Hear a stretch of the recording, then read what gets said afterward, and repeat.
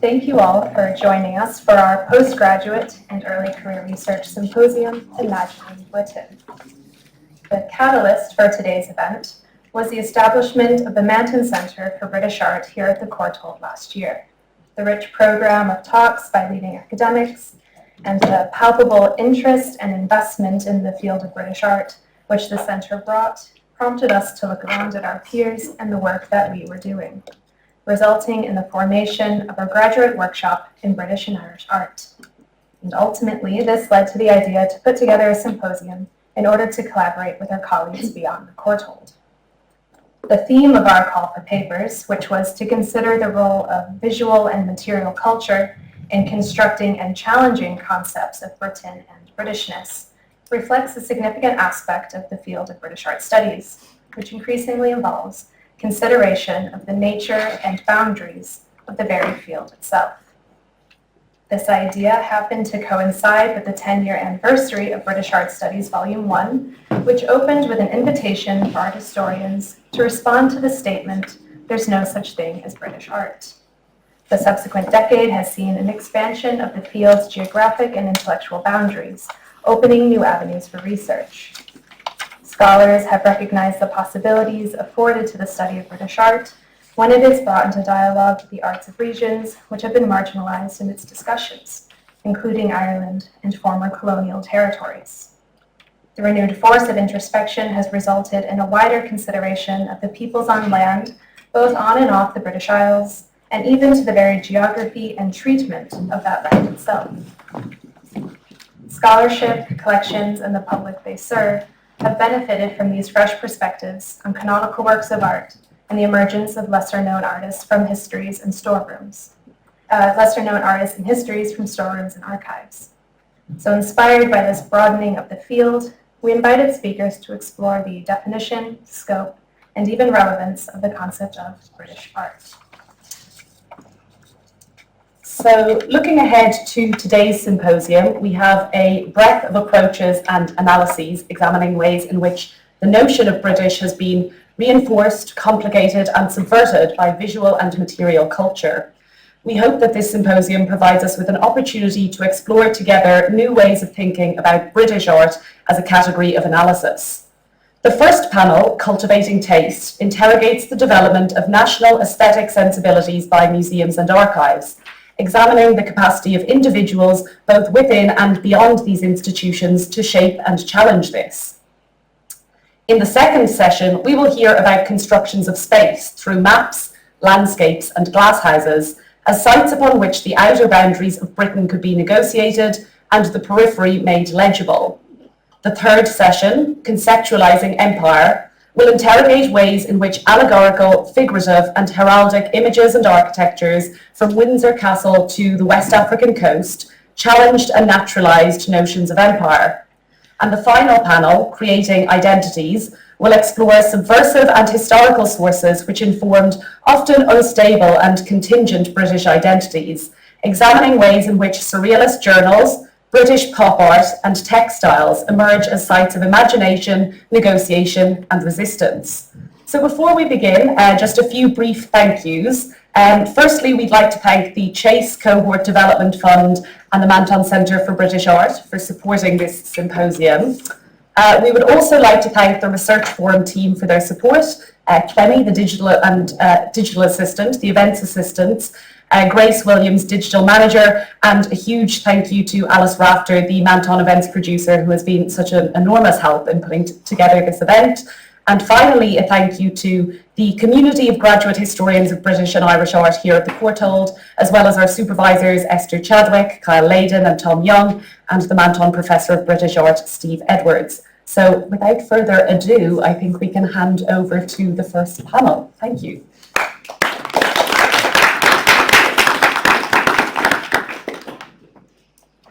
Morning, everyone. My name is Jelena. I'm chairing the session today, and just as a brief point of introduction, we won't be doing biographies. Please check the programme for those which are printed in full. I produce a podcast called Empire Lines that looks at the two-way flows of empires through artworks, and I'm also pursuing a practice-based PhD with Grey School of Art in Aberdeen, which is focusing on my work curating exhibitions with artists from the Balkans and Yugoslavia and British art collections. So I'm particularly excited to be chairing this first session today. The first paper that we will have is Art for the People, an examination of the response to the modern painters of today exhibitions of 1942, curated by Lillian Browse, and that will be delivered by Ismail Muir and Tate. Thank you so much, Clara and Claire, for having me. This is it's a joy. The programme is a joy. Right. So, Art for the People, an examination of the response to the modern painters of today exhibition at the Land Art Gallery, April 1942, curated by Lillian Browse, who you can see here. While carrying out research into the career of South African emigre art dealer Lillian Browse, whose dates are 1906 to 2005, who worked briefly at the National Gallery during the Second World War, organising the first temporary loan exhibitions in the institution's history, I became interested in another, apparently undocumented aspect of Browse's curatorial career. While employed as the first female exhibition secretary at the gallery, making her the first woman to occupy a paid curatorial role there, Lillian Browse also began organising touring exhibitions for another national arts organisation.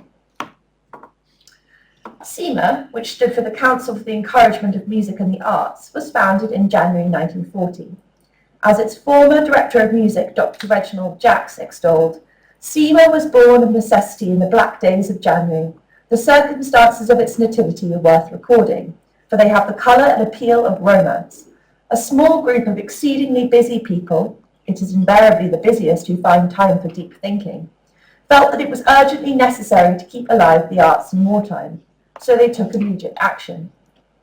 One of the busy people who acted in a similar way to bring art back to the nation during the upset and turmoil of war was Lillian Browse. Who is Miss Browse? Asked a journalist in the Daily Mail in February 1940, with an article describing a woman whom the war gave the opportunity to fulfil her greatest ambition, to hang pictures in the National Gallery. There she is doing just that. That she was a non-Christian woman raised in South Africa made her role in imagining British cultural life all the more atypical. Charles Marriott, art critic for The Times, had written approvingly of Browse's approach to introducing the British public to contemporary painters through her exhibition scheme. He wrote in the introduction to the catalogue, which accompanied Browse's first exhibition, British Art Since Whistler, held March to August 1940, I quote, "Many people interpret old masters too literally and think of the great painters of the past as all venerable gentlemen with beards, museum specimens in fact. On the contrary, many of them were young and vigorous, immersed in the life of their time and alert to all its manifestations. In Sickert, Steer and John, to name no others, there is new light to be found on Titian, Constable and Botticelli, and it is certain that Paul Nash is a help to the understanding of Paolo Uccello." In order to carry out her ambition of producing exhibitions of modern contemporary art for the nation, Browse petitioned the director of the National Gallery, Kenneth Clarke, to allow for the use of the now vacant galleries in Trafalgar Square for exhibitions of British art. Browse single-handedly arranged the loans of hundreds of paintings and works on paper from private lenders, including the Queen. The popularity of these exhibitions was considerable, though not as celebrated as her counterpart, Myra Hess's lunchtime piano recitals taking place in the same building. Browse later recalled, somewhat modestly, that she was pleased to see crowds from the services who were on leave, civilians tired and worn after the long nights of the Blitz, flock to her exhibitions in search of cultural solace. Over 3 years, she put on 7 exhibitions at the gallery, largely showing modern and contemporary art. Thus she began a tradition that is maintained in the present. The gallery currently employs 3 modern and contemporary contemporary curators, who work with living artists who respond to the pre-1900 paintings in the permanent collection. The impulse behind Browse's exhibition making, to bring refreshment to the citizens that remain in the capital, was reflected in the initial aims of the work of CIMA. As Jacks explained in a lecture he gave in 1945 at the Royal Society of Arts on the origins and work of the Council, which became known as the Arts Council in 1946, under the stewardship of John Maynard Keynes from May 1942 onward, Jack described how All those who had the good fortune to be concerned in it will never forget those early days of the council's work. Collections of pictures travelled the countryside to be hung in any convenient room with a suitable light and stared at by people whose lack of knowledge was only equalled by their inherent and unsuspected good taste, people who were too engrossed even to murmur. Many a village hall, hideous as only our village halls can be, suffered a sea change into something rich and strange. Is it too much to hope that a great dissatisfaction was brought to birth? A dissatisfaction at being surrounded by so much that is gratuitously ugly to look at and to listen to, in a world which possesses, at so little cost and for so little effort, so many lovely things, such solace for eye, ear and heart. When considering Browse's role in wartime exhibitions and her work from SEMA from 1942 onward, a letter to the Newcastle Journal, reprinted under the headline Art for the People, drew my attention to an exhibition which took place at the Lang Art Gallery in Newcastle in April and May of that year. The exhibition highlights the efforts made by historic actors like Browse and Jacks to revive cultural life in Britain during the worst campaigns of aerial bombardment that its cities had ever witnessed were not strictly limited to England's capital, but rather that parallel cultural campaigns took place simultaneously throughout its municipal galleries and museums, as well as its provincial church halls. The variety and piquancy of the letters to the editor received about this exhibition of oil painting of today, and I brought the catalogue in case anyone is interested, reveals a tension between those involved in the promotion of modern and contemporary painting in Britain during the Second World War and those who were the intended receivers of these cultural experiments. In a summary of artistic activity for 1940 to 41, which appeared in the Year's Art, readers learnt that already at the National Gallery there have been special exhibitions of British painting since Whistler and the masterly drawings by Augustus John. Special mention should be made of the public spirit of the British Institute of Adult Education, which, aided by the Pilgrim Trust, held free Art for the People shows in remote parts of the country. These were visited by nearly 300,000 persons. This initiative had been carried out for 5 years and predated the war, as Browse explained in her introduction to the show. I quote, "This exhibition is one of the Art for the People series inaugurated by the British Institute of Adult Education 7 years ago. The scheme is now financed by the Council for the Encouragement of Music and the Arts, and the exhibitions are staged in collaboration with the local education authority." With critics Marriott and Carter's endorsement of modern painters and Browse's selection of them ringing in our ears, I will now read a letter to the editor of the journal, the editor of the Newcastle Journal, dated 28th of April. Mr. R.K. Binnicombe, a radio engineer from Northumberland, was one of the 300,000 persons who visited, and wrote, "Sir, last Wednesday, there opened at the Lang an exhibition stated to be organised by the British Institute for Education. To say that I and many others present were astonished at so many of the pictures is putting it mildly, and I ask, who are the members of the Institute of Adult Education, and how can they suggest that this exhibition is educational?" A response was published in the same paper in under a week, adding further criticism to those involved in curating this exhibition at the Lang. The writer, under the name Quick, asked two far more serious questions.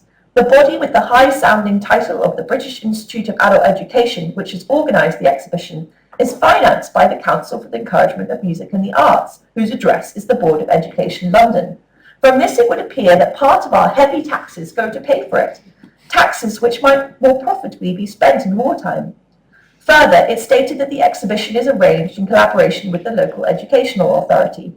Presumably, Newcastle Corporation is partly responsible. Stranger still is almost all of the pictures are for sale, so that the public is educated to buy these odd-looking things. My question is, any commission to any person or body in Newcastle on these sales? Is any charge made to the Institute of Adult Education for the use of the land for what is at any rate partly a commercial undertaking? Quick's two chief criticisms ought to be examined closely. The first appears to relate to the government support for this new initiative, SEMA. The latter is the use of a local authority museum in generating income for living artists through hosting a commercial exhibition on its walls. Browse later explained in an article she wrote for Apollo about her time curating national exhibitions in Trafalgar Square that these had always been intended as a form of fundraising for the institution. Charging a fee, she believed, would not be against the will of the people, who might appreciate the exhibitions more for having done so. We decided on an entrance fee of sixpence, and the catalogue was to cost fourpence. The exhibition at the Lang, on the other hand, was free to enter, but the works of art were all for sale, a source of controversy in the Newcastle Journal. Browse writes in her introduction that this exhibition has been got together with the idea of giving as much pleasure as possible to the people who visit it, and so quite naturally it follows that most of our best artists are represented, and that the extremes of academicism and abstractionism are avoided. A further defence, or at least answer to some of the criticisms that Brow's exhibition faced, came from Marjorie Lilly, who was one of the guide lecturers at the Lang, who replied in her own letter to the editor on the 6th of May. Miss Lilly was one of the paid resident guides who were ready to discuss how to look at pictures and to help visitors get pleasure from what they see on the walls, a post that the Institute of Board of Education had introduced in 1936. Miss Lilly encouraged the critics to appreciate that the emphasis of the exhibition was to learn to see familiar things with fresh eyes, to develop the senses and the imagination by the contemplation of works of art created by men imbued with a new vision of things, and thus to bring ourselves into harmony with the spirit of the age in which we live. Surely this should be considered educational in the best sense of the word. She went on to quote Miss Lillian Browse of the National Gallery, who writes the foreword to the catalogue, whose sound advice on approaching the exhibition of contemporary paintings was quoted at length for the rest of the letter. This is Browse. I have one request to make before you look at the exhibition. Do not form so preconceived an idea of what a painting should be as to close your mind to works which do not fulfil these demands. Each artist uses different forms of speech with which to express himself. By 1942, the monoglot nature of Browse's exhibitions had changed subtly. Audiences were encouraged to appreciate different forms of speech, even though the war prevented foreign travel. In the preface to her Walter Sickert retrospective,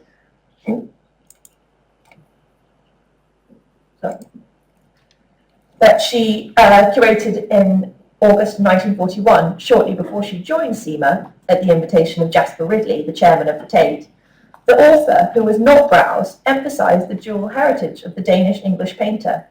Similarly, his being a linguist was promoted in the text. The different forms of speech which the artist she had chosen to represent the modern painters of today are reflected by the breadth of the artists represented, of which 18% of the 49 paintings were by women. Many of those who exhibited in Newcastle by Browse went on to be collected by municipal and national galleries and collections. For example, Matthew Smith's green chemise was later purchased for Aberdeen Art Gallery, while Whiteleaf in Autumn by John Nash joined the walls of Manchester Art Gallery. While it's not well known, this travelling exhibition and the controversy that played out in the pages of the Newcastle Journal over the positioning of modern painting in the city's art gallery illustrates a timely intervention on the part of a governmental body to encourage the exhibition and hopeful sale of contemporary art across the nation. Moreover, the display aimed to imagine a British art that was pluriverse, presenting a range of different cultural perspectives among those working as artists during the Second World War and immediately before its outbreak. While it may have drawn criticism, the gallery's administrators cannot have been too dispirited by the public response to the exhibition of contemporary art on its walls. In under 3 years, while still at war, the Lang Art Gallery would host an exhibition of the work of Albert Roos, who was described in the Newcastle Evening Chronicle as an Austrian artist who's been granted a permit by the Home Office to reside and work in England. The effect of his figure studies, the paper promised its readers, is exhilarating and resonant. See, for example, his Lady Reading a Book, or is it an exhibition catalogue, which was purchased by the Lang from the artist in the same year as his exhibition. The challenge I face now as I carry out what Lillian Browse would have described as spade work into the activities of this female curator and art dealer is to determine who else found the works displayed in contemporary painters of today similarly resonant and accepted them into their collections, to assess Browse's impact as one of the moving spirits behind modern and contemporary movements in Britain. Thank you.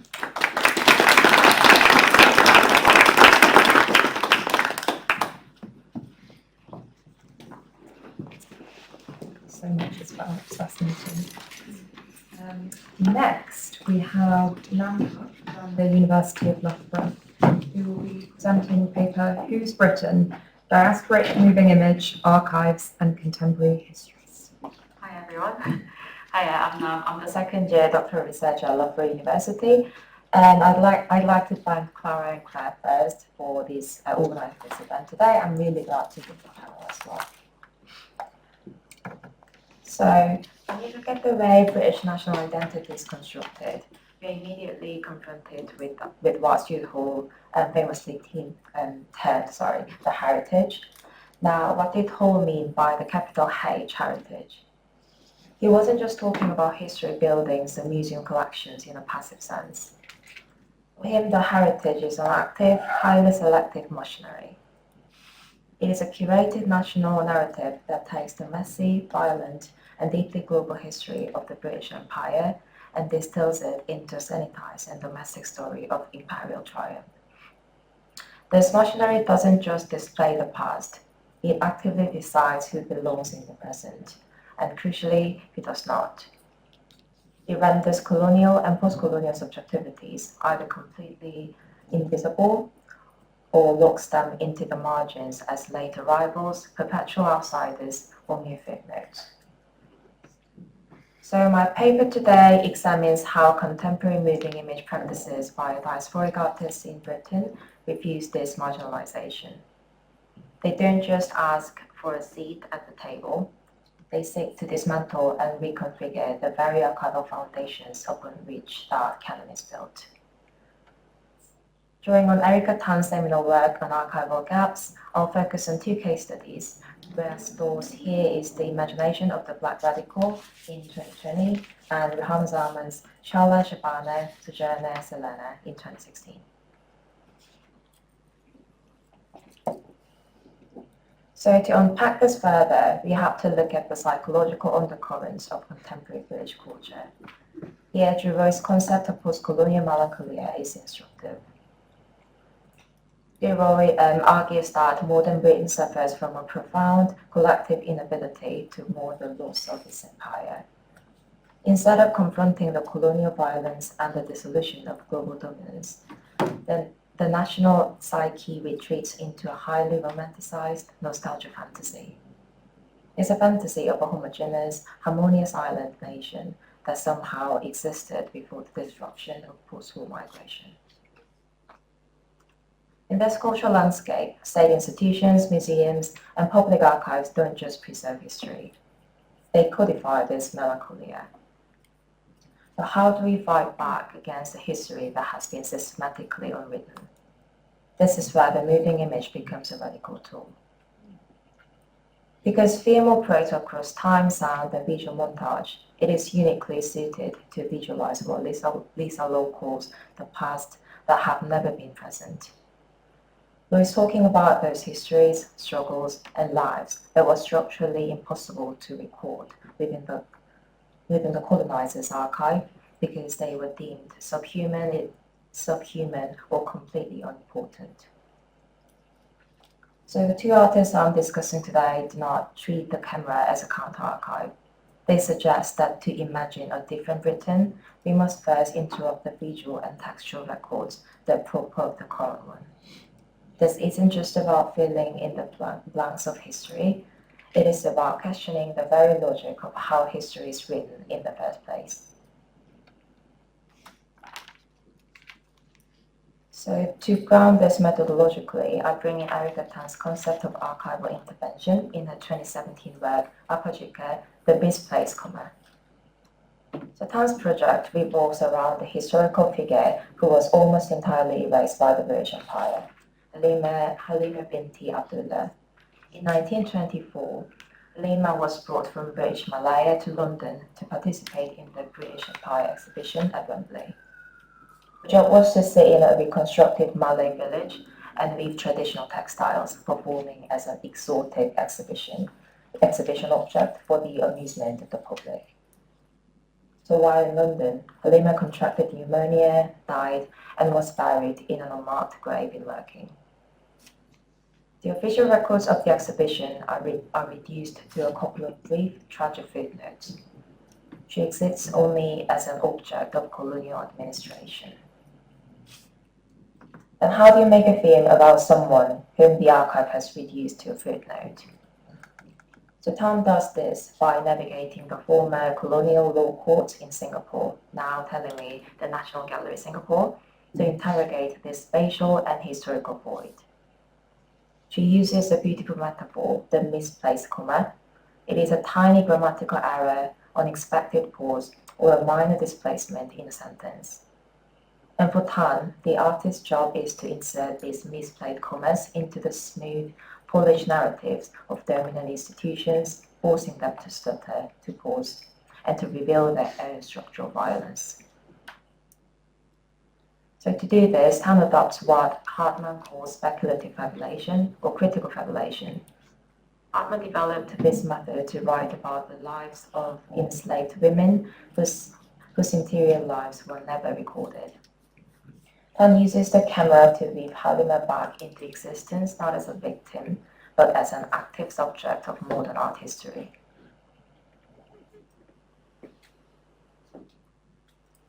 So let's turn now to the first case study, Rare Store's 2020 film. Here is the imagination of the Black Radical. So Store's work directly confronts the historical omissions of the Caribbean British diaspora. The title itself is a direct nod to the theorist Robin D.J. Kelly's study on the Black radical imagination, a lineage of thought that conceptualizes Black liberation not just as a set of policy demands, but as a profound, poetic act of lawmaking. However, Stowe shifts the geographical and cultural focus of this radical imagination away from the United States, which dominated 20th century civil rights discourse, and she anchors it firmly within the Caribbean British axis. So the film focuses on Jun Kanu, a Bahamian street carnival characterized by drumming, elaborate costumes, and vibrant dance. Historically, Jun Kanu was not just a party, it was a space of intense slave resistance, where colonial masters were openly mocked under the cover of carnival disguise. When you watch the film, we are met with a striking, highly processed, cyanotype blue wash that covers the entire screen. This blue wash is a deliberate, brilliant act of what Gleason called the right to opacity. Gleason argued that the Western imperialism always demands transparency. It wants to see everything, catalog everything, and understand everything in its own terms so it can control it. By drenching the film in cyanotype blue, Stowe refuses to make the black body performing Jun Kanu easily visible or digestible. She blocks the voyeuristic ethnographic gaze of the viewer, and the blue wash acts as a conceptual shield, preserving the sacred interiority of the performance, and it asserts that some aspects of diasporic survival and joy must remain opaque, uncaptured, and protected from the flattening forces of the Western gaze. To fully appreciate Stowe's intervention, we have to look closely at her material and formal choices. This isn't just about what is on screen, but how it got there. First, her insistence on analog materiality. Stowe shoots a 16mm film and manually processes it. In doing so, she consciously aligns herself with the radical aesthetics of the 80s Black British film workshops. Think of pioneering collectives such as Black Audio Film Collective or Sankofa. I use 16mm film in a digital age because the physical grain of analog film, its vulnerability to dust, scratches, light leaks, and chemical deterioration serves as a direct metaphor for memory itself. So the film stock itself carries the scars of time. Second, Stowe deploys a highly disorienting sonic montage. The sound we hear does not match the image we see in a conventional, synchronized way. She layers historical voiceovers, ambient street noises, and the thunderous beats of Jun canoe drums. And this acoustic disjunction leads us to actively work to synthesize the meaning. And finally, by refusing to provide a comforting, explanatory voiceover or a neat linear history of Jun canoe, she protects the carnival from being institutionalized. She suggests that diasporic memory cannot be neatly packaged, translated, and filed away in a British Museum database. If real story intervenes through the poetic, historical, and material textures of the archive, Rehana Zaman operates on a very different frequency. She intervenes through the raw, contemporary, and social dimensions of lived testimony. So Zama's 2016 film, Shala Shabana Sujina Selena, shifts our attention away from historical archives and drops us squarely into the immediate, daily realities of racialized and gendered labor in contemporary Britain. So this film is structured around a highly familiar, yet deeply clinical format. So it's the audition tape. 6 female narrators of color sit in a survey room, reading and performing various testimonies. Some of these scripts are meticulously prepared, while others dissolve into spontaneous conversational exchanges. So most of them describe mundane, everyday British spaces like corporate offices, beneficial public services, and intervening companies. But within these everyday settings, exhausting scenarios unfold.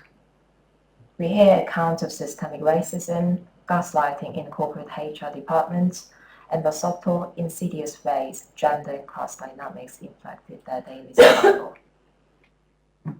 So the audition tape format serves as a brilliant metaphor for the daily performative expectations placed upon diasporic women in Britain. To get a job, to access state support, or to simply navigate daily life without being marked as a threat or an unintegrated outsider, these women are constantly forced to audition. They must perform a highly curated, acceptable version of themselves that satisfies the white, patriarchal, and institutional gaze. So Zaman's lens here captures the profound exhaustion, the psychic split, and the emotional toll of this non-stop performance. So Zaman's film operates through 3 distinct registers that directly challenge mainstream British social histories. First, as we've established, is the audition as metaphor. The story audition room represents the broader, called bureaucratic architectures of the British state, the border agencies, the corporate workplace, where the diasporic subject is perpetually on trial, constantly asked to justify their presence and prove their belonging. Here, Zaman introduces the pneumological concept of intercorporeality as well, the mutual experience of physical bodies. In a capital-stirred body of diasporic women, the beauty salon offers a radical, alternative economy of care and collective solidarity. It is a space of tactile sanctuary, proving that survival is not just an intellectual exercise, but a physical one, achieved through mutual touch, shared vulnerability, and quiet rest. Finally, the film directly exposes and critiques the mechanism of state surveillance. Someone explicitly links the microaggressions in the corporate workplace to broader structural state policies, such as the UK's controversial prevent duty. For those unfamiliar with it, the prevent duty legally obligates public sector workers, like teachers, doctors, nurses, to monitor and report signs of potential extremism, effectively turning public services into spaces of suspicion and state policing. So by weaving these 3 realities into a film, Zaman shows how the domestic security apparatus of modern Britain relies on the constant surveillance of diasporic subjects. So if you look at this comparative mapping, we can see that while Stowe and Zaman utilize vastly different aesthetic strategies, they are engaged in the exact same struggle, a profound critique of the British archive. Stowe operates primarily on the historical and material plane.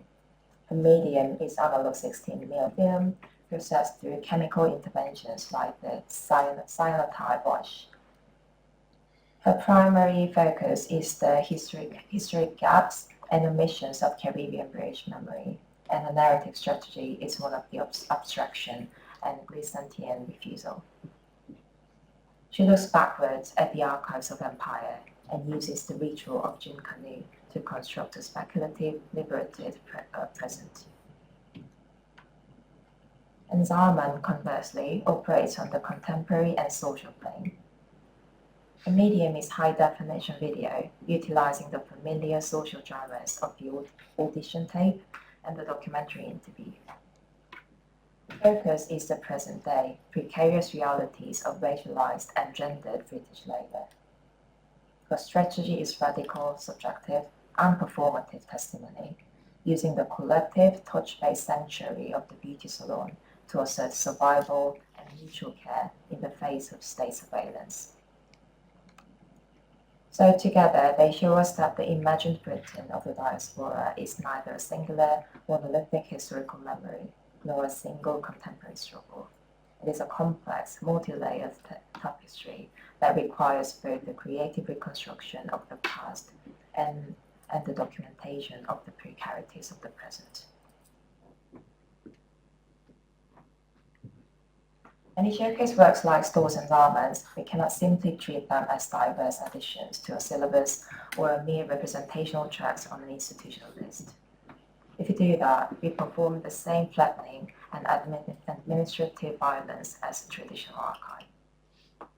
Instead, we must confront a more radical truth, as the quote on the screen reminds us. To write a history of the archive is to write a history of the omissions that sustain it. The traditional British canon of art history has been built upon systematic exclusions, silences, and the active erasure of colonial subjects. For these experimental strategies, like the cyanotype wash, sonic disjunctions, the audition format, the and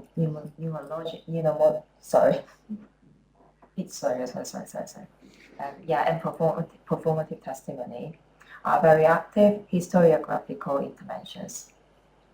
They force us to expand the parameters of what we call British art, and by extension, who we consider to belong to the British nation. They show us that Britain is not a finished project, but an ongoing, deeply contested space of imagination. So to conclude, let's return to the opening question, whose Britain is it? Through the lenses of Ria Stowe and Rehana Zaman, we find that Britain is not a monolithic heritage, but a space continuously negotiated, challenged, and redefined by those historically written out of it. By utilizing the unique temporal, material, and sensory qualities of the living image, these two artists turned the camera into a tool for historical repair and social justice. They rescue the misplaced commerce of our shared history. They give voice to forgotten weavers, Caribbean radicals, and contemporary working class women of color. They prove to us that the archive is not just a dirty repository, but that records go to be forgotten. They were living, breathing battleground where our contemporary identities are born, fought for, and ultimately reclaimed. Thank you for listening, and yeah, that's it. And we have Ella Nixon from the Women's Art Collection, who will be speaking about the Arts Council collection, Redefining British Art in the 1980s. First of all, thank you, Clara and Claire, for the invitation to speak today. So I'm actually going to start at a certain moment in history. So on the 27th of May in 1980, Margaret Thatcher delivered a speech at the Royal Academy bequests, a banquet. In it, she cautiously supported the idea that the state might offer some patronage to the arts through grants, prizes and public funding, while warning against what she described as a huge artistic bureaucracy, empowered to decide what should or should not receive support. She warned, "It is not only that such a bureaucracy, if it ever came into being, would be likely to become the instrument of political censorship.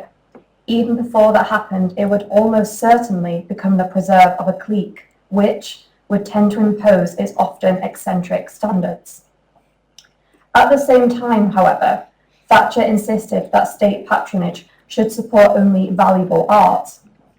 As she put it, "The health of society depends as much on the discouragement of rubbish as on the fostering of excellence."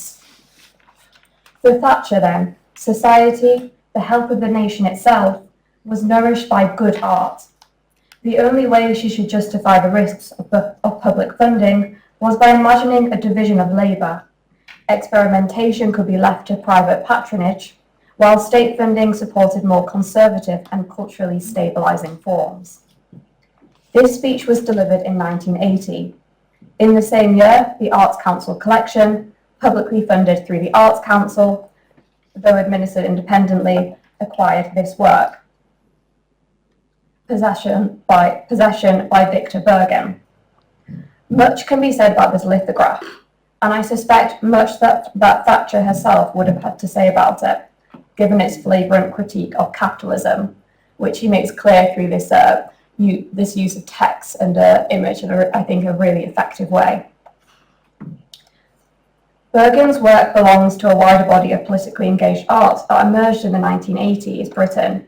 This work combines image and text to challenge these traditional assumptions about aesthetic beauty, artistic medium, such as oil painting and sculpture, and political neutrality. This single acquisition encapsulates many of the tensions animating debates about British art in the 1980s. Debates concerning what counted as art. For example, how could photography and poster and text fit into this category? And equally important, should publicly funded art be politically neutral? So today, I start with this example to introduce my topic, which is the Arts Council collection. And I want to use this as a case study to explore how this public collection, this very significant public collection, which I have to say really nicely links to your paper, Isabel, how this was a space to reimagine British identity in the 1980s. This project actually emerges from a wider research project called Mapping the Collection, for which I worked as a research associate alongside colleagues from the Arts Council collection, led by Alana Pardo, and the University of Birmingham, led by Sophie Hatchwell and Greg Salter. So for those unfamiliar with the Arts Council collection, or the ACC, I'll begin with a brief overview. Although you're all slightly familiar now because of the first paper, but it links nicely. So the ACC operates as what is often been called a museum without walls. It has no permanent display space. Instead, its collection of more than 8,000 artworks is held in storage and circulated through loans to museums, schools, hospitals, universities, and galleries across Britain and internationally. The collection originated with what later became the Arts Council itself. So during the Second World War, the government established the Council for the Encouragement of Music and the Arts, or CEMA. In 1946, CEMA began actively collecting contemporary art.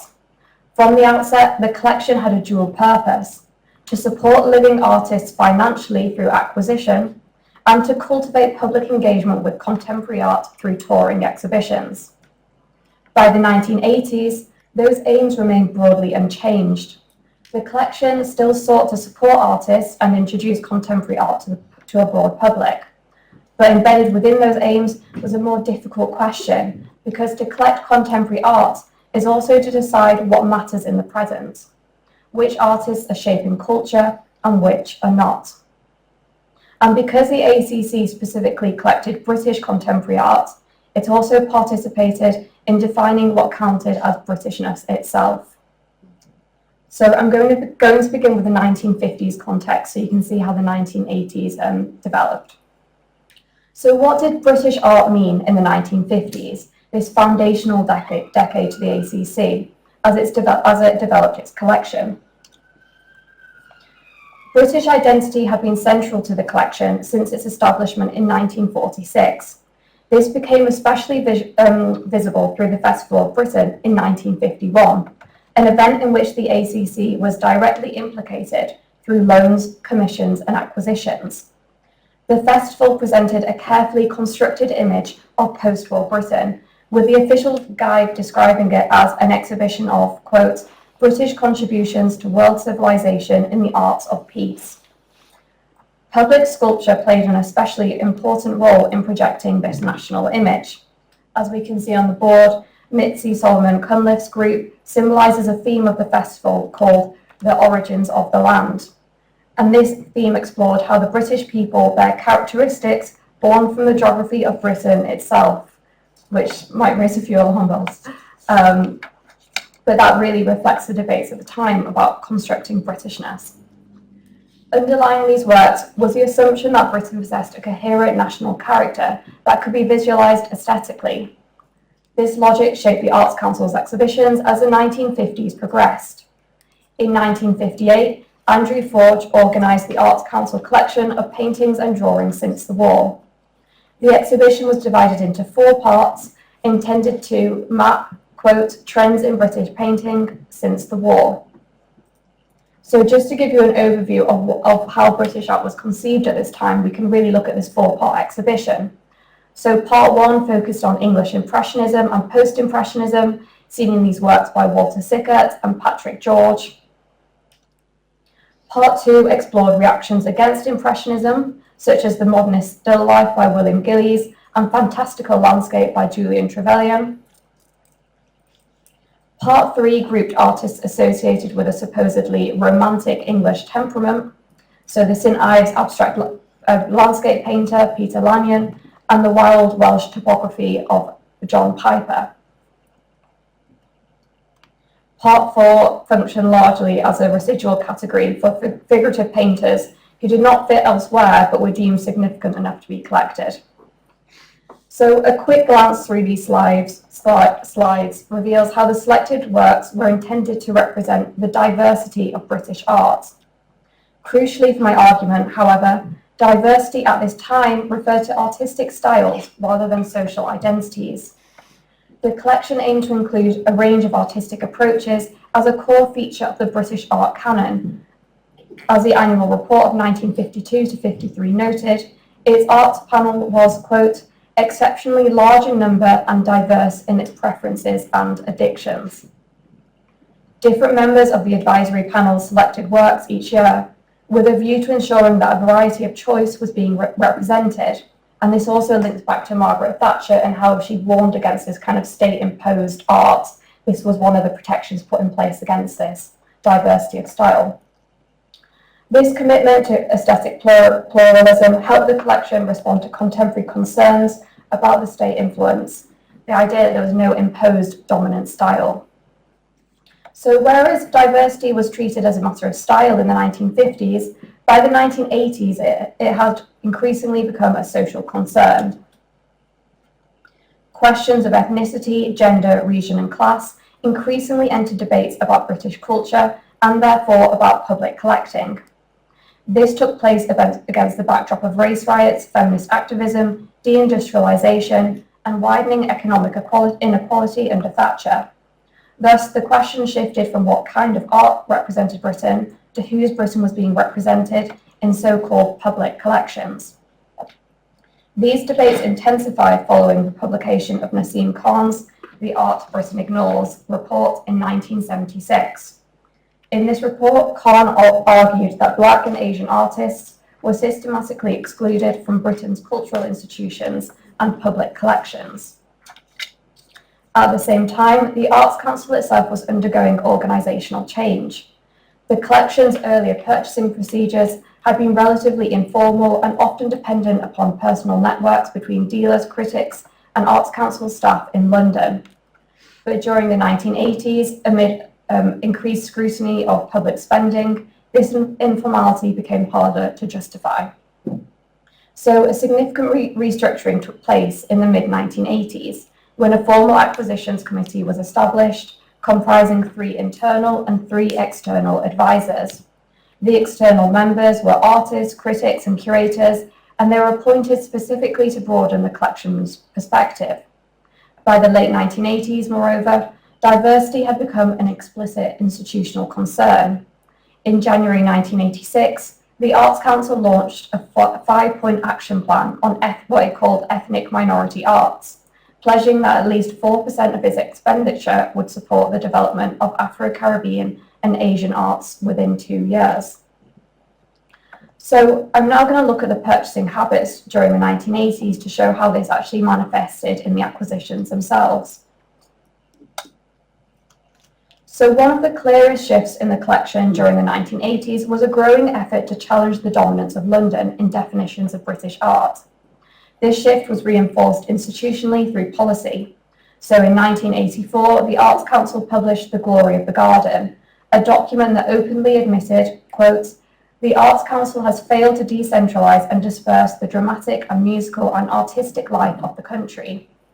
In response, it announced what is described as the largest single programme of devolution in the history of the Arts Council. The regional shift was evident in the composition of the purchasing committee itself for the ACC. External advisors were increasingly selected not only for their expertise, but also for their regional perspectives. One example was a Trinidad-born artist and critic, John Lyons, based in Manchester, who served on the purchasing committee between 1988 and 1989. In part, decentralisation was also facilitated by a change in how the selection process worked. By the 1980s, artists could submit slides of their work directly to the purchasing committee, enabling the ACC to engage with practices beyond established or interlinked commercial practices, gallery networks, in London. So think about how close together the commercial galleries are, for example, at Piccadilly.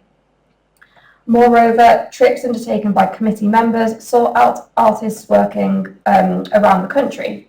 For example, Julian Spalding, who was invited as an external purchaser, describes visiting mixed exhibitions around the country, specifically to identify artists who are not already established within London art circuits. So one resultant purchase was this piece called Sinking by Peter Bettany in 1980, who was an artist based in Colwyn Bay in North Wales. Regional arts associations also played an important role in decentralising British art. During the 1980s, the Arts Council became increasingly involved in supporting Black and Asian artistic communities outside of London. Several ACC purchasing committee members had backgrounds within these regional structures. Michael Harrison, for example, a panel member in 1985, an assistant director for regional exhibitions between 1977 and 88, brought these concerns directly into the collection's acquisition processes. So I apologise for the terrible quality of this image. The one example of an acquisition he made for the ACC, together with other purchasers, is a series of 14 etchings by Lawrence Higgins, a young Black figurative artist from Moss Side in Manchester. Higgins died in 1988 at the age of 24. Moss Side, a socio-economically deprived estate, was marked by racial tensions and riots in the early 1980s. His inclusion in the collection is significant precisely because he stood outside of the traditional London-centric networks that dominated earlier decades and quite outside of the established cultural institutions.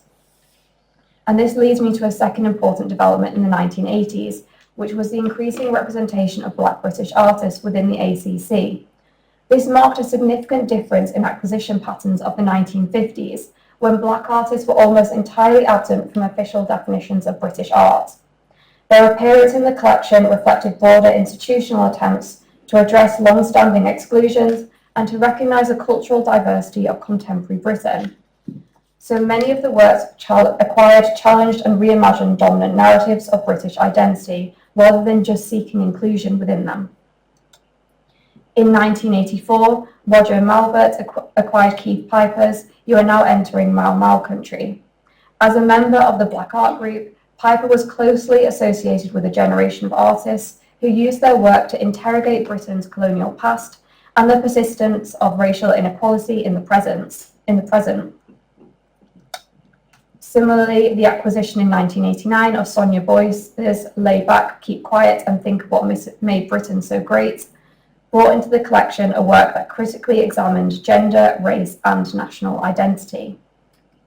This shift was also evident in the collection's growing interest in documentary photography. During the mid-1980s, the Arts Council's photography department increasingly supported research and publishing projects focused on African, Caribbean, and South Asian photography, working in conjunction with the Minorities Arts Advisory Service, or MAAS. So, for example, the department supported Armet Francis, The Black Triangle by Armet Francis, The Children of the African Diaspora, through a photography publishing grant. These developments form part of a wider institutional recognition of photography as a means of documenting communities that had previously been marginalised within official cultural narratives. The acquisitions of photographic work by Armet Francis and Tarek Chaudhry reflected this broader context. Francis, a Jamaican British photographer and later a signatory of Autograph, the Association of Black Photographers, documented the African diaspora in Britain and beyond. Chaudhry worked closely with immigrant communities in Handsworth, recording forms of identity that challenged vague notions of one abstract national culture tied to native land, which we saw in the 1950s. Their work shared affinities with photographers such as Vanley Burke, who served on the Arts Council's photography panel during the 1980s. In 1987, works by Rashid Areen entered the collection. A prominent critic of the exclusion of Black artists from the Arts Council exhibitions, Areen would later create The Other Story in 1989, a landmark exhibition of post-war African, Caribbean and Asian artists in Britain.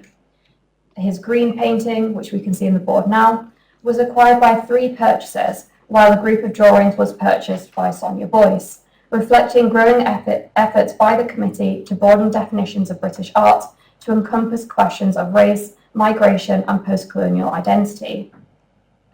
The reimagining of British art during the 1980s was also evident in the range of media represented within the collection, thereby challenging the dominance of traditional painting as seen in the 1950s. As discussed above, photography gained increasing institutional support during this period. In addition, conceptual and text-based work was also represented through many of the works which I've discussed today, such as Victor Bergen's, which began the lecture. Purchasers even acquired installation pieces, such as Richard Hamilton's Treatment Room of 1984, and also environmental and site-responsive practices also entered the collection. So, for example, through a series of photographs by Andy Goldsworthy, purchased by Andrew Causey on land art. The growing presence of photography, installation, sculpture and environmental art reflected a broader shift away from narrow definitions of artistic value and towards a more expansive conception of contemporary British culture, including how artistic practice was expressed. So as a means of conclusion, I want to caution though, and offer a caution against romanticising the 1980s as a period in which the ACC suddenly became fully, diverse or fully representative of what it was beginning to be aware of. The acquisition patterns discussed certainly point to important shifts. So British art was becoming increasingly imagined beyond London, Black British artists entered the collection in more visible ways, and a wider range of media and artistic practices gained institutional recognition. So these together indicate a broader rethinking of what British art could be and who might be included within it. However, these changes were ultimately partial and uneven, a fact that becomes particularly visible when we consider feminist interventions within the collection. So admittedly, when I came to studying this period, I was very excited given my work at the Women's Art Collection. I thought, wow, what if we can find this hidden feminist narrative and women artists being collected within the ACC. But I was, sadly quite disappointed actually, which I think kind of warns against us all romanticising these times of great change. So when I was looking at this decade in particular, I could find some traces of these debates in the acquisition records. So several works by women artists entered the collection, especially through the advocacy of artist and purchasing committee member Rose Garrard, feminist artist. So this included Anna Maria Pacheco's The Three Graces. and works by Ingrid Kermer and Jacqueline Moreau. However, these examples remain exceptions rather than evidence of a sustained institutional commitment to women artists or feminist narratives. And we have to think about this especially in the context of the women's marches going on within the decade. Works by women artists constituted a disproportionately small share of these acquisitions, and feminist concerns rarely appeared even as a discussion point in the acquisition committee reports. The acquisitions examined here, therefore, highlight the problems of collecting so-called British contemporary art using public money. Debates surrounding this decade raised questions about whose Britain was deemed worthy of representation in the context of acquiring for a public collection, and whose was marginalised or absent. Thank you.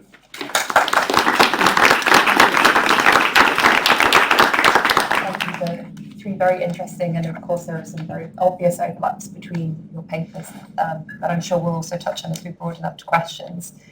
I suppose I wanted to start actually with something that you raised in the final paper there about the Arts Council and this report in which it claimed that it failed to disperse and it undertook this process of devolution. Again, this is very political language, I think, linked really nicely with the beginning of your presentation. But then following Nan's presentation, I was thinking about how it's an assumption really of the Arts Council that it's their role to devolve. And in a sense, even a phrase like that really reproduces this logic of a centre, about a centre and a periphery, let's say, a logic of centralisation. And we can see how that was really challenged at the time as it was taken up by artists themselves. If you think about artist-led movements, black and brown artists in the Midlands, in Wolverhampton, in Birmingham, and you mentioned as an example of that, I suppose, also Vanley Burke practising in Birmingham. So I wondered whether between both of you, or as well, to broaden that up, whether you could reflect a bit on the conditions of artists' practices at that time. Yes, it might have been London perceived as a centre where they were showing their work, but it wasn't necessarily the place where they were making their work or where they were organising. And how that also, I suppose, conditions are contemporary present as well with respect to showing and working in the quote-unquote regions and quote-unquote capital. Open to whoever wants to begin with that. Yeah, I can begin. So this was a really interesting decade for the Arts Council, like I said, but also in the decade before, they had started to especially fund artist studio projects. So they had lots of links with the Blue Coat Gallery in Liverpool. And so when I was looking through all the reports, you can see in the Arts Council annual reports all these records of the artist studios that they supported, and especially within London Council as well, they were taking over older buildings, and artists would be using these studios, which would receive Arts Council funding, and then this directly created like different types of works. As artists had bigger studios to work with, they could experiment with different media. But it actually takes quite a while to see these practices manifest within the Arts Council collection itself. And I think part of this is because there's quite, I don't want to say tense relationship, but just throughout the history, like the relationship between the Arts Council collection and the Arts Council itself has always been a bit, it always seeks definition. So just to elaborate what I mean there, the Arts Council funds the Arts Council collection, but the Arts Council collection is held at an arm's length. So it's a different committee who actually choose which works they acquire.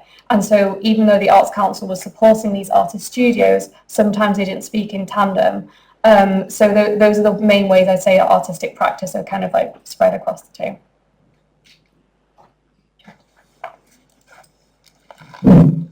Just checking.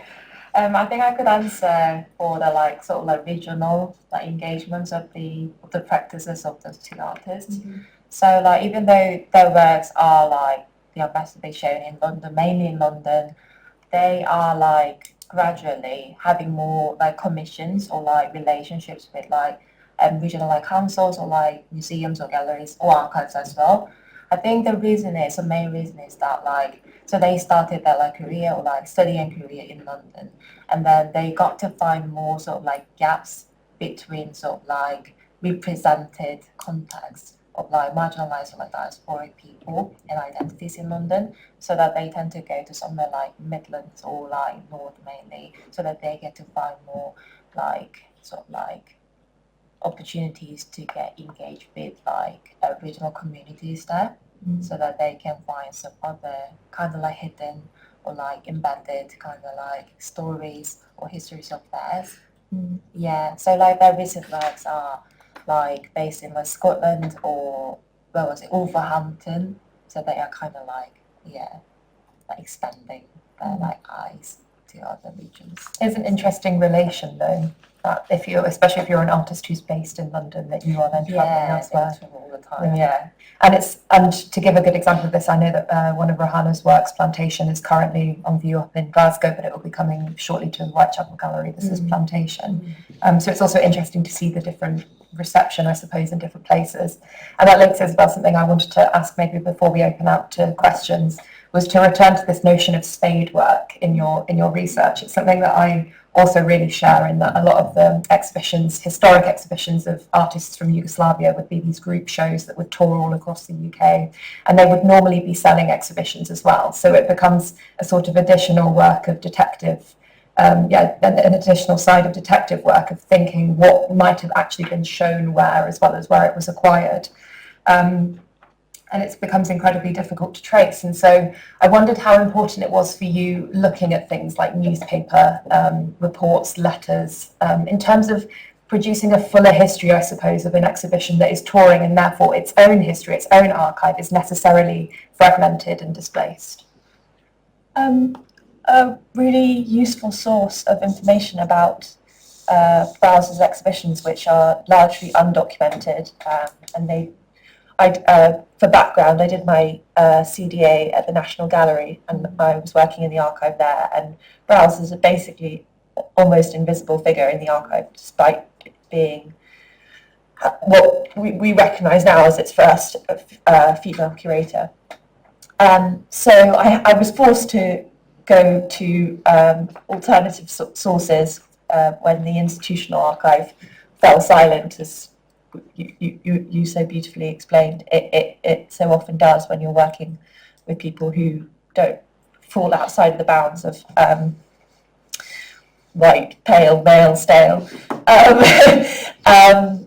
But one source of information which I would really encourage anyone who's working on aspects of British cultural life to explore is the Mass Observation Archive. At Sussex, I know there's some Sussex representation here today, but I found that to be a deeply rich source of information, because people were effectively surveilled as they went round exhibitions, and their behaviour was subject to these reports. So you can find out a lot about how people behave around contemporary art, or what was contemporary art when Lillian Browse was putting it on, through what the reporter chose to note down and thought was of interest, and also the statistics that they gathered in terms of the kind of the makeup of audiences, the class makeup, the proportion of women. So it's a really, really, really useful source, and for writing about the war years, it was particularly useful because women observers were sent far and wide to exhibitions across the country to act as thermometers of the nation's mood. So you hear women's voices too in that archive. I suppose it says as much about the perception of the observers, though, and especially where they're being sent from, which is why I was particularly interested in that letter in the newspaper. Yeah. I'd like to give a good example. There was a touring exhibition of a sculptor called Ivan Mestrovich, which started at the V&A in London in 1915, and then it went to Leeds in 1916. And the archives in Leeds are so much more interesting because they are letters written by people who came locally, and most of them are also written in Yorkshire dialect. And so it's a completely different perception, I suppose, of the works and the exhibition itself. Do we have any questions from the audience at this point? There's one at the back. I was really interested kind of the trajectory from the way you described, Isabel, you talked about the early exhibitions being secret exhibitions. And so I wondered if you could all three talk a little bit about any changes you perceive in the way the British public were encouraged to consume art over the course of the 20th century, which is your sort of paper's span, from this position of artwork being presented to them as a consumable, of the way of supporting artists being to buy art, to the way that exhibitions, sort of the way that, say, the Arts Council or institutions distance themselves perhaps from being engaging in that commercial gallery world. If you thought that was a shift, and what the sort of dynamics of that were. Yes, that's a great question. I work on Lillian Browse, and she spans both worlds. She was a museum professional, but she was also a commercial art dealer in her own right. And when she stopped working for SEMA in 1947, she found her own gallery, Roland Browse and Del Banco, but they continue to work with museums to help them acquire work. So she's an interested party in both senses. But what I find so fascinating about the earliest of her exhibitions is how they are meant to offer spiritual refreshment, which is something that's very, I mean, it's very romantic, but it's also very hard to define what that would have looked or felt like, because we exist in a culture that is so full of culture that we can't really escape images being presented to us, but we have to put ourselves in the shoes in order to understand the impact of what she was trying to do. We have to put ourselves in the shoes of people for whom all culture was taken away, and that's, I mean, apart from maybe the experience of COVID and of having museums and galleries be shut down, but we were still treated to virtual exhibitions, so we can't really. I find it really, really difficult to imagine what that spiritual nourishment would have felt like, because we've not been deprived as art historians. But I'm rambling now.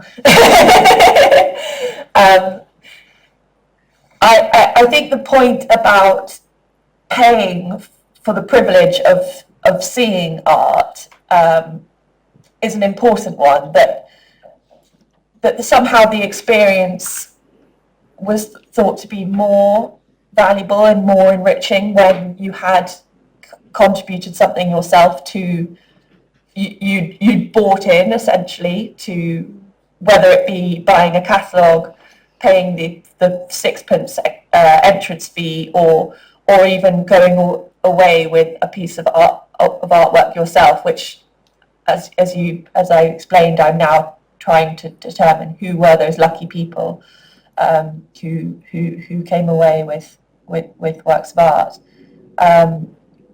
Interestingly, one of the galleries that worked most closely with Lillian Browse, apart from the National Gallery, which wasn't in the business of acquiring modern and contemporary art, was Leeds. And Philip Hendy was the curator of Temple Newsome and of Leeds Art Gallery. Worked really, really closely with Lillian Browse, took a lot of her early touring exhibitions on, and then becomes the director of the National Gallery and goes off in a very different direction. But that relationship is worth some exploration, which I'll get around to. You also have Robinstein and Tate, so yes, there's this back and forth between London and Leeds. Absolutely, yeah. Really interesting. Any other questions? Thank you so much. This is a question for all three of you, whoever wants to jump in. One of the things mentioned was that during one of the wars, the need for art was greater, and that's also something you just mentioned. Was during COVID, we all noticed how necessary the arts were and how dependent we were when we were locked down on books and film and everything, and it seemed to be among artists sort of a relief. It's like, oh, we're finally being recognized for how much this is necessary, and then the worst of COVID passed, and it seems to have gone back. What would be your response? Like, do you think that there is something other than a global catastrophe that might sort of remind people how necessary the arts are? Sorry, it's a big question. It's a huge question.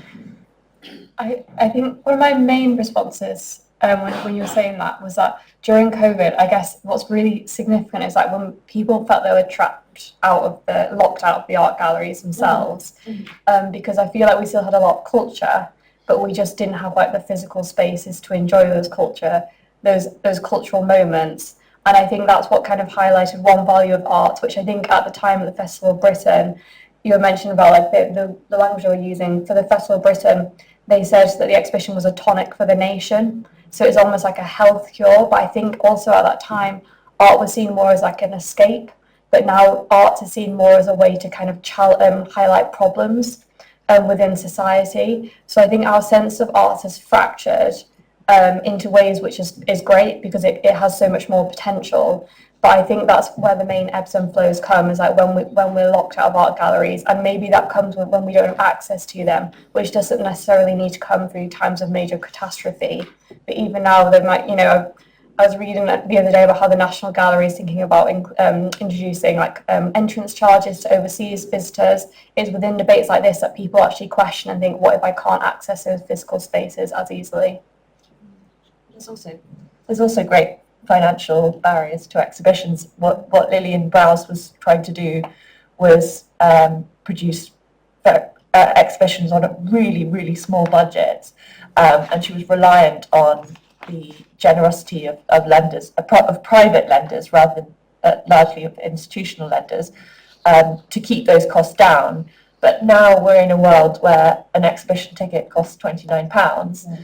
The audiences for temporary and touring exhibitions is going to shrink, and that's something that I think we ought to be really conscious of when we are writing about these exhibitions, and the impact is actually who are the audiences and who gets to see them. I think that might be all we have time for. Looking for a nod. But of course we have a coffee break and lots of other opportunities to talk further. A massive thank you to everyone who's helped us plan.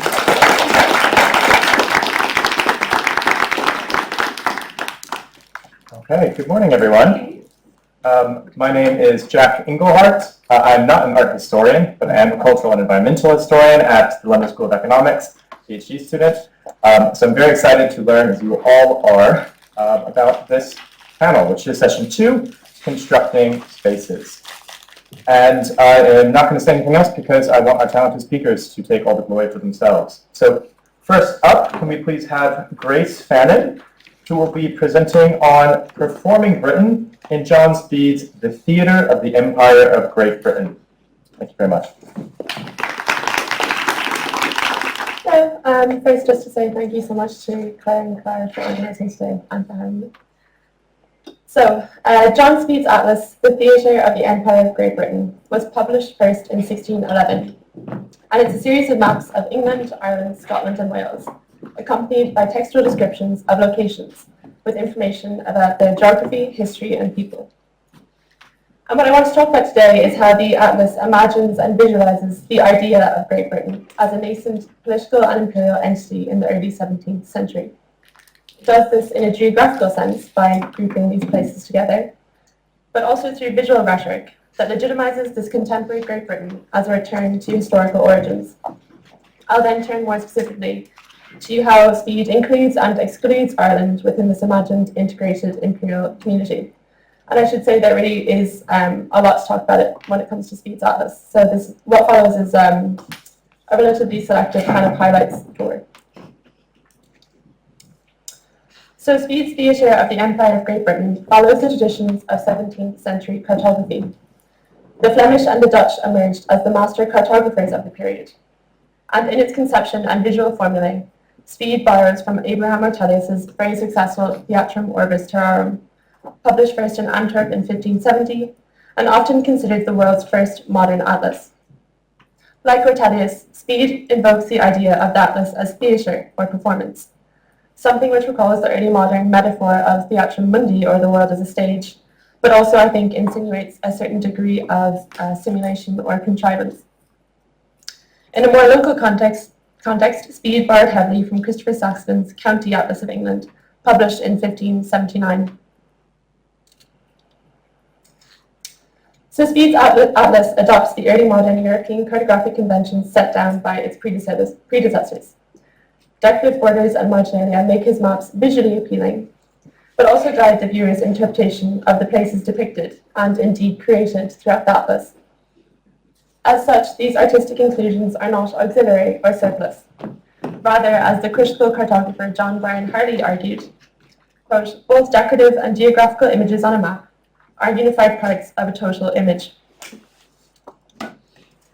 And much of the marginalia in Speed's maps speak in a visual rhetoric that emphasizes the mathematical nature of cartography as a discipline. Motifs like scales, compass dials, and drawing compasses draw attention to the map's mode of production. And the artistic playfulness with which these motifs are incorporated makes it evident that these are more than just kind of functional additions designed to make the relationship between map space and real space legible. First, they reveal that cartography was very much entangled in an artistic culture of display. And second, I think they serve to verify the supposed scientific objectivity of cartography. These motifs act as visual cues, bolstering the purported veracity of Speed's observations. And I think this kind of semiotic bid to impartial empiricism fortifies and even legitimates the kind of cultural meaning produced by the atlas. So the maps were sent to Amsterdam to be engraved by the Flemish engraver and cartographer Jodocus Hondius before being printed in London, where it's possible to purchase the maps in black and white or hand-coloured. And I think that in the coats of arms that are kind of scattered throughout the atlas, we can see the dialogue between the engraver and the painters. Small letters within the arms segments indicate which colours they should be painted, and this is a practice common in the completion of armorial designs.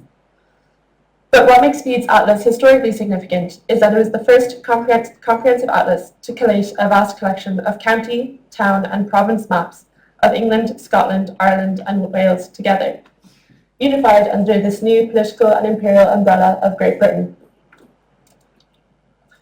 And as the title of Speed's atlas suggests, the theatre of the Empire of Great Britain, the concept of Great Britain was forged in imperial ideology. And imperial rhetoric emerges from the archive in the 16th century. For example, in 1533, the Act of Appeals asserted that, quote, this realm of England is an empire, end quote. And in the 1570s, the astronomer and advisor to Elizabeth I, John Dee, wrote of, quote, this incomparable British Empire. The historian David Armitage has argued that the debate around an Anglo-Scottish union in the 1540s introduced the concept of an empire of Great Britain into political thought, using antique sources to justify the notion of a united British entity. And Speed's atlas was published at a pivotal moment in this history. In his accession to the throne in 1603, some 8 years before Speed's theatre was published, King James VI and I united the crowns of England and Scotland under one monarch. And Speed's theatre elaborately stresses James's role as the great unifier of this multinational empire. And this theme is obvious from the dedication to King James at the beginning, which cites him as, quote, the enlarger and uniter of the British Empire, restorer of the British name. And the message of James as this consolidator or resurrector of a new empire is given visual articulation in the forward page of the atlas depicting his imperial coat of arms, illustrated by Hondius.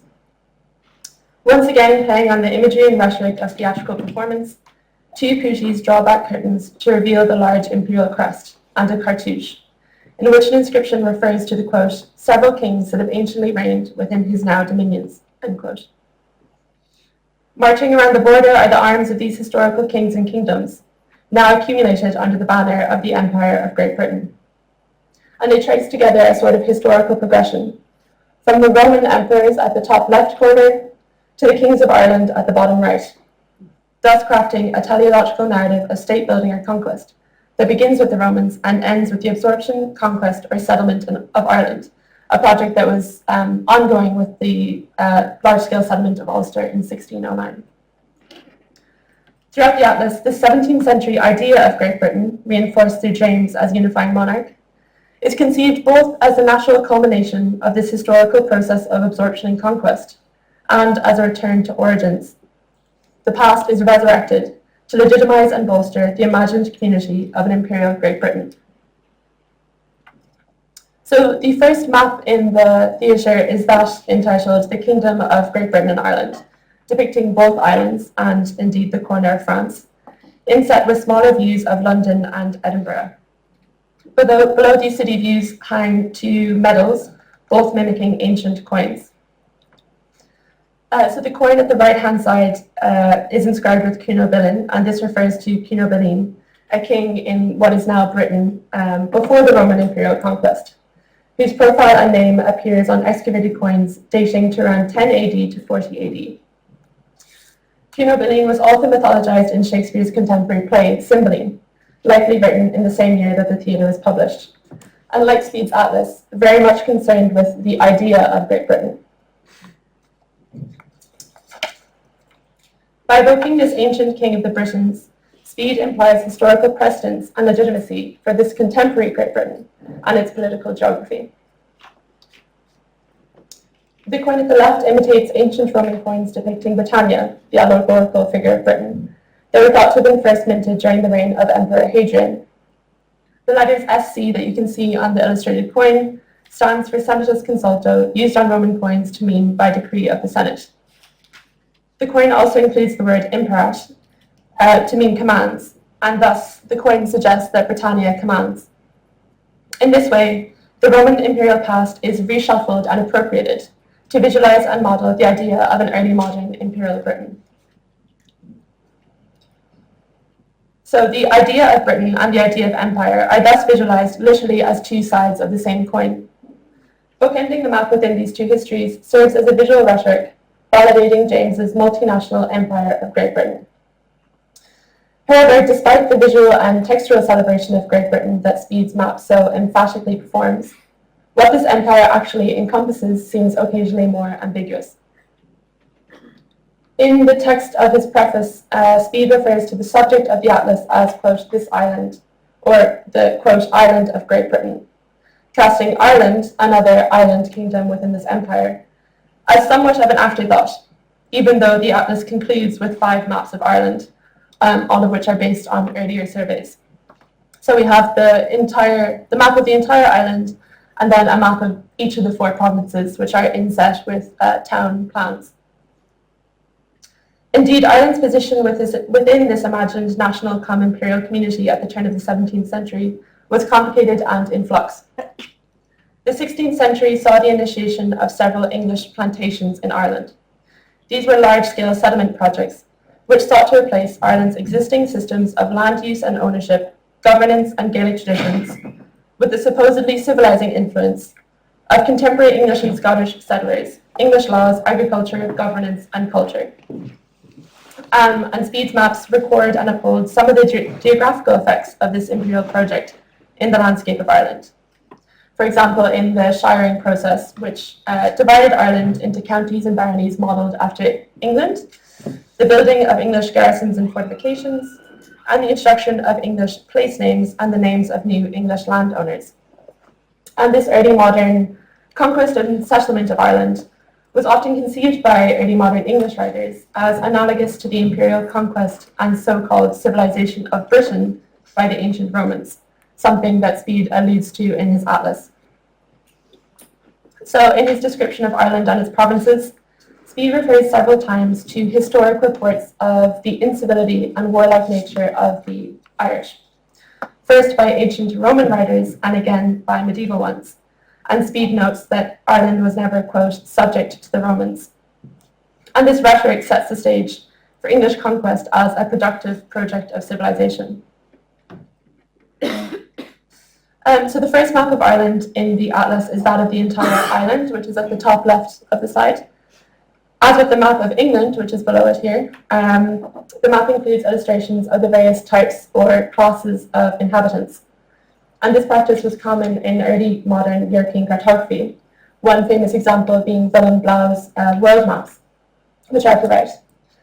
As a practice, this reflects the desire to collate and taxonomize information about an increasingly globalized world that is embedded in the, quote, panoptical gaze of early modern European cartographic culture.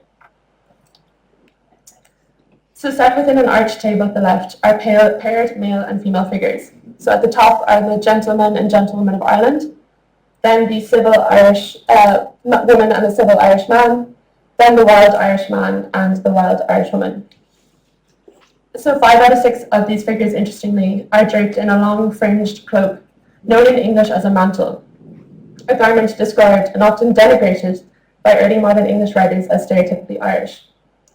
The wild Irish man carries a spear against his shoulder, as if alluding to his warlike nature, and has a long fringe, known as a glib, again considered a characteristically Irish trait.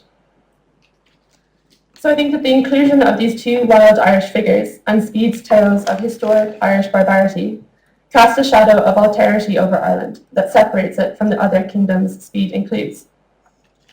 And I think that given that this is underlying interest in historical progression, the succession of the Irish figures from wild to civil might be read as a visualization of England's purported civilizing and improving influence.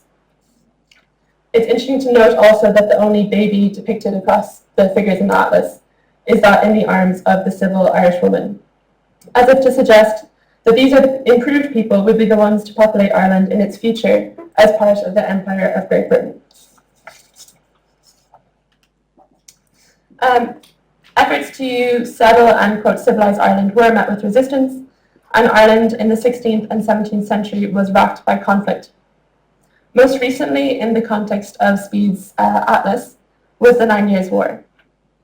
Lasting from 1594 to 1603, the 9 Years' War was a major conflict which saw a confederacy of Irish lords rebel against the English crown's efforts to increase state control and expand its reach in Ireland. The epicenter of this rebellion was in Ulster, which experienced widespread famine and destruction during the war. So even though the atlas was published in 1611, the geographer John Andrews has argued that Speed's map of Ulster was likely completed sometime between 1606 and 1608, up to 5 years after the war ended. Interestingly, Speed's textual description of the province makes no reference to the war, even though he does refer to earlier and arguably less momentous rebellions in Munster and Connacht. Despite this textual silence, the map of Ulster is characterised by military architecture. While the other provinces of Ireland are inset with town plans, Ulster has Enniskillen Fort, and this was a site which kind of flip-flopped between English and Irish control during the war, before being transformed into an English garrison fort. And Speed's depiction of the fort it's been suggested that it's based on a 1594 siege map of Enniskillen, drawn by an English soldier, which quite gorily includes the severed heads of Irish rebels at the bottom left. And as a source, this kind of reminds us of the context of warfare in which Ulster was situated. Zooming out, Speed's map of Ulster is dotted with English fortifications, which are recognisable by their polygonal and star-shaped perimeters, many of which were built during the 9 Years' War. This web of English fortifications breaks through Speed's silence on the subject of the war, as does a comment in his description where he notes, quote, that the people of this county might be kept within the bounds of their duty. This province hath been secured with 56 castles and forts, end quote. This allusion to fortification as a necessary instrument of control acts as a reminder that the assimilation of Ireland into this multinational empire of Great Britain was not entirely confident, nor as simple as adding maps of Ireland into Speed's atlas. So to conclude, I think that the reality of very recent rebellion in Ireland and the underlying insinuation of Ireland's lingering otherness, wildness, and peripherality in Speed's atlas position Ireland somewhere between familiar and foreign, known and unknown, integrated dominion and outlying frontier, equal kingdom and subjugated colony. Arguably, this oscillation reveals at least one crack in Speed's carefully articulated idea and ideal of a united multi-kingdom empire of Great Britain. So, to quote Benedict Anderson, like all such imagined communities, this empire of Great Britain relies for its existence on the repeated performance of itself and of its origins.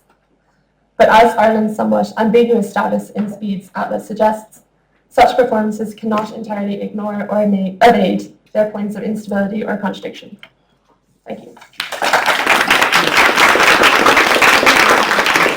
Very interesting. Can we now please welcome Eleanor Stevenson up to discuss her paper, Visualizing Britishness in Industrial Landscapes of Wales. Thank you.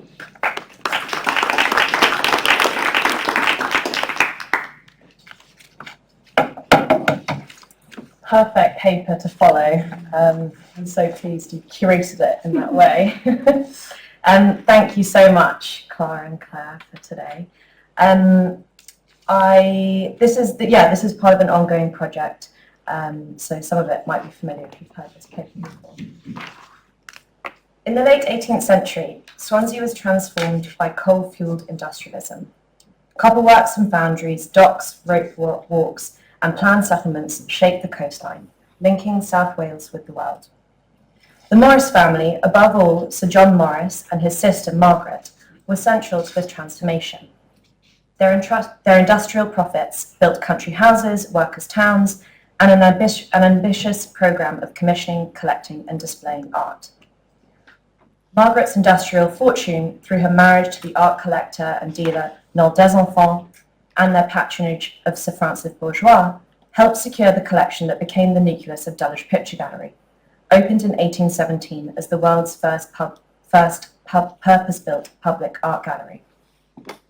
Meanwhile, her brother, Sir John Morris, invited numerous artists to South Wales, commissioning them to portray him, his family, and their new industrial Welsh landscapes.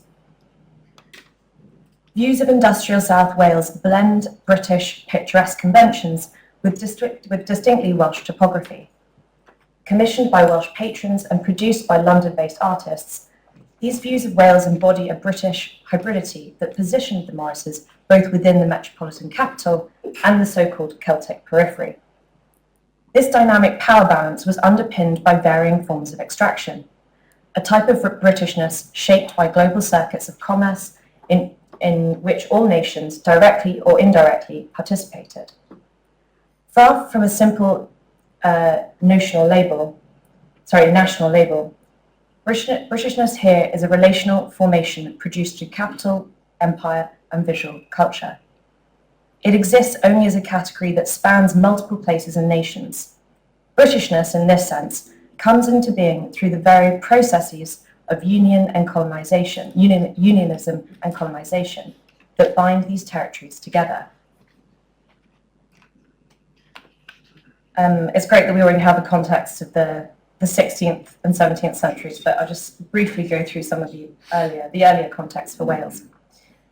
In the late 13th century, Edward I's campaigns defeated the Welsh princes and consolidated English royal authority.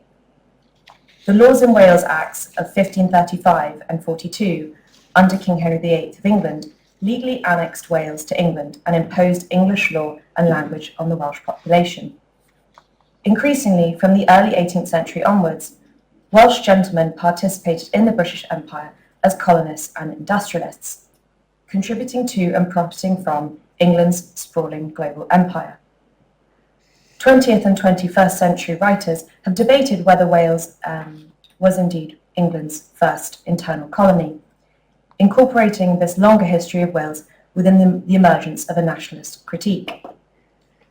The etymology of Wales as an Anglo-Saxon term meaning foreigners is often compared with that of Cymru, translating from Welsh as fellow countrymen, to illustrate a longer history of Welsh colonisation and marginalisation by their English neighbours. I take the view that Wales has both been conquered by England and has participated in England's colonising efforts, an interesting tension that is evident in the Morrises' family identity. The marginalisation of Welsh visual culture is particularly evident in the historiography. As the 1880s edition of Encyclopaedia Britannica Index reads, "For Wales, see England." Peter Lord's work has been central to the recovery of Welsh artists and histories. In a recent exhibition at Aberystwyth, he addressed the legacy of a dismissal exemplified by Dr. Llewellyn Wyn Griffiths in 1950 that said, where he said, "So much for the past, no patron, no critic, therefore no painter, no sculptor, no Welsh art." Lord and others have challenged that erasure and sought to reassert the distinctiveness of Welsh visual production.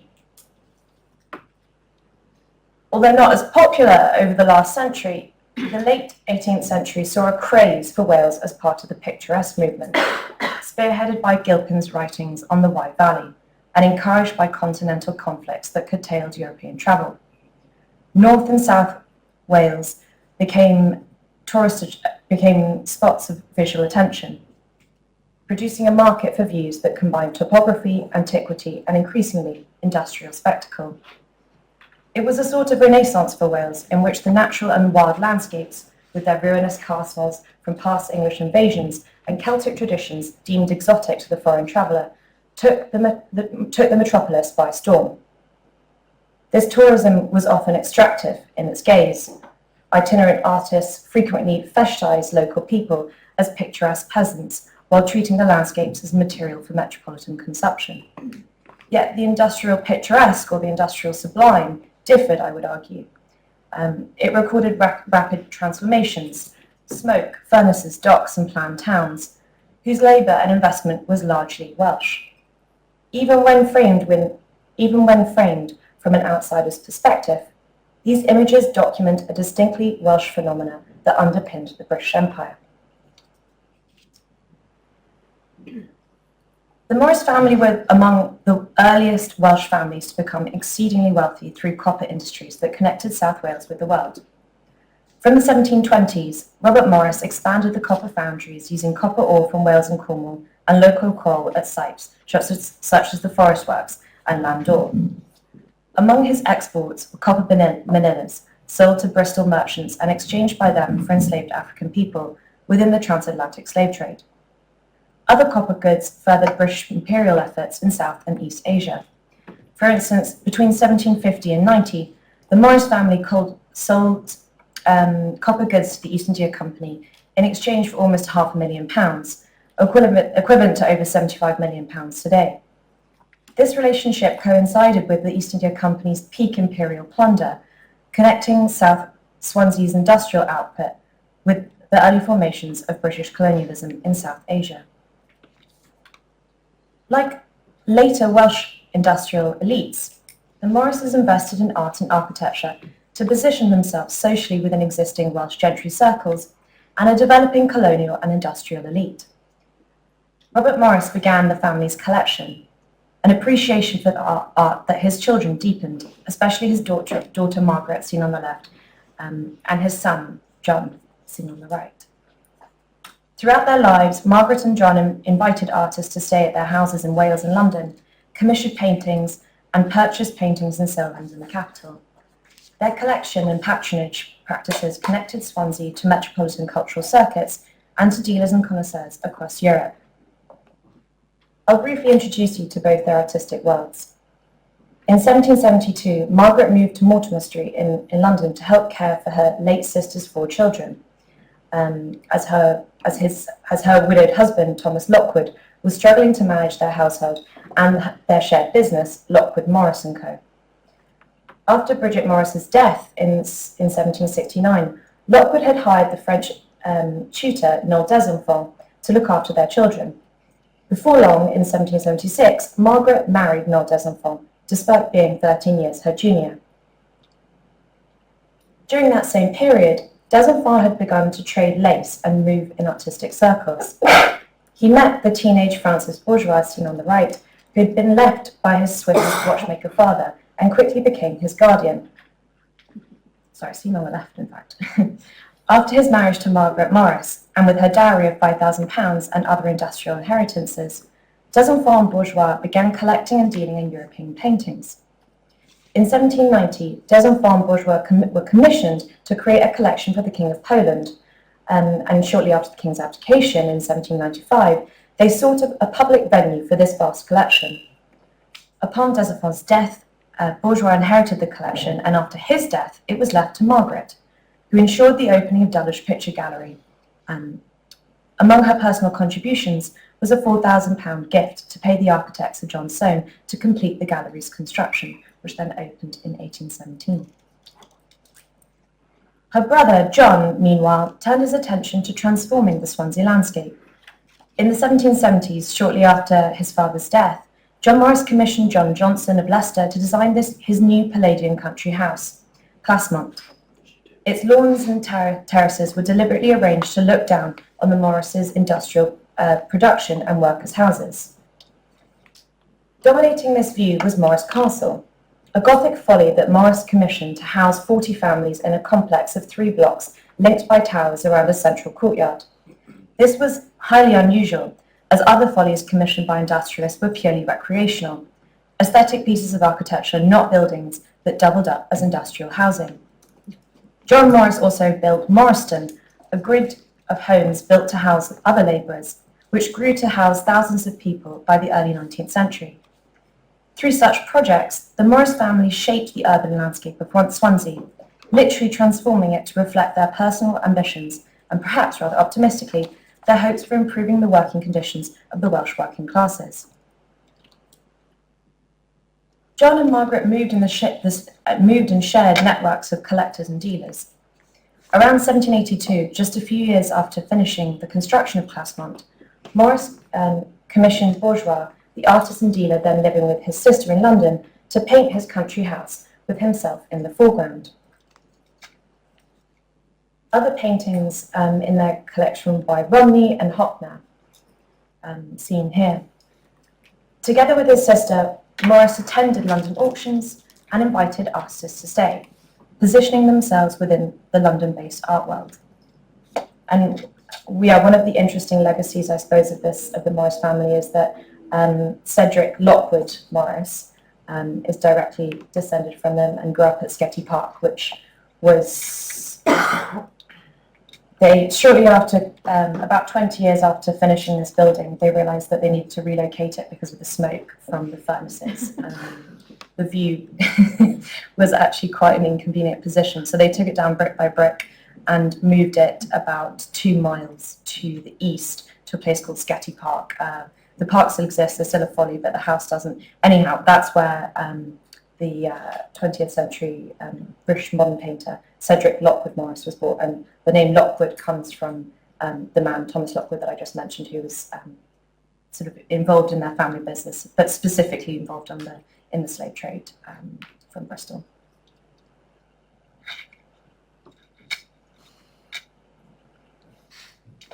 I want to return to de Lutherberg's sketch of the Morris Copperworks from the late 18th century. De Lutherberg was a member of the London art world, friends with des enfants, and from 1774 to 1776 he actually tutored Francis Bourgeois. He was invited to stay at Clasmont during his multiple tours of Wales. His images prompt critical reflection on the visualisation of industrial South Wales.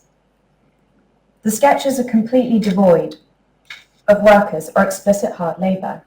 They evoke romantic inaction and served as studies for illustrated picturesque travel books that promoted tourism while continental travel was disrupted. They delineate the industrial site's contours, encapsulating the sublime beauty of mountains while aestheticizing and naturalizing the smoke from smelting foundries.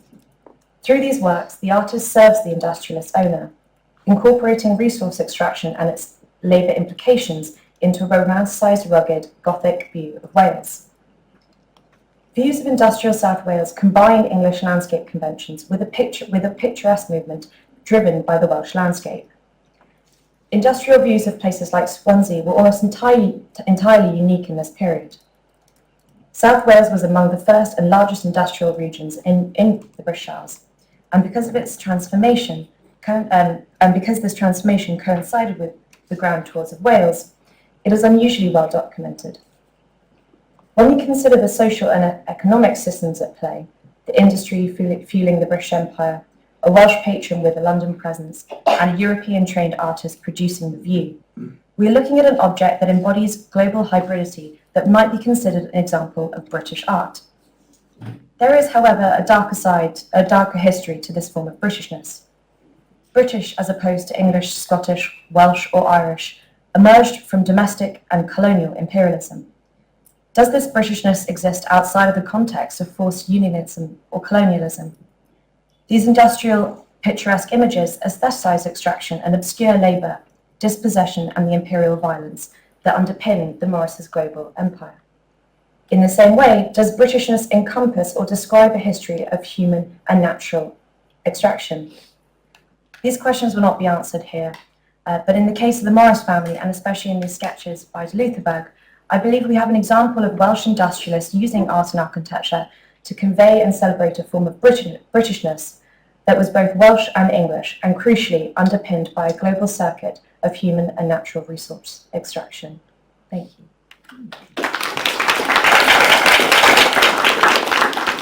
Another excellent paper. And finally, we have Maeve Scahill, who will be presenting on Germinating Britain in Ireland, Centering Ireland in Decimus Burton and Richard Turner's Botanic Architecture. Thank you for sharing.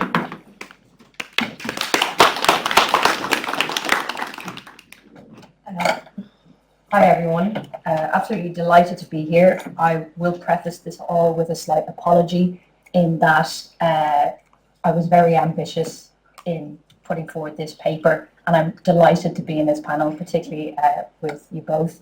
But I have been a victim of my own academic hubris in that I did submit my MPhil dissertation yesterday morning, and so the slides are not quite maybe the standard one would expect. So you'll have to bear with me. But like I said, delighted to be here, and this topic does touch on a lot that's been brought up before, ideas about colonisation, landscape, the picturesque, and those kind of global connections. So I'll do my best to do it justice.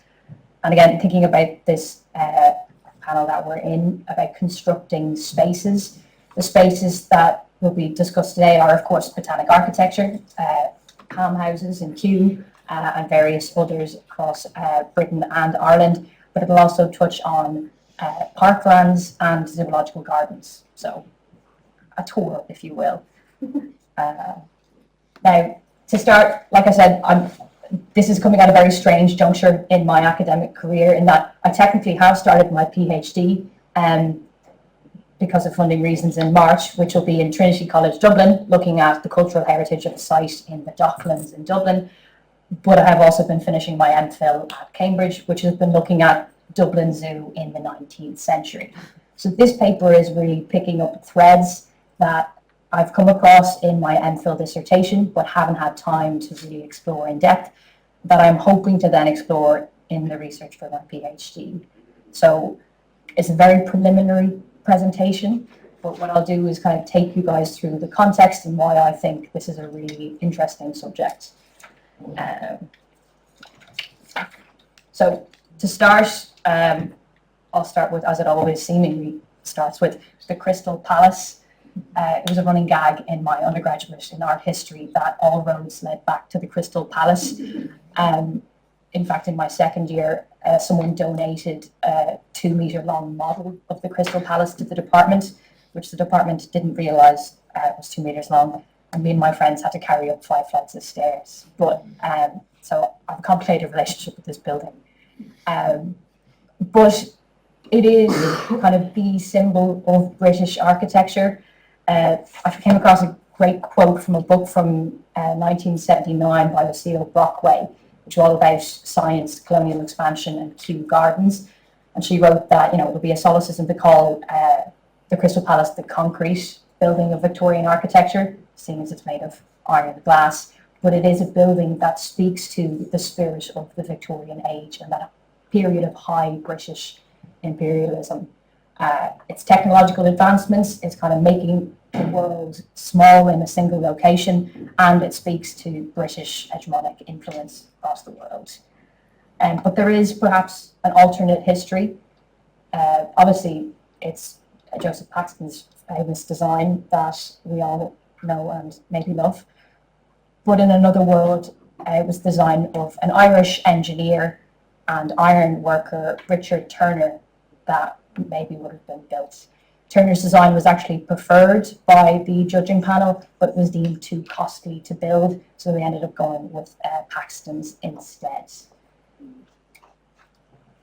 Now, a version of Richard Turner's architecture that did get built is, of course, the Palm House in Kew Gardens, which was constructed or designed with or in collaboration with Decimus Burton.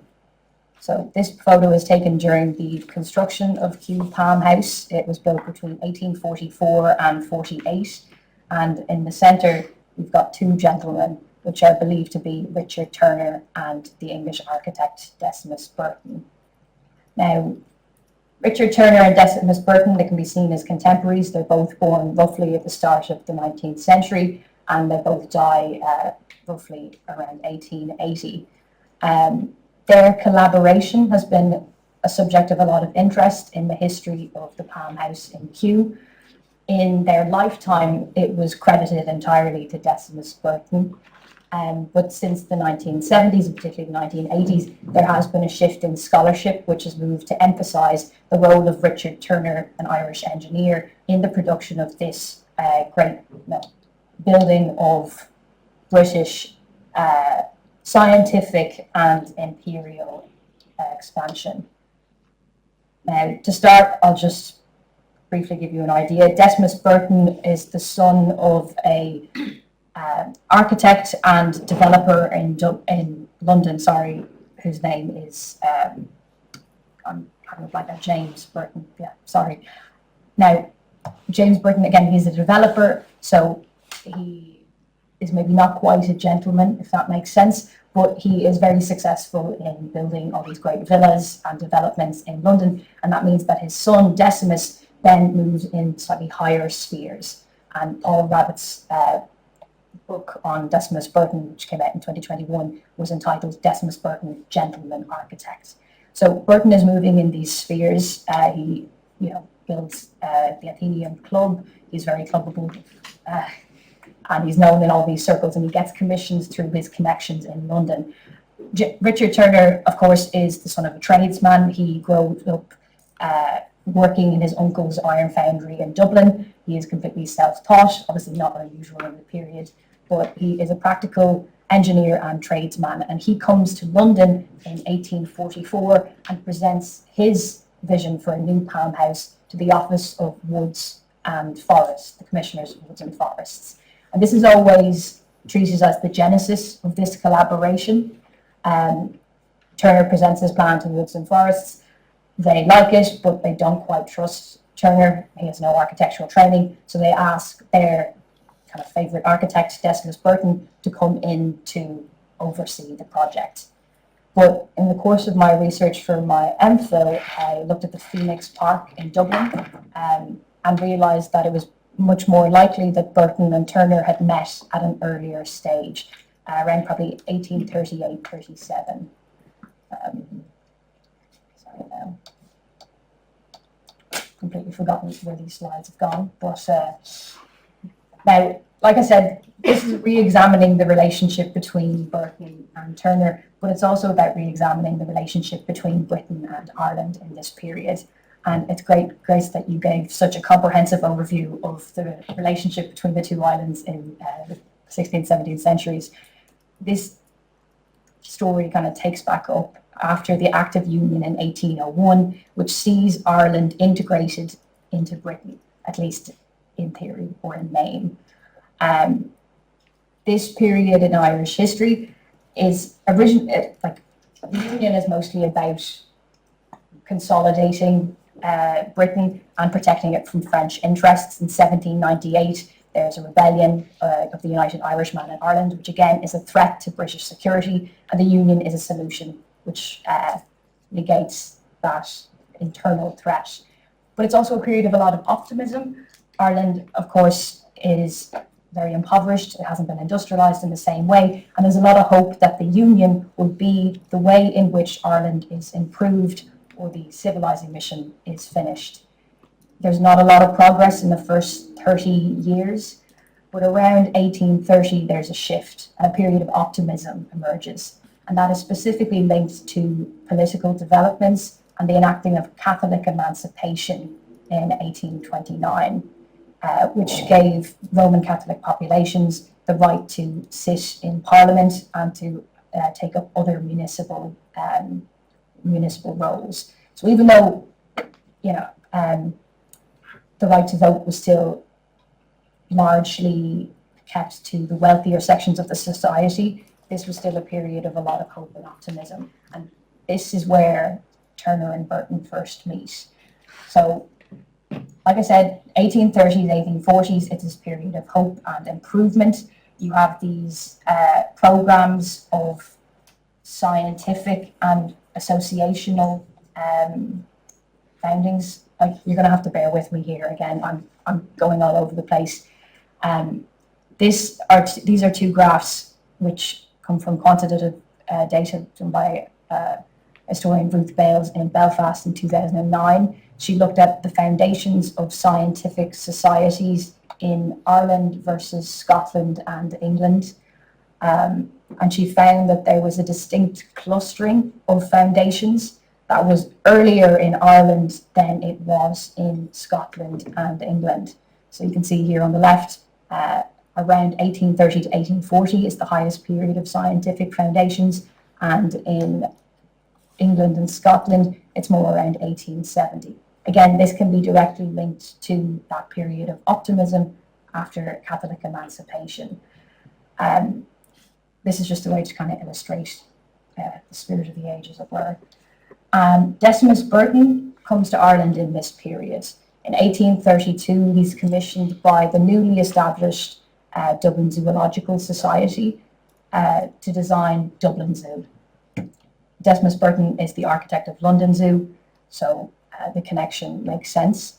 Now, at the same time, Burton comes to Ireland and he's really impressed with the Phoenix Park. His report from 1832 survives, and he spends, I think at least 90% of the report discussing the unique picturesque potential of the site. He's enraptured with its varied topography, its rolling hills, and the views of the Dublin mountains that you can see throughout the park. And even though he's only commissioned to work with the Zoological Society, in this period, he also gets commissioned by the Office of Woods and Forests to enact a larger programme of reform in the Phoenix Park. So between 1832 and 1849, the Phoenix Park undergoes a radical transformation. These two maps, one from 1830 and one from 1845, illustrate the changes that Burton enacted. Burton had previously worked with the Office of Woods and Forests on the re-landscaping of royal parks in London, Hyde Park, St James's Park, and he previously did work at Regent's Park as well. And hence he was commissioned to work in Dublin. So the programme is mostly straightening and realignments of roads, notably Chesterfield Avenue, which you can see is the straight diagonal in the right-hand side. He has these visions of picturesque vistas which cut across the park landscape, which he uses using strategic plantation, and he levels the park landscape either through use of labour or explosive gunpowder. So it's a major programme, again, of improvement. But of course, as Grace's presentation showed, improvement in civilization, it's never a neutral concept, particularly in the Irish and British context. So in this period, the Viceregal Lodge, which is today the home of the Irish President, but at the time it was the home of the Irish Viceroy, it also underwent a series of changes. It is within the park landscape. You can see the Viceregal domain is on the top right of the park, and the landscape, you can see this is from 1831, and then this is from later. It gets a formalised landscaped garden. And this has always been attributed to Ninian Nevin, who was the curator of the Botanic Gardens in Glasnevin, but recent scholarship has shown that that is actually a misattribution. It was actually Decimus Burton who, in collaboration with Lady Normandy, who was the the wife of the viceroy at the time, designed these gardens in 1848-49. And at the same time, Richard Turner was working in the same garden. Between 1836 to 38, Richard Turner designed and executed the Peach House, which you can see is a long curvilinear range of botanic architecture in the walled garden of the Viceroy Lodge. So this is, I think, the genesis of their collaboration. It's not the Office of Woods and Forests in London, where Turner is an outsider. It's in fact happening on his home turf, so to speak, in the garden of the Viceroy Lodge in the Phoenix Park. And I think that's important because it shifts the power relationship, and it gives an opportunity to, I suppose, just read more nuance into the relationship. There's been a lot of literature about Kew Gardens, specifically the Palm House. It's a wonderful building and a monument to both architectural progress and engineering in the Victorian period, but also, of course, again, botanic collecting and horticulture. All of these studies have focused again on London, but again, by shifting their focus towards Ireland, it's just an opportunity to resituate the relationship, I suppose. And again, I just think it's really interesting because this is a symbol that, it's a building that is a symbol of all of these ideas of progress and Britishness, but it also then at the heart of it has this little seed that disrupts that narrative. And it's also, I think, interesting in terms of Ireland's contribution to empire. Obviously, the dominant narrative, or at least a nationalist narrative, is that the 19th century is a period of decline, where the once grand 18th century mansions of Dublin City become tenements and the city falls to ruin. But there is this alternate history, which is one of scientific progress, optimism, and social and moral reform. And it's viewing Britain and the British Empire as a sphere in which Ireland and Irish people can advance. So Ireland is both subject to that colonial relationship and is implicated in the application of it elsewhere. And again, they're just really beautiful buildings. So, like I said, it's a really preliminary study. These are ideas that I want to explore further. I haven't had the chance yet. But I have great plans over the summer to go visit Kew and Belfast and all of the other opportunities to see Turner's work. So yeah, thank you for the forum today. I'm looking forward to discussing it more. Thank you all so much. I'll give you a chance to kind of catch your breath. I just want to say excellent presentations, very well matched. So kudos to the organizers for doing that, making my job a lot easier. And I want to encourage members of the audience to be thinking of a question you might pose yourself while I ask you just off the bat to get the conversation started. So I'll start by saying, if there's one theme that I'm taking away from this panel, it's that none of you take space at face value. You understand that space is something that is, in all of your contexts, dynamic, and also space is something that was debated and in many cases is debated to this day in some of the same spaces. And on that notion of constructing spaces, that last kind of word in that panel title, I was wondering if we could go back to an interesting point that was brought up in the introductory remarks for this whole seminar, which was on the topic of British art. If it exists, should it exist? And I'm wondering, in the context of each of your studies, do you claim that title, British art, for what you study? Mm-hmm. Are there any other adjectives or identifiers spatially that you might use instead?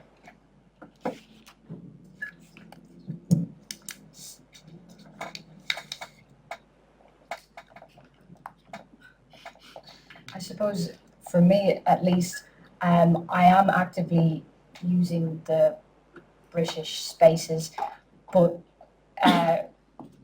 that is really deliberately to disrupt maybe a nationalist narrative within Irish history that Ireland wasn't active in the construction of the British Empire in the same way, but I think there is an opportunity to read Ireland back into that and to kind of implicate Ireland within that construction. At the same time, though, it's not a label that would sit very comfortably as an Irish person, but I think there's space within that discomfort. I'm also very unsure. With the Welsh context, what's interesting is that when artists become, let's say, important, recognised artists outside of Wales, so for example, Thomas Jones, the 18th century landscape painter, he was described as English. So it was sort of in the introduction to his transcribed memoirs, he was described as the best example of an English artist in the late 18th century. I mean, he's very much a Welshman. He's from Pengarrick, and he when he wasn't travelling, he was living in Radnorshire for most of the time. So I think that's an interesting kind of point that disrupts this idea of Britishness, and when does an artist stop, or anyone really, stop being, let's say, Scottish or Welsh and starts becoming British, or indeed with the Thomas Jones example, English. And the other thing that I've been thinking about, so this is more in the sort of country house historiography, but Stephanie Prochaski just wrote this amazing chapter in her book. The title is No Such Thing as a British Country House. And I think that's a great title for a chapter. And the thing that she talks about is the reason why there's no such thing as a British country house, as she claims, is that although there are many examples of, let's say, English country house traditions being built in Scotland and Ireland and Wales, and a few Scottish baronial examples in England, there isn't a sort of hybrid. She sort of decides, and I think that idea of hybridity is something that I tried to introduce today, and that's something that I'm thinking about in relation to British, because if we are going to use British as a term, I think it probably needs to reflect at least more than one sort of cultural tradition, not just English, or if it is Welsh, then it needs to be designated, defined as Welsh rather than English or just British. So anyway, those are my thoughts thus far. Fascinating. So I guess the period with which I'm concerned is very much a period when this idea of Britishness is kind of coming to a head, as I've shown. So you have to be quite careful to avoid a slippage between, especially the terms British and English, I think. And then also, so I guess I don't really, it's interesting because I don't really think of what I'm doing as British art necessarily. And also then the complication of art produced by English people in Ireland, and kind of, it's of Ireland and it's very much in the context of Ireland, but then if it's made by people who aren't Irish, does that make it not Irish art as well? So these are kind of things that I'm considering. Excellent. Yeah, I mean, really kind of thought-provoking answers, I think, to a difficult question. So I apologize for that. Just if I could add please, yes. something slightly more when you're saying it, like I didn't mention it in my presentation, but for Turner, building the Palm House was very much an attempt to kind of break into the English, more British market, as it were. He was trying to make his reputation in London. He was well established in Ireland, but hadn't quite made it in the metropole. And he was actively used Britishness, or tried to, or as something of a Britishness, to try and advance his own career. He got royal patronage of his iron foundry in Ballsbridge in Ireland, and made a big deal about having the royal seal on the building. So again, it's that sphere where it's a space that's being used for a kind of self-advancement, and it's a space that people opt into as it serves them. So it's a space that exists, but in a weird way. I think shows that adjective of British was as maybe uncomfortable then as it is now, and was something that maybe people sought to claim for their own career advancement, or similarly distance themselves for various reasons. We talked a bit about space with that question, and I thought we could have kind of one more introductory question on the first part of the panel title, which is construction. And I was really pleased to see each of you touch on this notion of construction, of actually the physicality of these spaces in your own special ways in your presentations. But I thought it was worth maybe bringing that up a little bit more as a panel.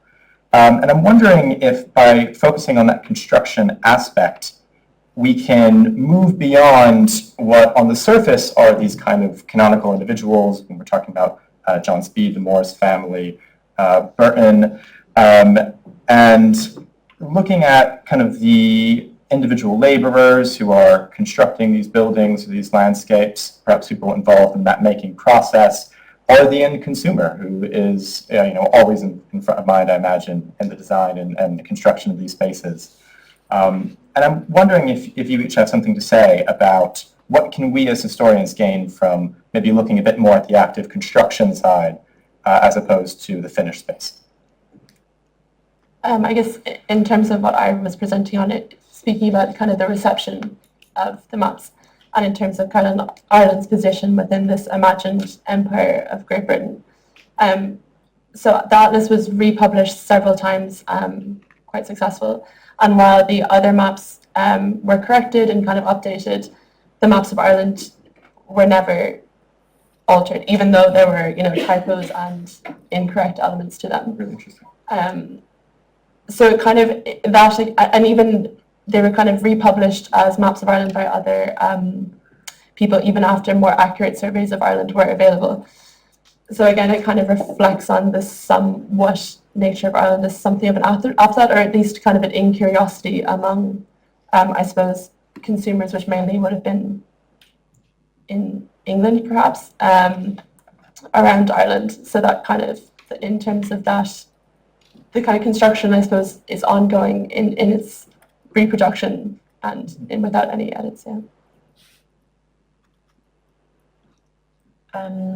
That's actually something that I've been thinking about a lot as I progress on this research project. But so this idea of improvement, we kind of touched on it. Obviously, Paul Slack in the 17th century is a really important contentious idea, and it completely links to ideas of colonialism and imperialism. The Morris family were obsessed with improving the landscapes. Obviously, they built all these workers' towns, ultimately to improve their own sort of enterprise. But there were also a lot of plans, which I'm now finding in the archives, this is kind of ongoing, that the Morrises, like many other industrial families like the Crawshays, the Earl of Bute, were also paying for sort of early transport links into South Wales, which obviously then facilitated the tourism that was kind of encouraged by this picturesque movement. So I'm really interested in kind of improvement and construction of highways, of railroads, other forms of built environment that aren't directly related to their copperworks, but kind of are more broadly.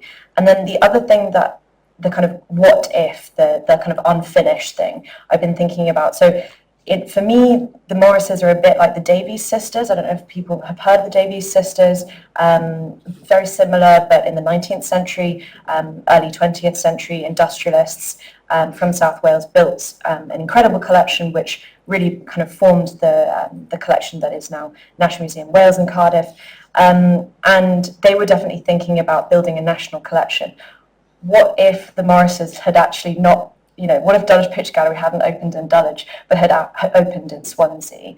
Sort of like what, an alternative form of constructing a space. And the Morrises did have a substantial private collection, which remained in their family until the 1930s.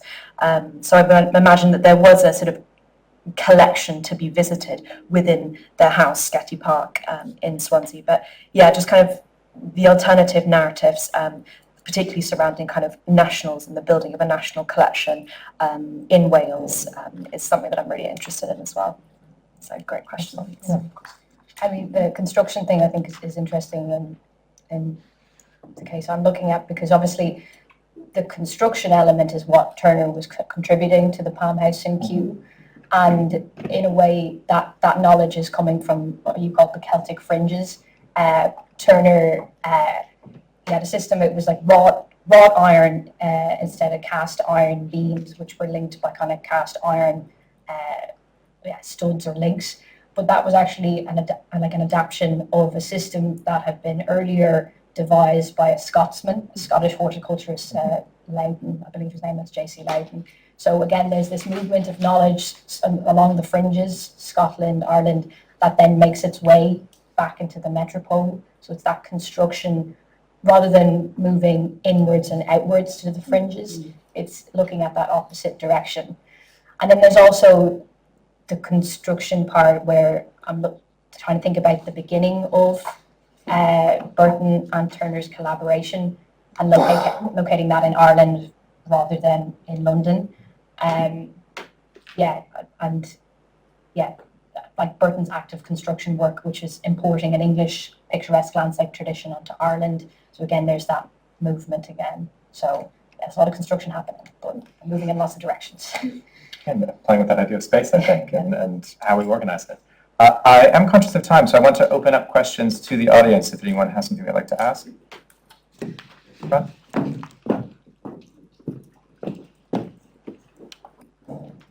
Thank you for some very interesting talks. I was wondering, one of the things I've noticed about these spaces that you're all drawing attention to is that they're all quite, they're grand in scale. We're talking about maps that are encompassing whole countries, these sort of vast foundries, major parks and installations in capital cities.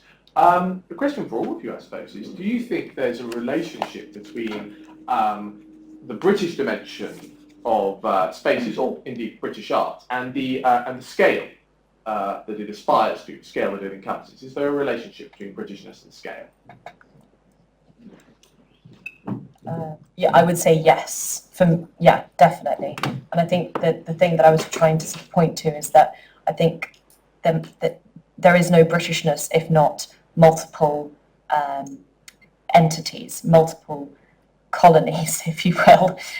So I think scale is really underpins what we mean by British and British art.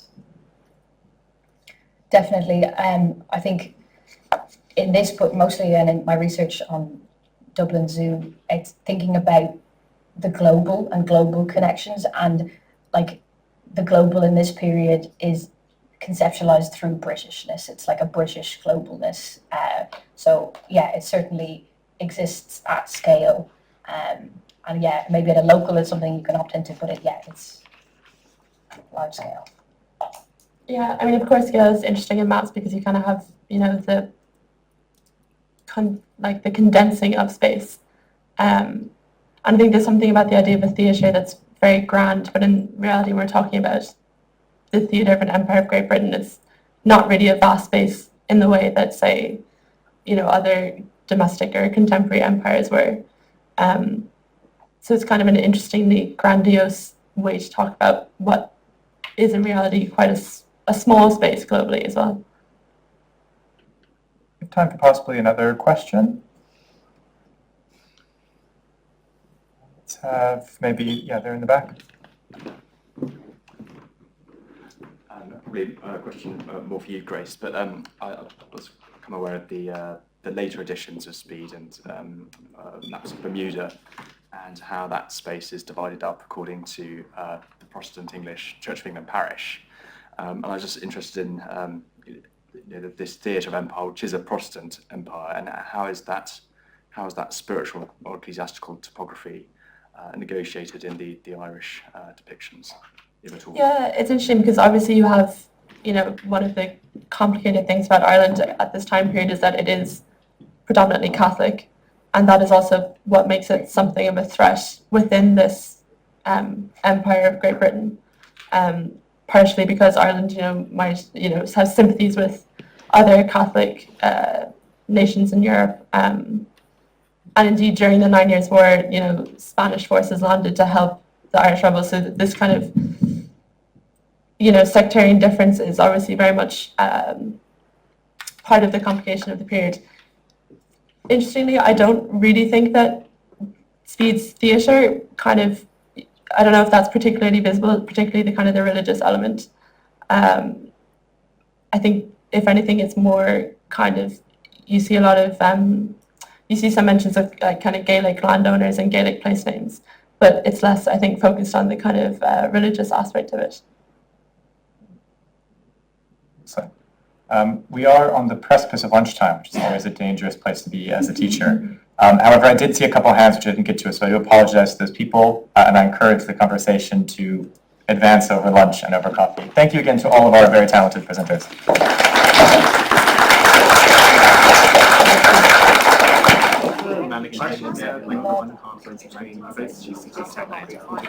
Good afternoon, everyone. We're just about to get started on our next panel.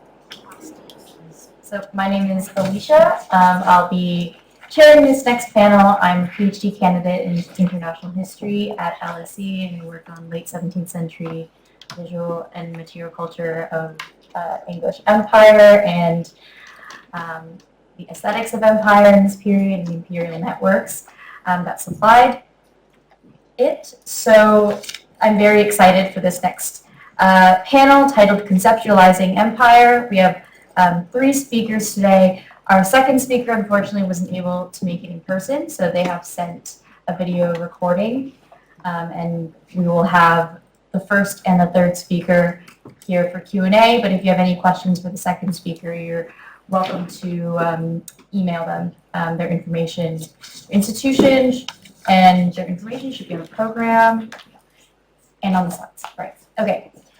So get started with Abigail Spencer from the Courtauld. Her paper is titled "The Maternal Image and the Visual Culture of Slavery, 1788 to 1814."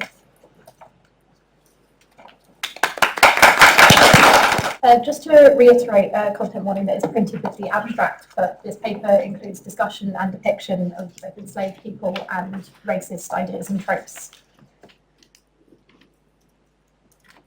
On being reunited in a plantation in Suriname with the title character of Afra Bain's 1688 novel Orinoco, or The Royal Slave, the novel's heroine, Imawinda, goes through 2 transformations.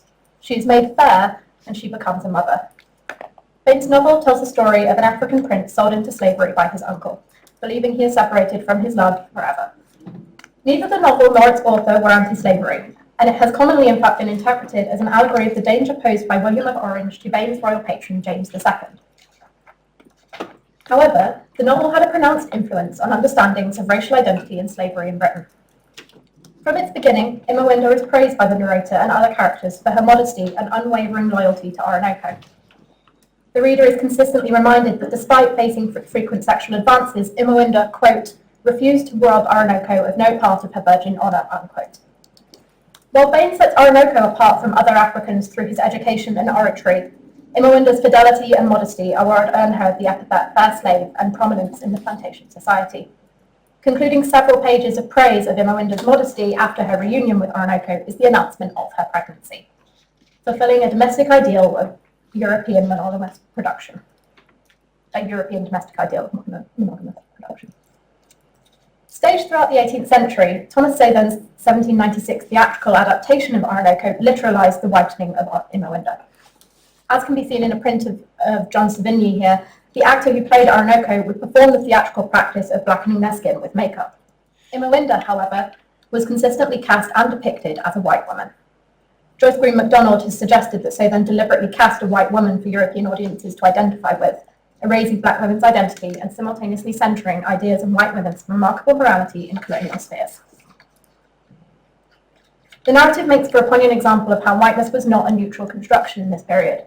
As Angela Rosenthal notably argued, in the 18th century, white skin was constructed as evidence of European exceptional virtue, particularly through the idea that the visible blush connoted greater propensity for sentiment and sympathy, qualities which had become key markers of essential human nature in works by the likes of Adam Smith and Henry Home Lord Keynes. I will return to some of these ideas throughout the presentation to note how their rhetorics were gendered and entangled with an Enlightenment ideal of motherhood. The coincidence between a constructed ideal of motherhood, whiteness, and an embodiment of female virtue in Orinoco prompted me to look further at how the maternal female body was used in narratives of enslavement, and particularly its function as a locus for abolitionist sympathies.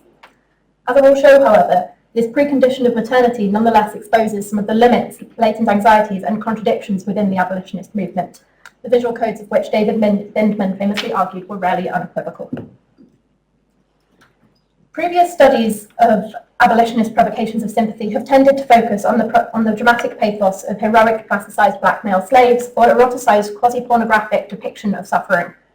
Despite the limited number of surviving visual works produced both directly and indirectly in relation to abolition, however, you can see here the abundance of instances where women are depicted in maternal roles.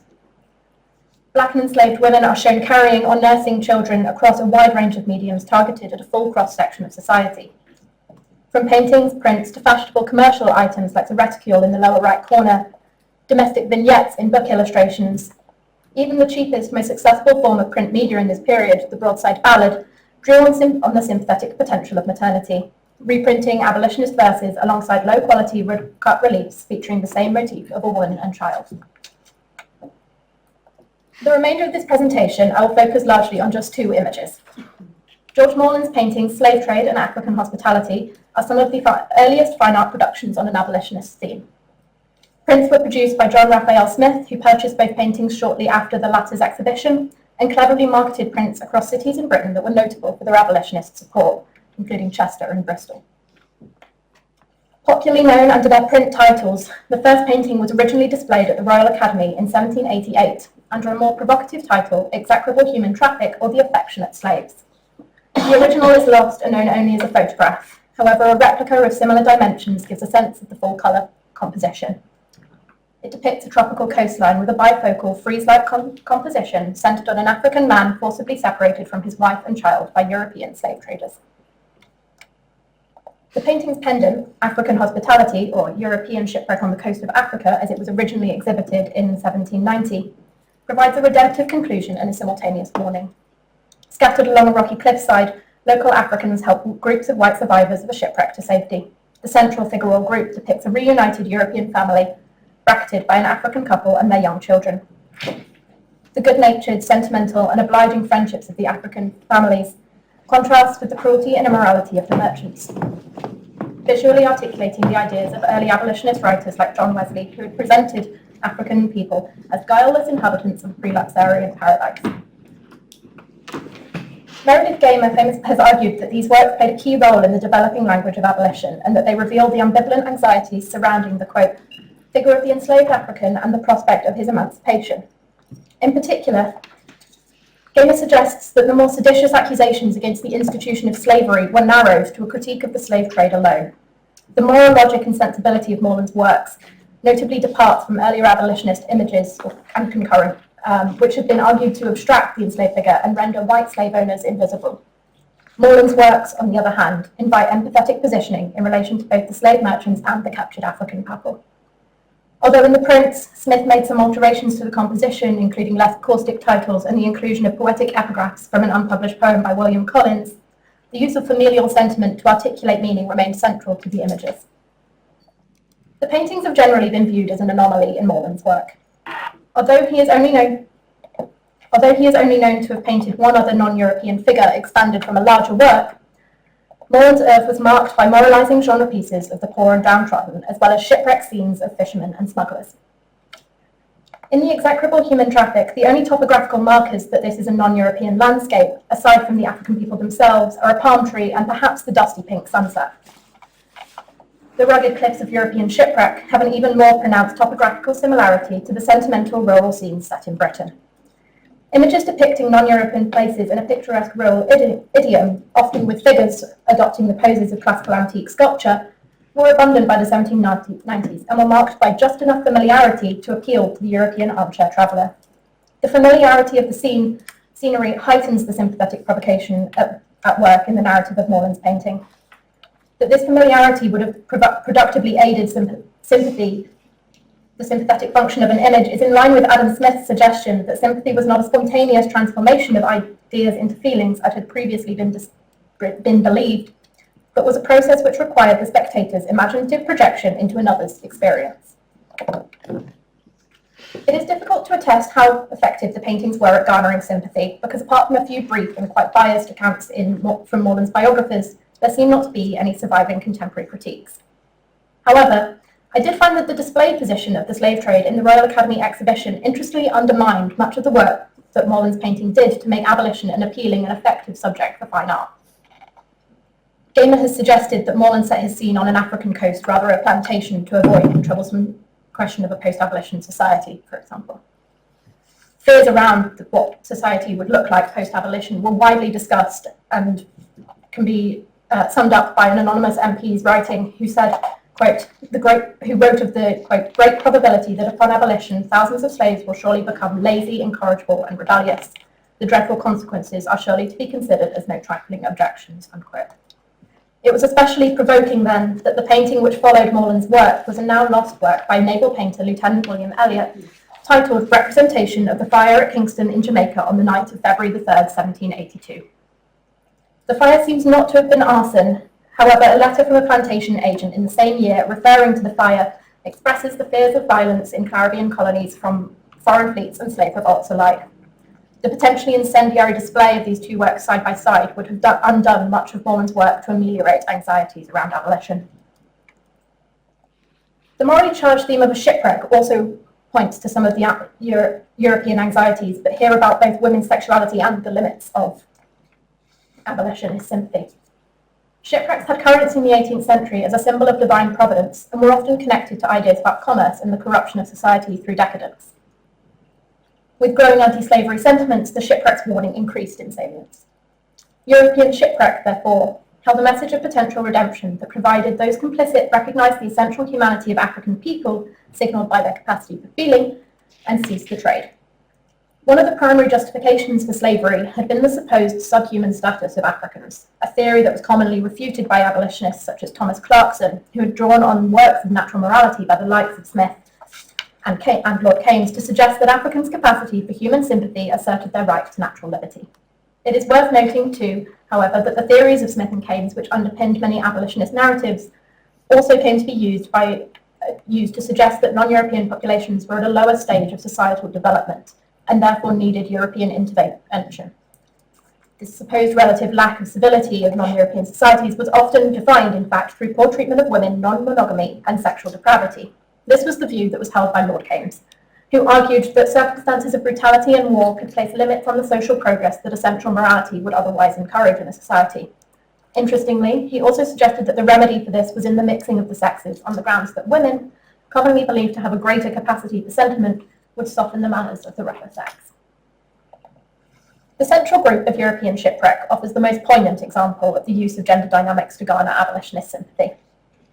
Another fiction that had been used to mark the racial difference of Africans and justify slavery was the idea that African women did not experience pain in childbirth, sidestepping Eve's curse and therefore excluded from the kingdom of God. The idea of non-European women subverting the natural order was key to various ethnographic conventions in European artistic tradition. As Jennifer Morgan has suggested, this often inverted European expectations around female sexuality and motherhood. Here, however, the African woman is shown with an infant strapped to her back, physically supporting the swooning European woman, and a visual sympathy is drawn between the two women.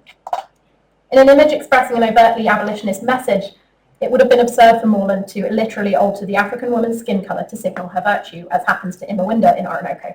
Instead, I argue Morland makes her a mother who acts on feelings of compassion for the European shipwrecks, thereby conforming to behavioural models of the Enlightenment maternal ideal and earning her the sympathy of abolition.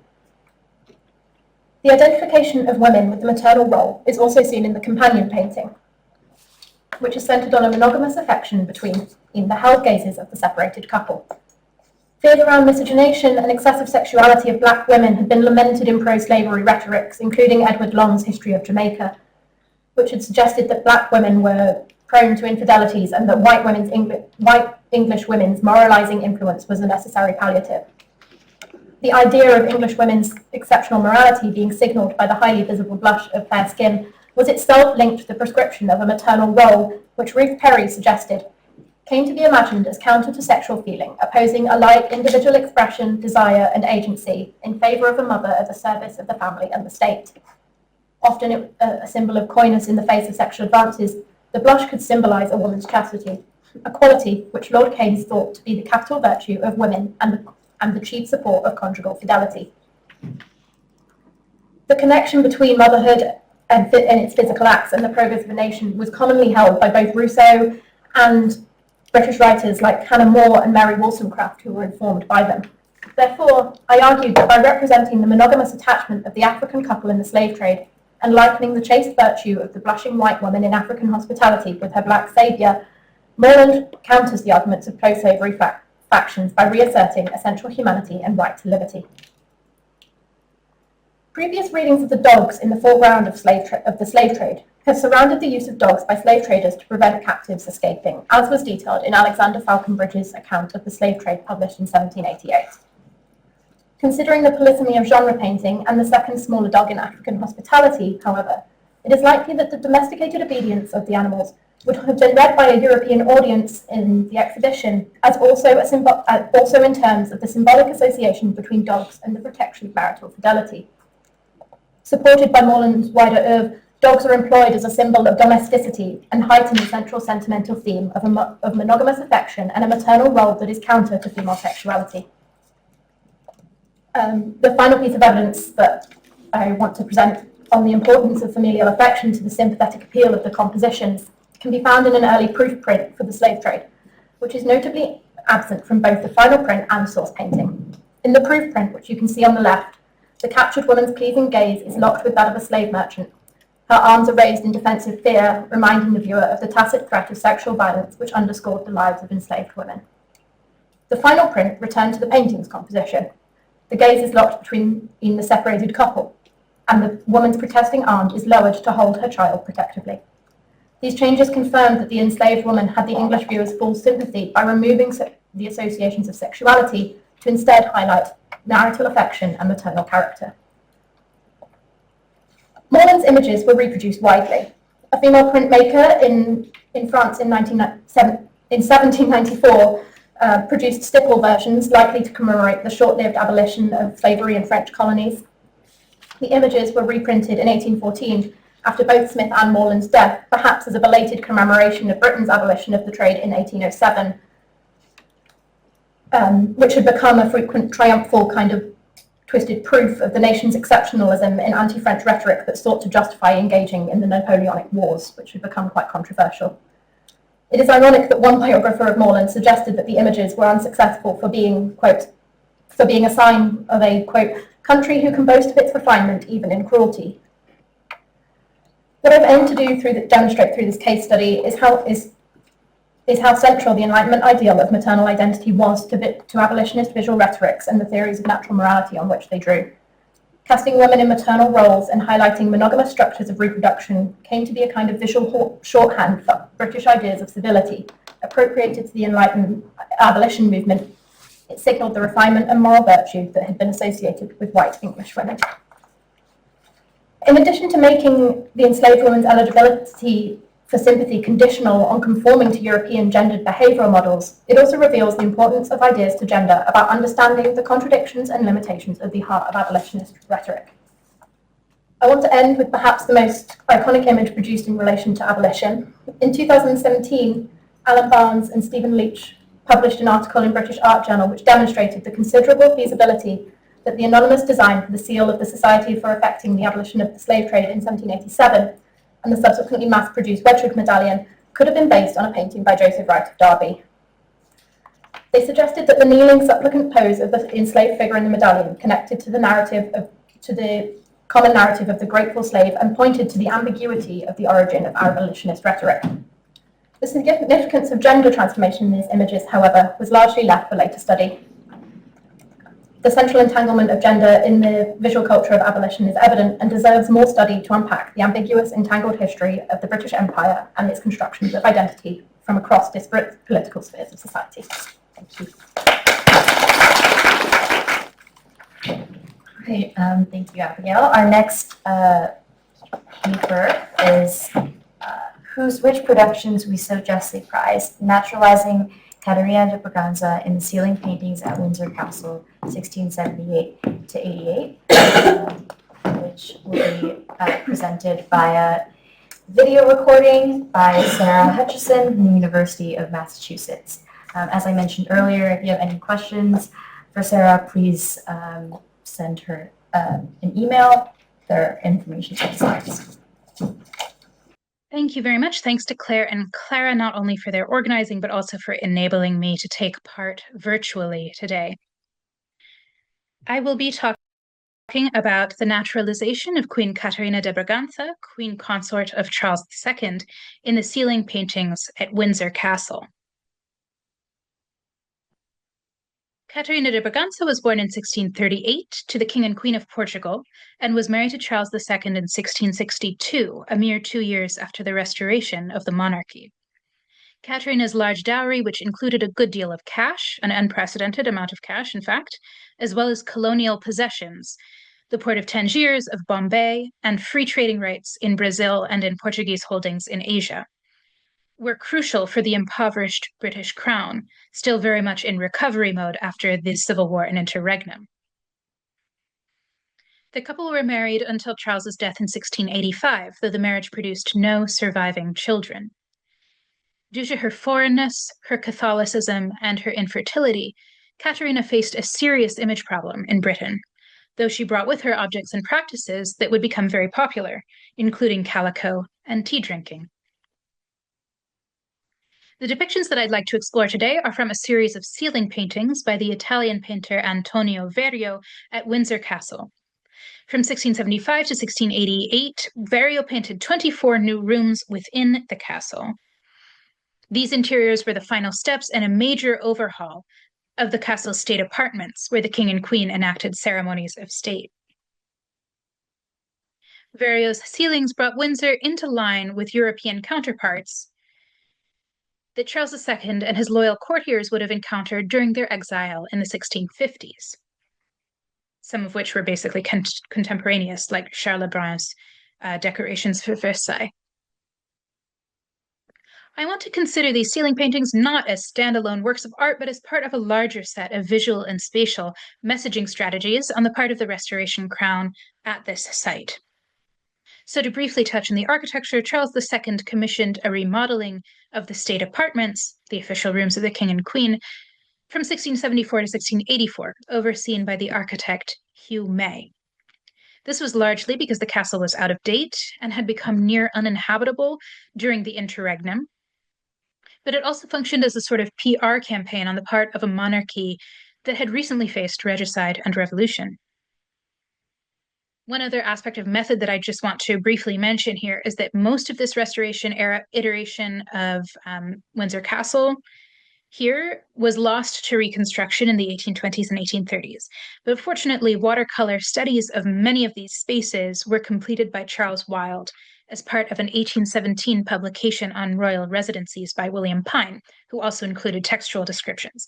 So this serves as a very useful source for the lost sets of rooms.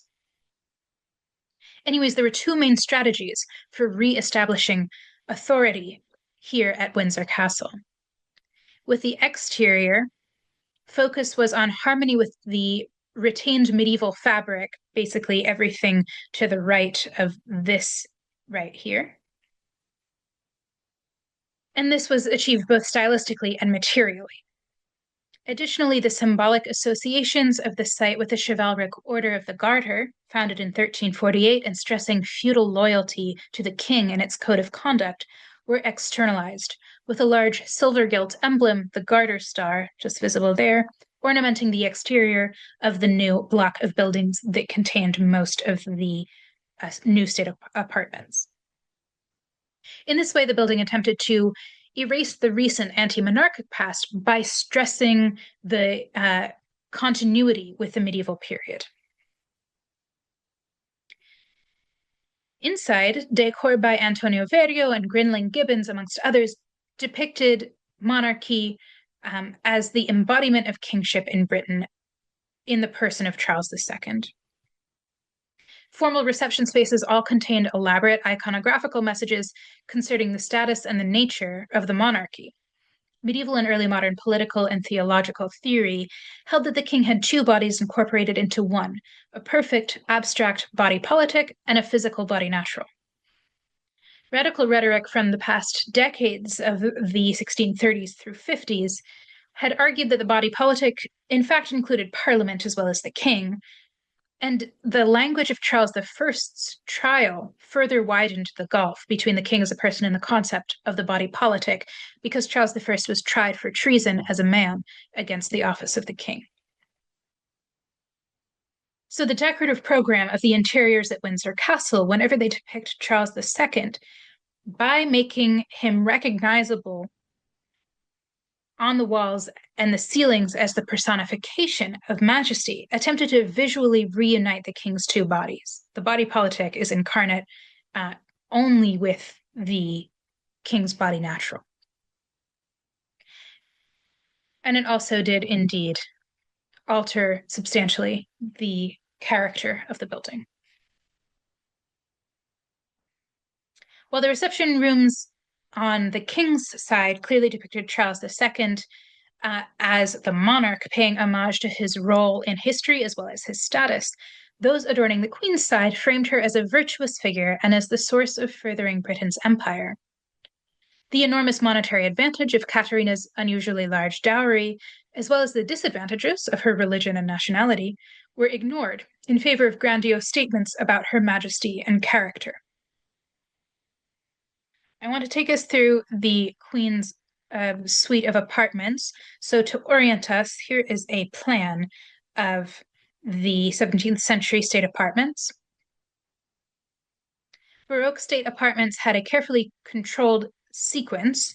So here I've marked out the king's sequence in green and the queen's in purple. So if you are visiting the king, this plan represents the first floor, the main floor. You would initially come on the ground floor underneath D, and to visit the king, come through this courtyard, up this set of stairs, and along this route. The further in you were allowed to penetrate, the more in favor you were.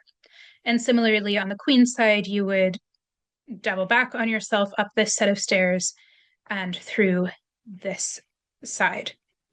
For both of them, access was controlled through a set of rooms which comprised at least a guard room, presence chamber, privy chamber, drawing room, bedroom with its attendant dressing room and closet. So guard chamber, presence, privy, drawing, bedroom, dressing and closet.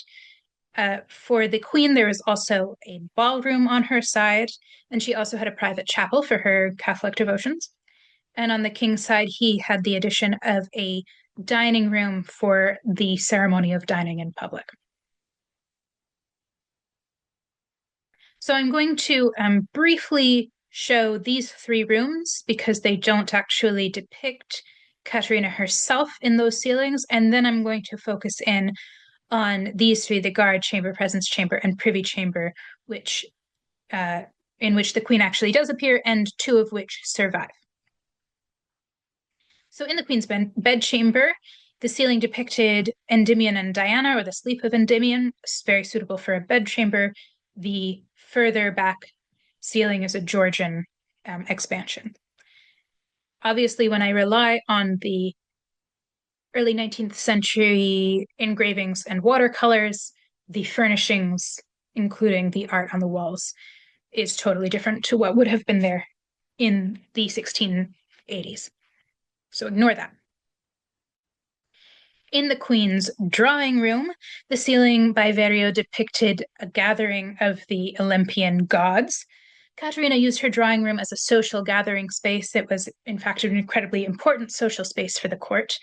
And Samuel Pepys repeats some gossip about events that occurred in the Queen's drawing rooms, various gatherings in the Queen's drawing rooms, including a breakup between Charles and one of his mistresses because one of the mistresses was impertinent in her response to the Queen in what Pepys calls ordinary talk before the ladies in her, that's the Queen's drawing room.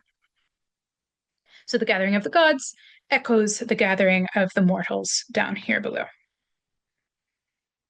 The ballroom had a depiction of Charles in the guise of the mythic hero Perseus, freeing Andromeda, glossed as Europe, with the inscription Perseus Britannicus, Europa Liberata. This was probably meant to symbolize Britain's role in the Anglo-Dutch wars, fighting against Dutch mercantile dominance in Europe, a belief that the Dutch had a stranglehold on global trade coming into Europe, and that Britain's navies were the avenue of liberation. It also echoes heroic representations of Charles II that filled the king's apartments nearby. Okay, so with those three out of the way, let's turn to the first three rooms, the more public of the Queen's rooms, her guard chamber here, presence chamber, and privy chamber. Caterina's guard chamber acted as a waiting room and vetting zone for those wishing to see the Queen. It was decorated on the walls with weaponry, a common feature of guard rooms, and indeed armed guards would regulate access further into the state apartments.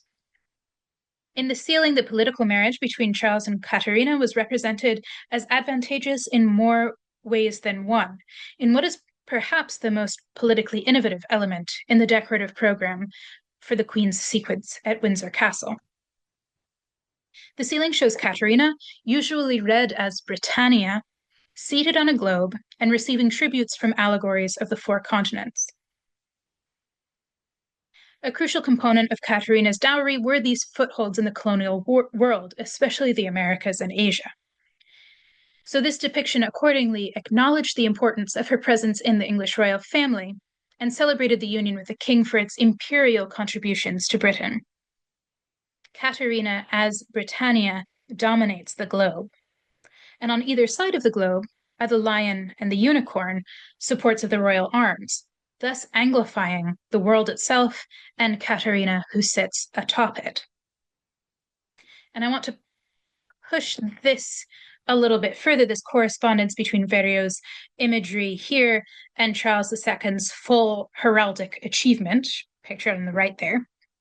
So if we see an equivalence with the supports themselves and with the globe as the coat of arms contained within the Order of the Garter, which has its own significance, of course, with Windsor Castle, then Caterina is in the place of the crown, the crowned helm.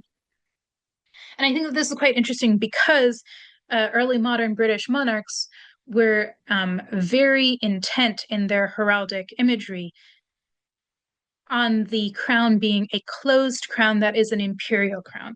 And originally this was because they were representing themselves as claimants over not just a single kingdom, England, but over Scotland, Ireland, and France as well. But with Caterina's dowry, in addition to 17th century gains in the Americas like Jamaica, New Amsterdam, New York, and others, this imperial crown begins to take on the weight of the colonial empire that it's in its early stages in the 1680s. The racialized allegories of the four continents also appeared on the king's side, and here is an etching of the ceiling of the king's presence chamber with Mercury showing a portrait of Charles II to the four continents and Neptune as well. The etching can give us maybe a slightly more detailed sense of what these depictions of the continents probably looked like in Caterina's guard chamber.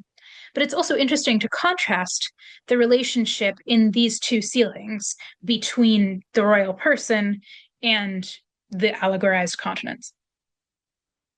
There's a very different power dynamic going on between this almost mediated relationship between a sort of news or announcing to the continents the existence of Charles II versus Caterina's position of dominance over the continents who are subject to her and who are offering her gifts.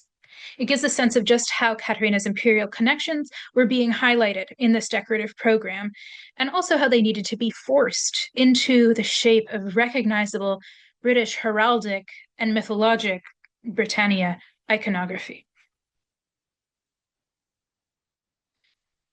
If you got past the guards chamber, you would enter into the Queen's presence chamber, the most formal of her audience halls, where people would be introduced to her presence.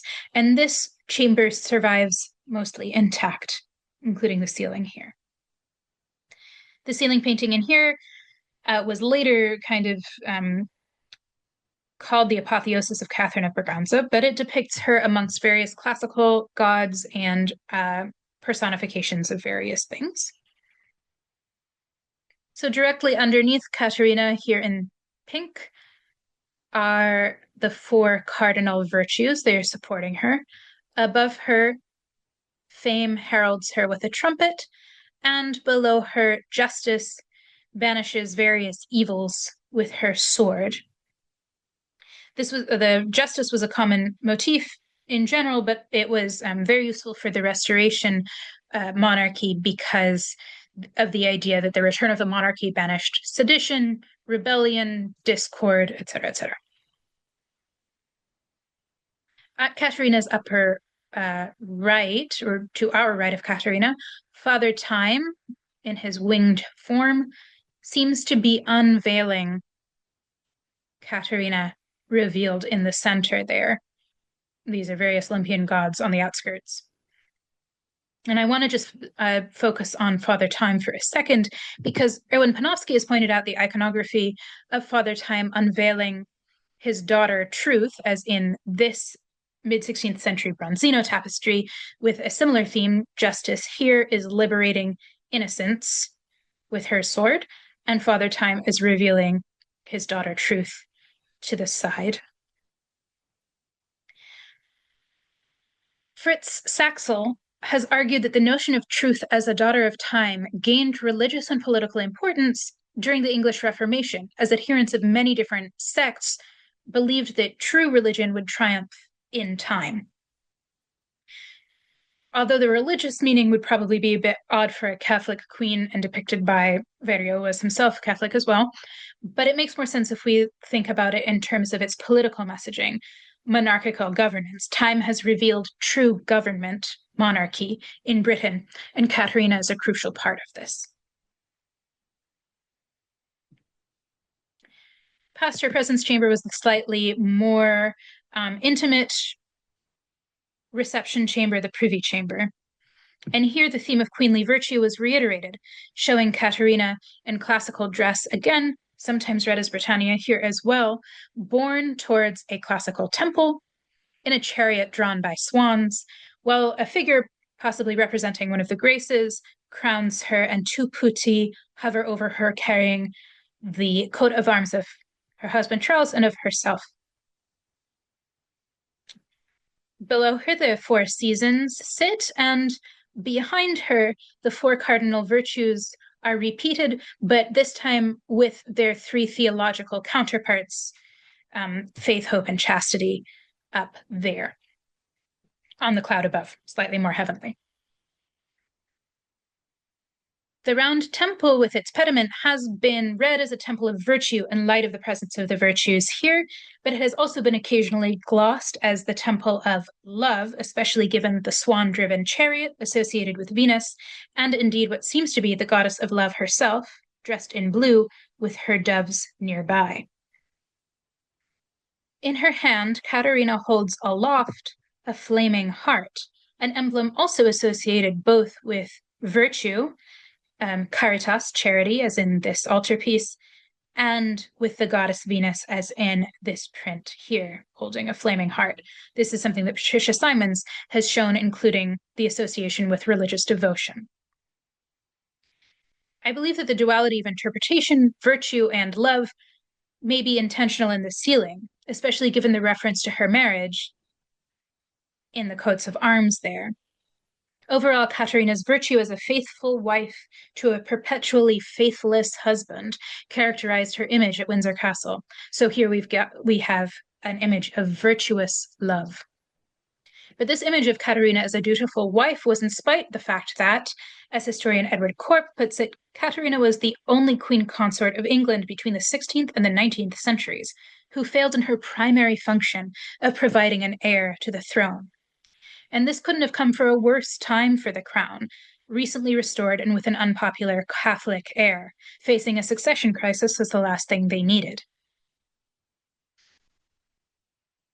Caterina's problematically infertile body was perhaps amalgamated with Britannia's at Windsor Castle as a way to allegorically perfect her real-life imperfections.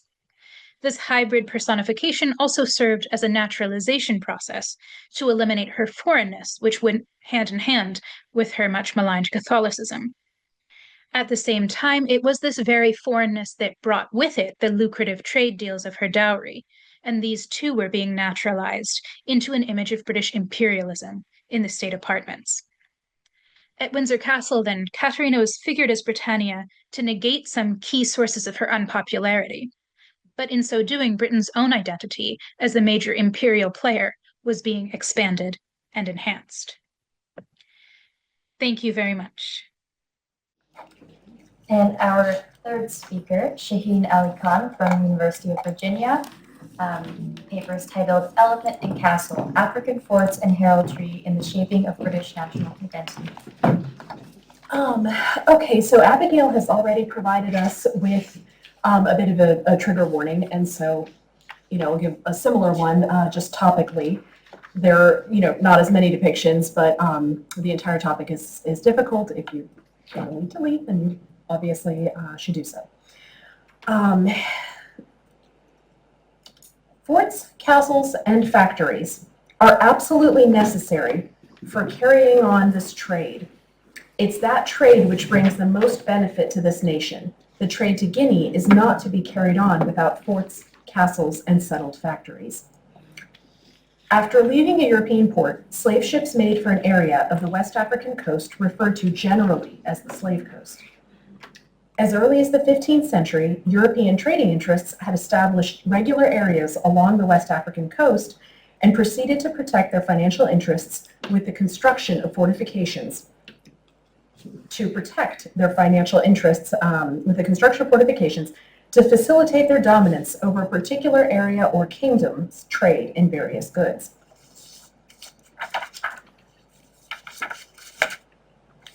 European powers consolidated the exploitation of the African continent by establishing these trading outposts along the coast. 18th century historian James Wallace stated that the slave trade from Africa was known to the Portuguese ever since the year 1442. Not long after, the Portuguese began to establish these trading outposts. Though they were originally intended to facilitate the market in gold, ivory, and other natural resources, they were rapidly repurposed to augment the growing trade in African captives. The Spanish soon joined the trade, establishing their own ventures. Then the Dutch, Danish, French, and British though the Dutch were stated to be in a manner the only considerable traders to Guinea prior to the establishment of Britain's Royal African Company.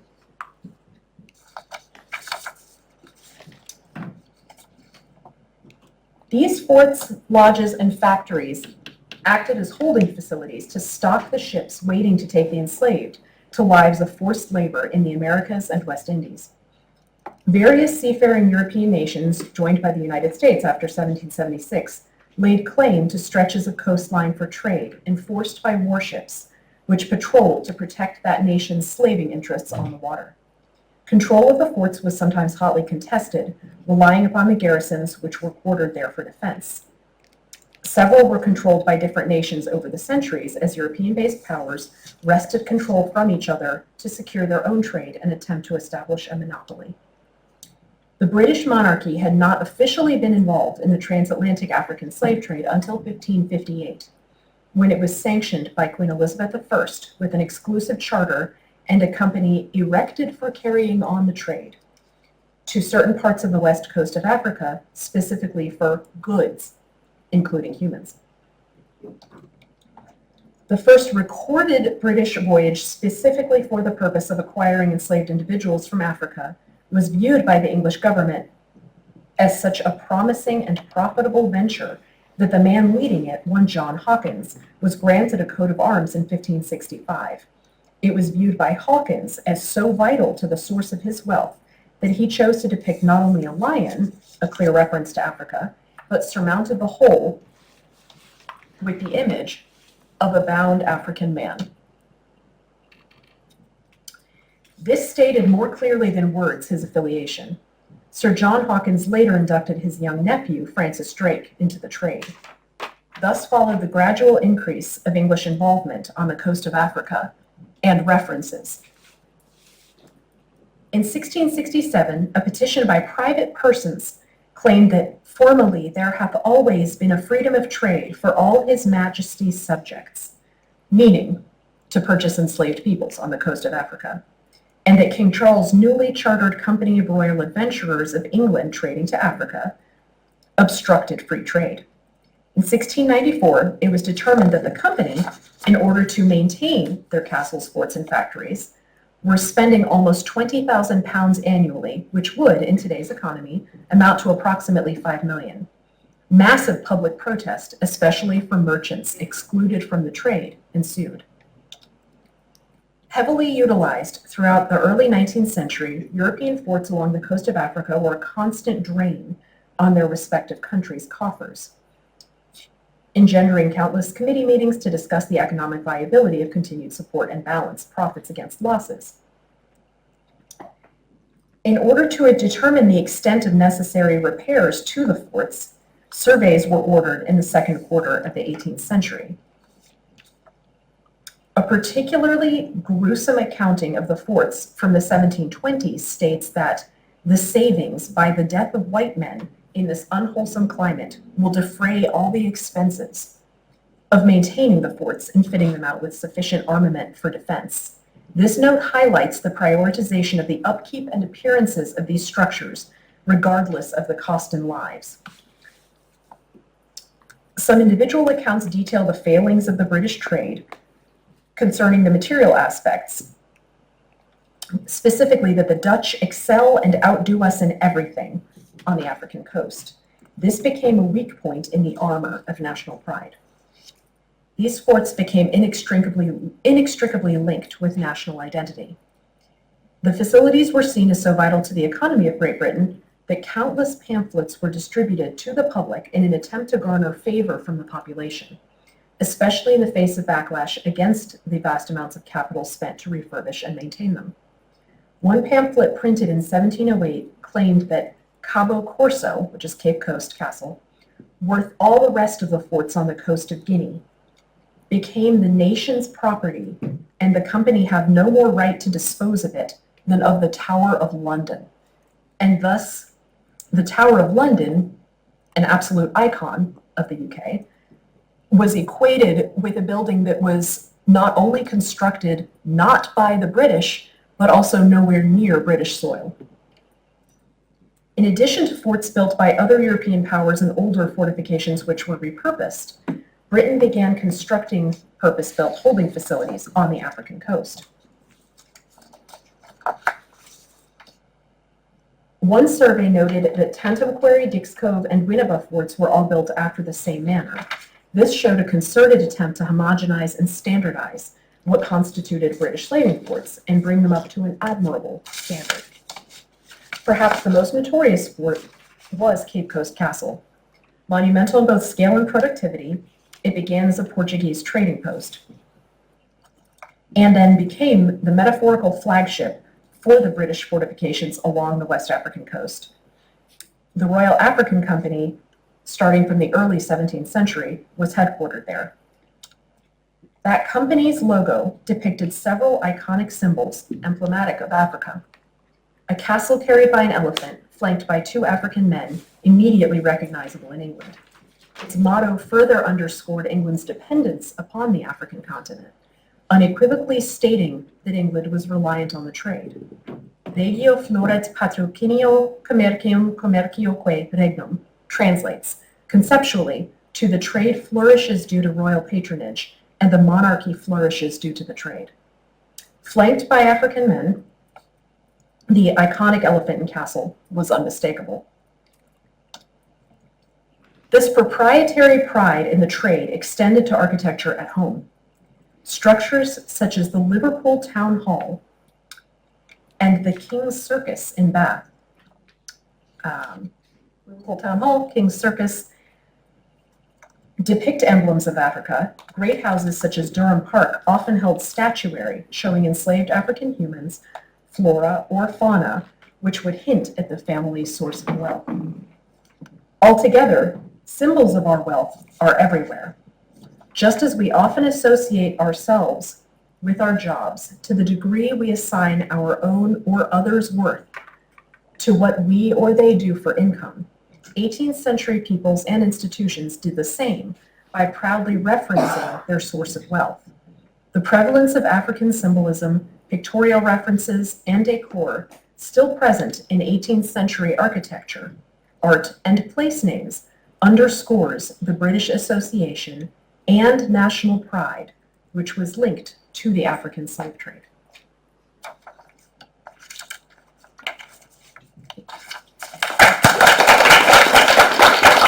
Thank you both. That was a really great panel and lots of really stimulating parallels to talk about. I'll start with a question that's perhaps a difficult and unfair one, but don't feel, it's just food for thought. Don't feel pressured to, give a perfect answer. I guess a common thread through your papers is, just how embedded empire, race, slavery are in not just British art, but British culture and identity. Like with Abigail, you have, Wedgwood being such an iconic, British part of British identity, and it's part of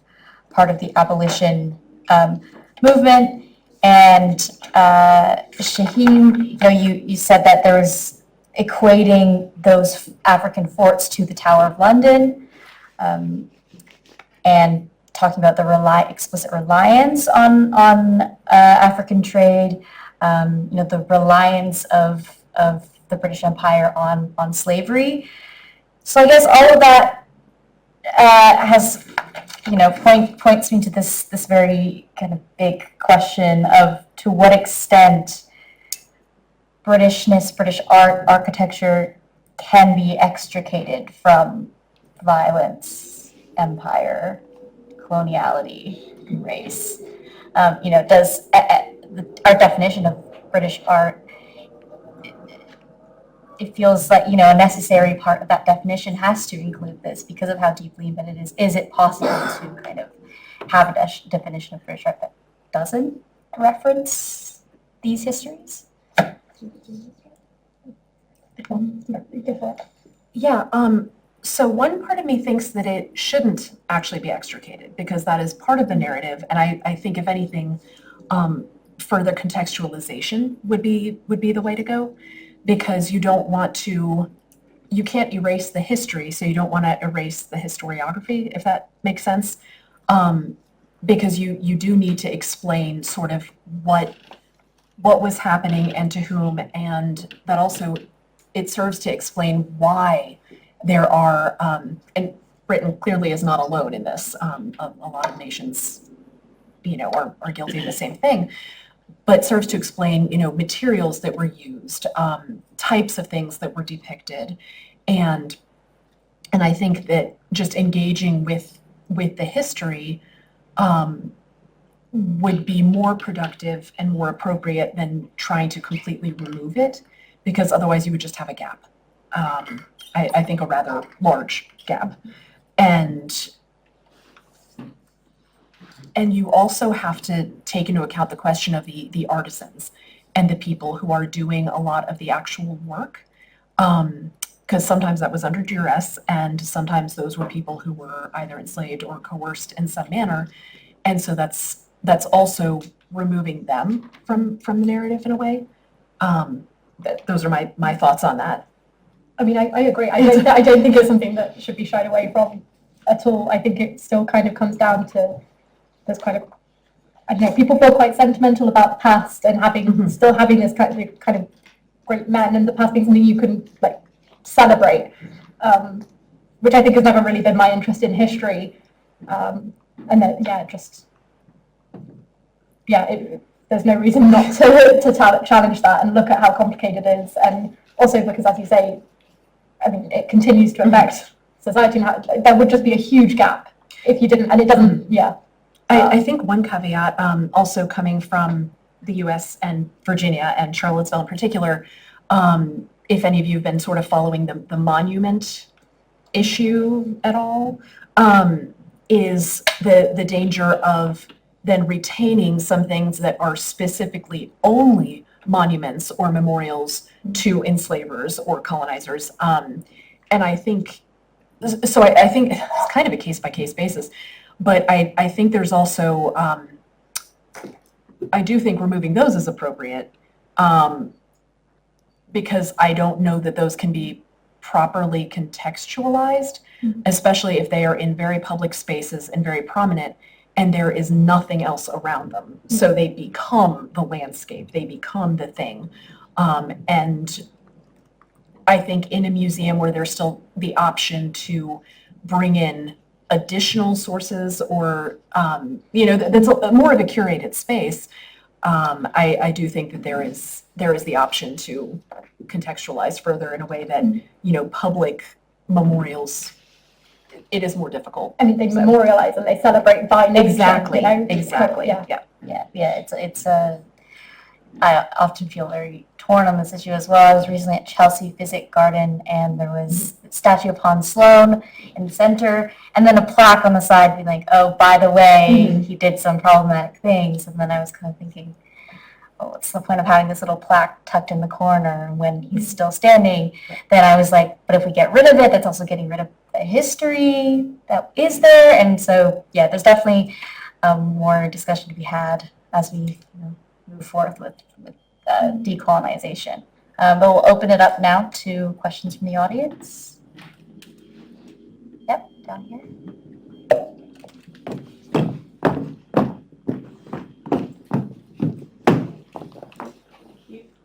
I had a very specific question. I wonder whether you could, Shaheen, whether you could speak a bit more about the elephant and castle as a kind of iconographic motif or set of symbols.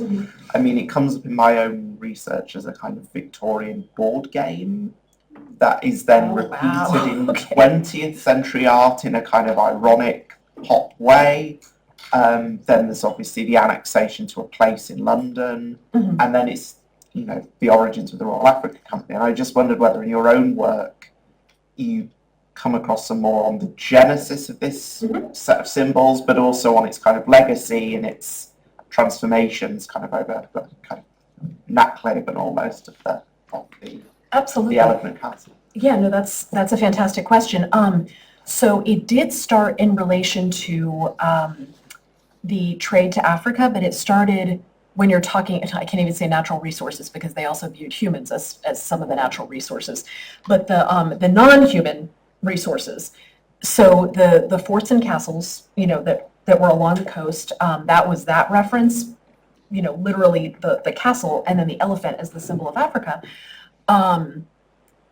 And so it was supposed to underscore the strength of Africa, being the elephant, supporting the British castle, which was sort of the symbol of the colonial or monarchical power.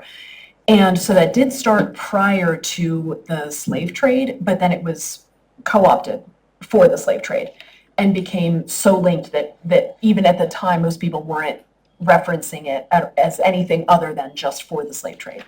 And so that continued, and it showed up in a lot of the 18th century work, in particular, that I'm looking at, the elephant and castle, although they didn't refer to it, actually, they might have referred to it at the time as elephant and castle, or just the elephant and the castle. But that was just the kind of the symbol, and as soon as you saw it, you knew it had to do with the slave trade. And so that was, it was stamped on things, it was printed on pamphlets, it was a very commonly seen sort of symbol that immediately told people what a work would be about, or what the source of wealth was, or what it concerned. I had no idea that it was also included in a board game. I have some feelings about that, but it's unsurprising. And I remember having the epiphany a few years ago when I was on the tube, and I was like, elephant and castle, oh my god! And then I looked into it, and the mayor, governor, person in charge in the 18th century of that district was heavily involved in the slave trade, and so it is a direct reference, the tube stop. So I'm not sure if that answers your question. Yeah. Yeah. Are there other questions? Yep.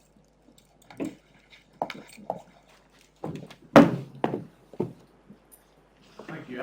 I've just got another question about the Royal African Company, actually. I was just, it sounds for me from what you're saying about, this sort of effort to, create its own heraldry, iconography. It's trying to make itself appear respectable, associated with the traditions of the English gentry, etc. How successful do you think it was in doing this? How, quote unquote, respectable did the RAC make itself, perhaps compared to the East India Company, which of course, you know, became a sort of cottage industry of... Right. I would say that it was mixed. That's also an excellent question. That one's a little bit more difficult for me to answer just because it's so complicated. But I would say that was mixed because there were already abolitionists from a very early period who were like, this trade is disgusting, it is, you know, abominable. Slave traders were seen as being, you know, it like compared to other types of ship captains, it wasn't seen as being as admirable a trade or a you know, type of venture, but that also had to do with some of the physical conditions of the ships. And so it was like kind of anybody who could put up with being adjacent to those conditions, you know, was kind of a vile human, which I agree with. But they were still seen as gentlemen in some ways. And so it sort of depended on what the government could get out of it. And so they were respectable when they could get something out of them, and they were not respectable when, you know, they were against them. I know that most of the really wealthy aristocrats were involved in some way. And so I would say especially the people who were sort of one step removed from actually being on the vessels were seen as being much more respectable. And, you know, if you had wealth and you had plantations, you were still pretty directly involved. But that was, you know, it was so ubiquitous, and these families, you know, they were, this is also during the rise of mercantile power. And so a lot of folks that were involved in the slave trade got their money because of the slave trade. And so they weren't members of the peerage, but they became more wealthy and therefore more powerful, especially when they started being able to serve on councils and being, you know, elected to parliament. So there was like a massive shift in political power. And it was because the slave trade allowed that, because of the wealth. And so there was the sort of respectability that was inherently associated with wealth and power, but also kind of whispered about. If that, I'm not sure if that fully answers your question. Okay, yeah. Any other questions? I have a question for you. Yeah, no, I was just going to ask if you looked into the other panels on Liverpool Town Hall. I was thinking about the one of America that's quite interestingly Liverpool's entanglement with the slave trade, and it's not the typical depiction of an indigenous American, but someone from the Caribbean with a specific kind of, I think Louis Nelson's written about it. But I just thought that was really interesting as well, because I mean, that depiction isn't specifically an enslaved person, you know, it's the more heraldry and allegory and things. Right, no, absolutely. And it's also, you know, I could just include a few images, but it's not just Britain, it's not just England. I mean, it's, and the sort of four continents, which at the time they were, you know, referencing, that is a pretty common element on a lot of buildings. Like I was just in Amsterdam, and that's on, you know, exactly. And it's also funny that you should mention Louis Nelson, because he's my advisor. He's my dissertation program. So that's absolutely been a discussion. But it was very common to have these sort of stylized and often very condescending or, you know, patronizing images, you know, to represent an entire continent, you know, which is also problematical. But they became ways for people, I mean, that was the media, you know, that was what people had access to. And so often things were sensationalized but they were also simplified and stylized so people could immediately recognize them. And so that's what you would see. Yeah. And but they're quite a lot earlier than on the dome you get a statue of Britannia later, even over the top of the rest of Europe. Absolutely, Yeah. that's absolutely what it is. Or the figures paying homage to Britannia. Everywhere, yes, like in Sarah's presentation. I have one final question. This term was used by someone in the last panel, I'm not sure, I don't remember which of the speakers, the idea of peripherality. I was thinking about that when looking at Abigail, those paintings, showing these very sublime, placeless landscape scenes of shipwrecks, and then also Shaheen, like the maps of the forts. They're all the commonality of them being not England or not Britain, and it's interesting taking these clearly very peripheral, foreign, faraway places, but trying to get people at home to connect with them through affective means and through the pamphlets of trying to get English people to care and want to find them. So I guess, I just wondered if you could both elaborate a bit more on that, on like space and affect and the, I guess, tools that were used to invoke a sense of connection in this empire that's so vast.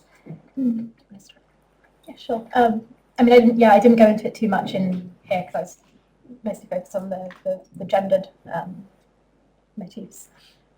But yeah, as you say, it's sort of picturesque and sublime landscape conventions have been written about quite a lot. Jeffrey Albach's work on like the homogenization of empire has really a way of, I suppose it crafts a wider identity, but also erases all of that diversity at the same time. Sorry, I'm not sure I'm answering the question very well. I thought it was interesting how those those paintings are meant to evoke sentiments and showing like the universality of human emotions, by comparing it to the domestic setting. But it's such universal human messaging, but set in this very wild, exotic, dangerous setting. So it's an interesting contrast. It's interesting that similar methods are being used for very different aims in the two images and those like entangled origins. No, absolutely. And I thought that question made me think of another thing that also speaks to the previous question we just had, sort of the affectations or the performative nature of some of what was going on with the people that were involved in the trade, particularly the captains. It was vital to them to be seen as gentlemen, to be seen as appropriate, to be seen as legitimate. And so there were a lot of very superficial sort of, performative affectations to do this. And so this involved like clothing and mannerisms, and, they would invite each other onto, their ships to have tea with like hundreds of enslaved people that were bound, right? So just this complete disconnect. And also at home, they were, or on the, in the plantation setting, either, in the Caribbean, most commonly at the time, it was very important, for their wives to have all of the best things and for their daughters to marry the right person, which would have been usually the son of another planter. But then the other part of the question, I completely blanked and I just had that, with travel logs. So I mentioned the sensationalism, and so you started getting travel accounts. Some people who may or may not have gone on a slaving voyage. There were some accounts that were already published, like Falconbridge published pretty early, Stanfield, Bozeman. There were accounts out there, and the most reliable ones actually were from surgeons, or from the slave ship surgeons, and in the late 1780s, 1790s, there was a committee established to look into, there was a big push for the abolition of the trade, of the transatlantic trade, and so a committee was established, and there was a lot of testimony, which people were testifying, from both sides, but, and I say from both sides, meaning the white men who were for it and the white men who were against it. Those were the two sides I'm talking about. And, but there were travel materials published that were invariably sensationalized. So it was like a combination of a travel log and like a penny dreadful, because they would deliberately emphasize aspects that were awful, but it was like people choose to watch horror movies, So it was that kind of thing. So people could be scandalized, but there is also information in there that is accurate, and so that was getting out. But so they were simultaneously trying to get people interested by horrifying them in a way. So yeah. So that's also complicated. Yes, yeah. But thank you both.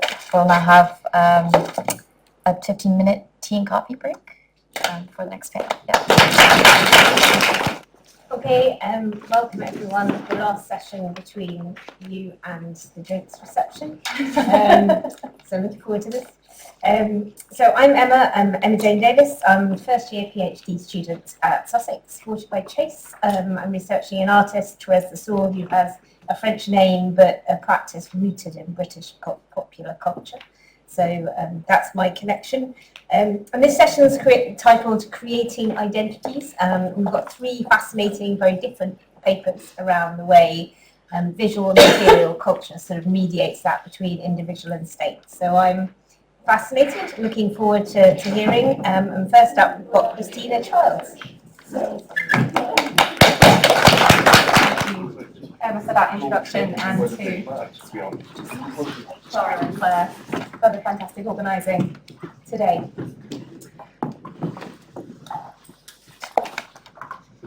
In December 1944, Special Branch agents seized the materials for Free Union's Union Libre, a journal being produced by a loosely associated group of surrealist artists and writers in Britain. The reason why they were impounded has been subject to some disagreement. Michel Remy, in his 1999 survey, Surrealism in Britain, recounts that the confiscation took place during a raid on the premises of London anarchist printing house Freedom Press, who were in the process of publishing the review. He writes, "The police were hoping to find documents hostile to the nation, or that threatened its security and gave evidence of spying activities.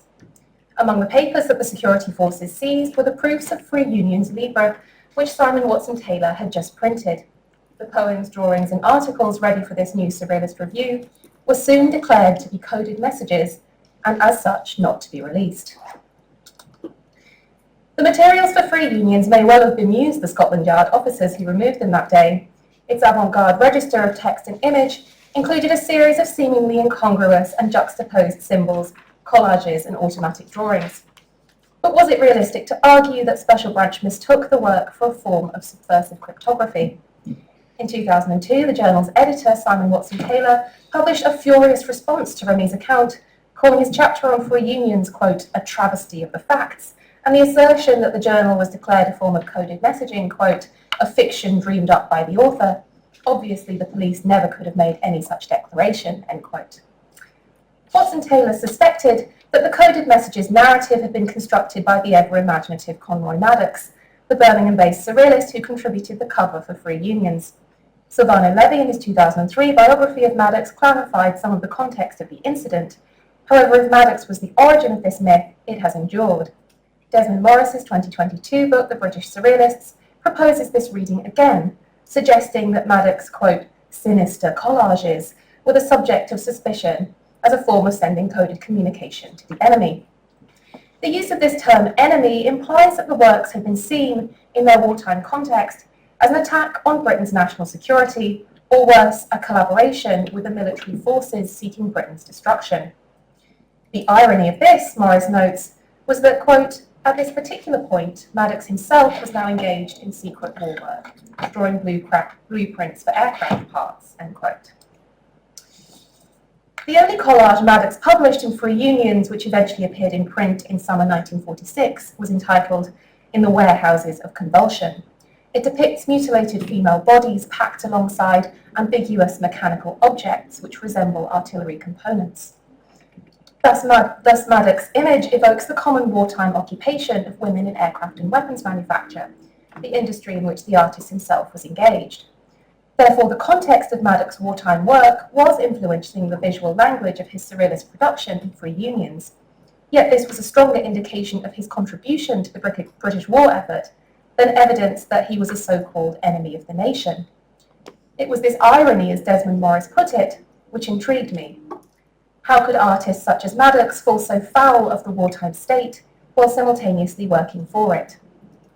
In this paper, I will highlight how several other contributors to Free Unions sought to assist the war effort through collaboration with the British government. They were involved with both undercover activities to support European anti-fascist resistance movements and in broadcast propaganda to enemy-occupied territories. I will argue that while not directly constituting so-called enemy code, aspects of Free Unions were influenced by the covert wartime communication techniques its contributors were engaged in producing. I will seek to draw out some of the paradoxes and contradictions of this position, where artists and writers worked for the wartime state, shaping perceptions of Britishness abroad, while simultaneously seeking to critique its aims and ideology at home. I will also consider how Free Unions and its confiscation reflected attempts to construct both enemies and allies of British cultural identity. At the beginning of the war, the Surrealist group in England had been divided over its political purpose, and throughout the war years, leadership struggles limited possibilities for organising and collective artistic production. Simon Watson-Taylor was a young actor and poet who sought to combine his interest in surrealism with anarchism, supported by his involvement with the Freedom Press anarchist group, who published the anti-war newspaper War Commentary. In his introduction to Free Unions, Watson-Taylor envisaged the journal as providing an opportunity to unify the surrealists. So as not to reignite political conflicts, Watson-Taylor insisted that, while inspired by the anarchist thinking of its contributors, the journal should make no direct political statements and should crucially not constitute any form of propaganda. However, if this was Watson-Taylor's intention, it appeared Special Branch didn't initially agree. The Free Union's material was confiscated during a series of raids targeting members and associates of the Freedom Press group, seeking to gather evidence of subversive propaganda. It led in April 1945 to the prosecution and imprisonment of 4 of its members under the Wartime Defence Regulations Act. The evidence for their conviction were passages from War Commentary, deemed to have the potential to incite mutiny and disaffection amongst the armed forces. The context of the trial has recently been discussed by historians of British anarchism, Clarissa Honeywell and Rob Ray. I will refocus the visual content of Free Unions and War Commentary, and how this may have contributed to this government crackdown on both the anarchists and surrealists. I will concentrate on the work of the artists who contributed to both publications, John Allday and Philip Sansom, seen here after their release from prison.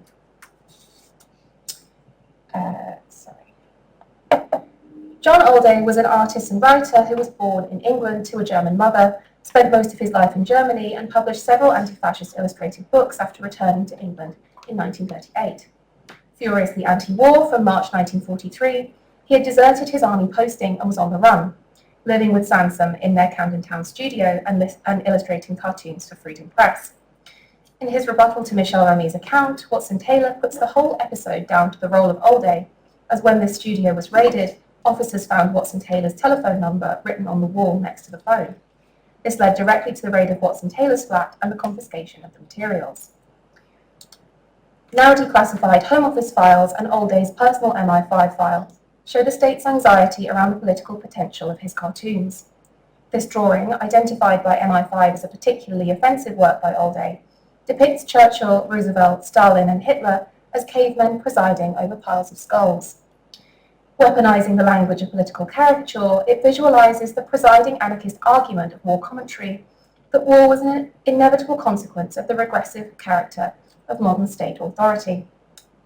While this work doesn't initially appear surrealist, censored letters between Allday and Watson-Taylor show the cartoonist's interest in the movement, leading to his eventual contribution of a surrealist poem to Free Unions. Mirroring the compositional elements in this work also suggests a surrealist tendency. The piles of skulls recur across a pictorial bridge, provocatively linking the positions of the Allied and Axis powers. In the lower right of the image, 2 rats confront each other, echoing the meeting of Churchill and Hitler. The animals appeared to be shocked by the likeness they bear to one another. This sense of rupture evokes the distressing experience of confronting the twin or double described by Freud in his 1919 essay on the uncanny, a theme commonly recreated in surrealist images. Elements of doubling can be seen again in War by Philip Sansom, featured in the final version of Free Unions. The symmetry in this image creates a form of traumatic splitting, with dual faces mocking both ecclesiastical and military figures of authority.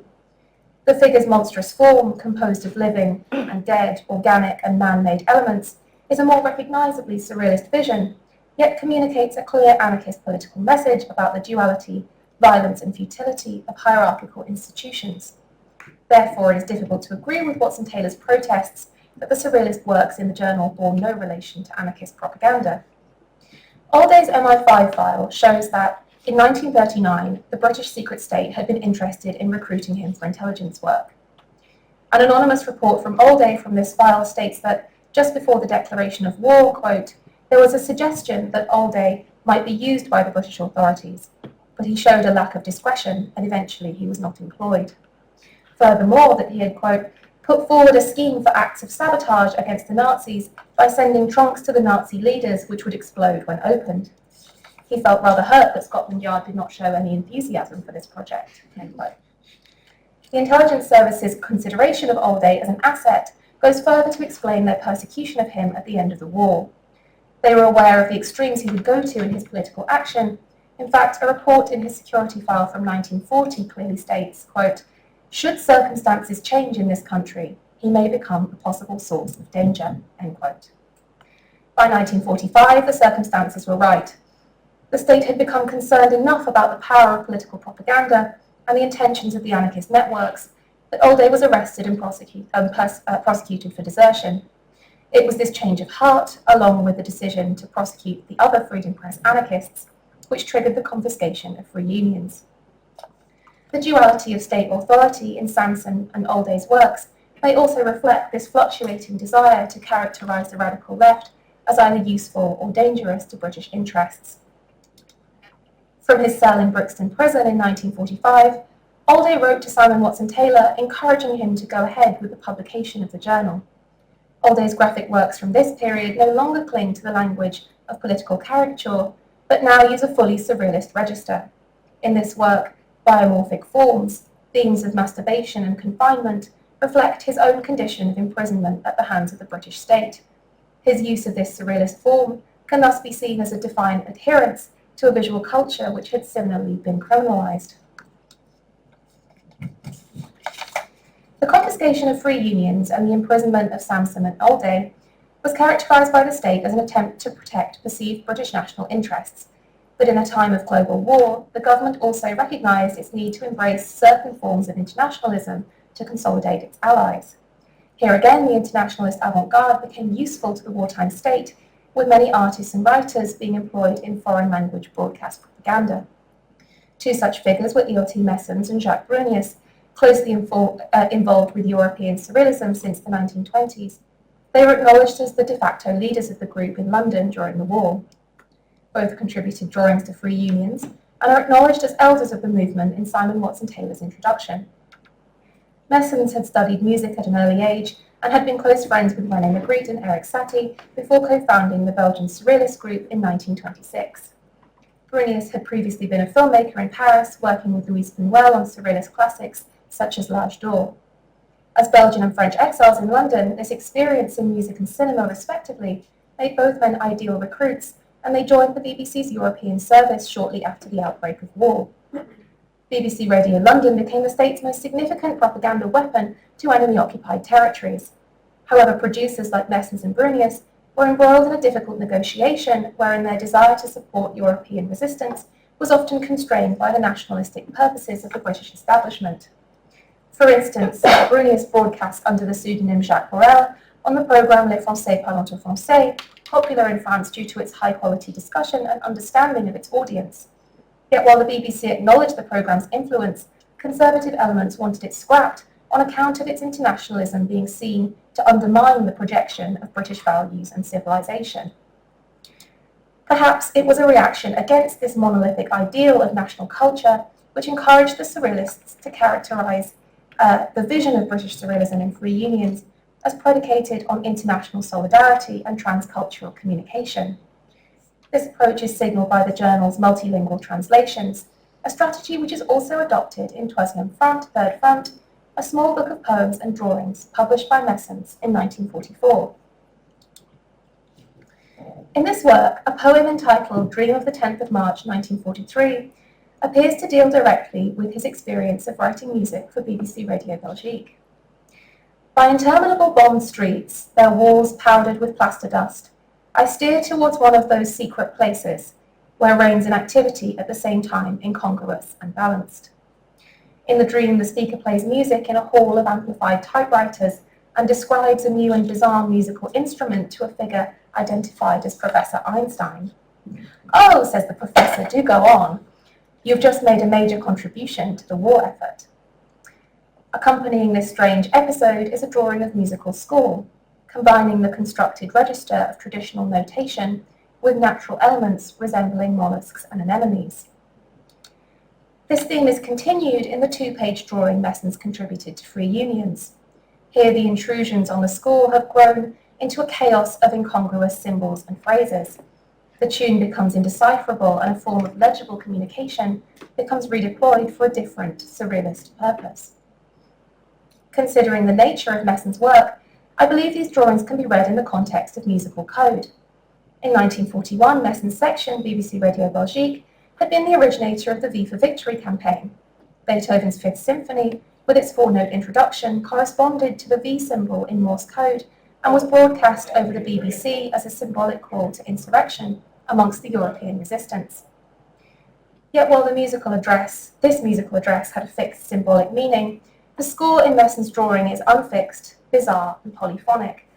The military allusion of Messens' title Third Front suggests a surrealist intervention into this field of cultural warfare, but rather than seeking to project a legible form of propagandist communication, often embodied in broadcast work, Messens' drawings and poems embrace the decrypting and recrypting of multiple symbolic codes to undermine the concept of a single national voice.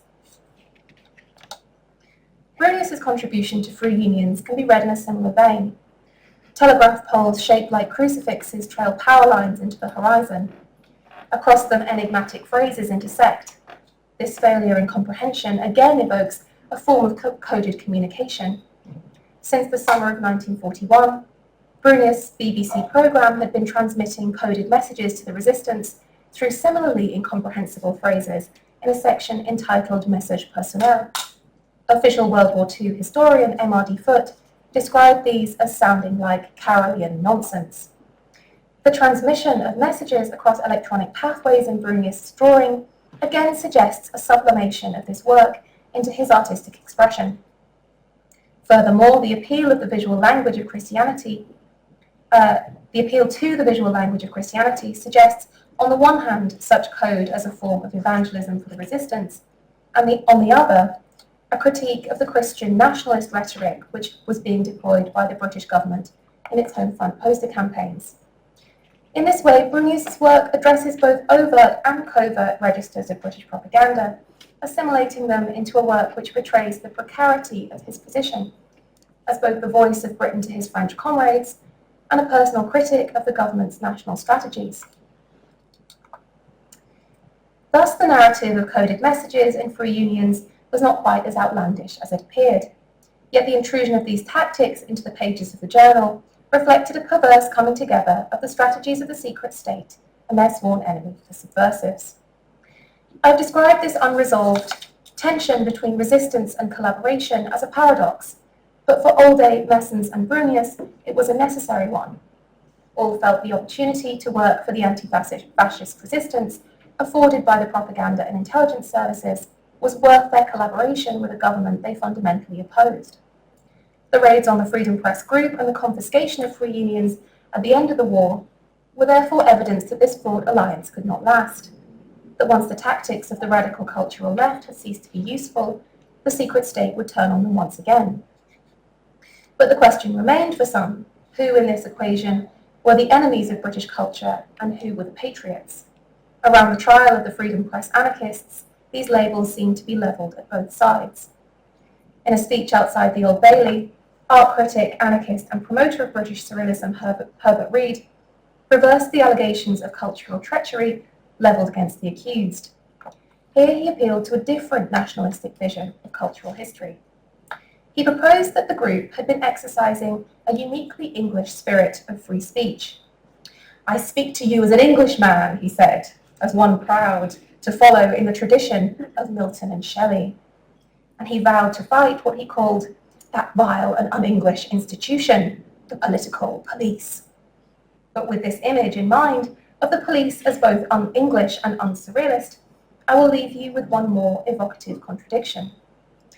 Writing in War Commentary immediately after the raid and confiscation of free unions, Simon Watson Taylor recalled that a day later, the Special Branch Sergeant returned to his flat, announced that he'd been interested in the work of the Surrealists for some time, and asked if he could join the movement.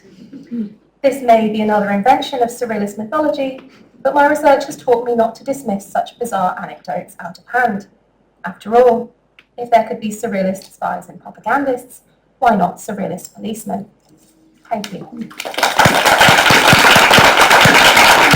So next up, as you can see on the screen, we've got Ed Kettleburn from the University of Bristol. Over to you, Ed.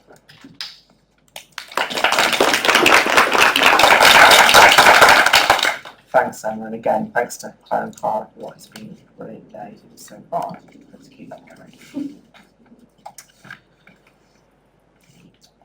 On the 25th of March 1962, Pop Goes the Easel aired on the BBC as part of its Monitor series of arts programmes. Directed by Ken Russell, audiences were introduced to 4 young artists, all of whom were students or recent graduates of the Royal College of Art: Peter Blake, Pauline Boty, Peter Phillips, and my subject today, Derek Boscia. As Lisa Tickner has noted in her masterful account of Russell's film, the segment dedicated to Boscia is notably political. Whereas Blake, Phillips and Boty are mostly silenced by the elaborate swinging scenarios that animate the programme, Boscia details his art and opinions at length via voiceover. We first see the artist in his bedsit, his wall adorned with a poster of Lenin. And seated at the breakfast table, we see him staring intently at the toy rocket pulled from a box of Kellogg's Sugar Smacks.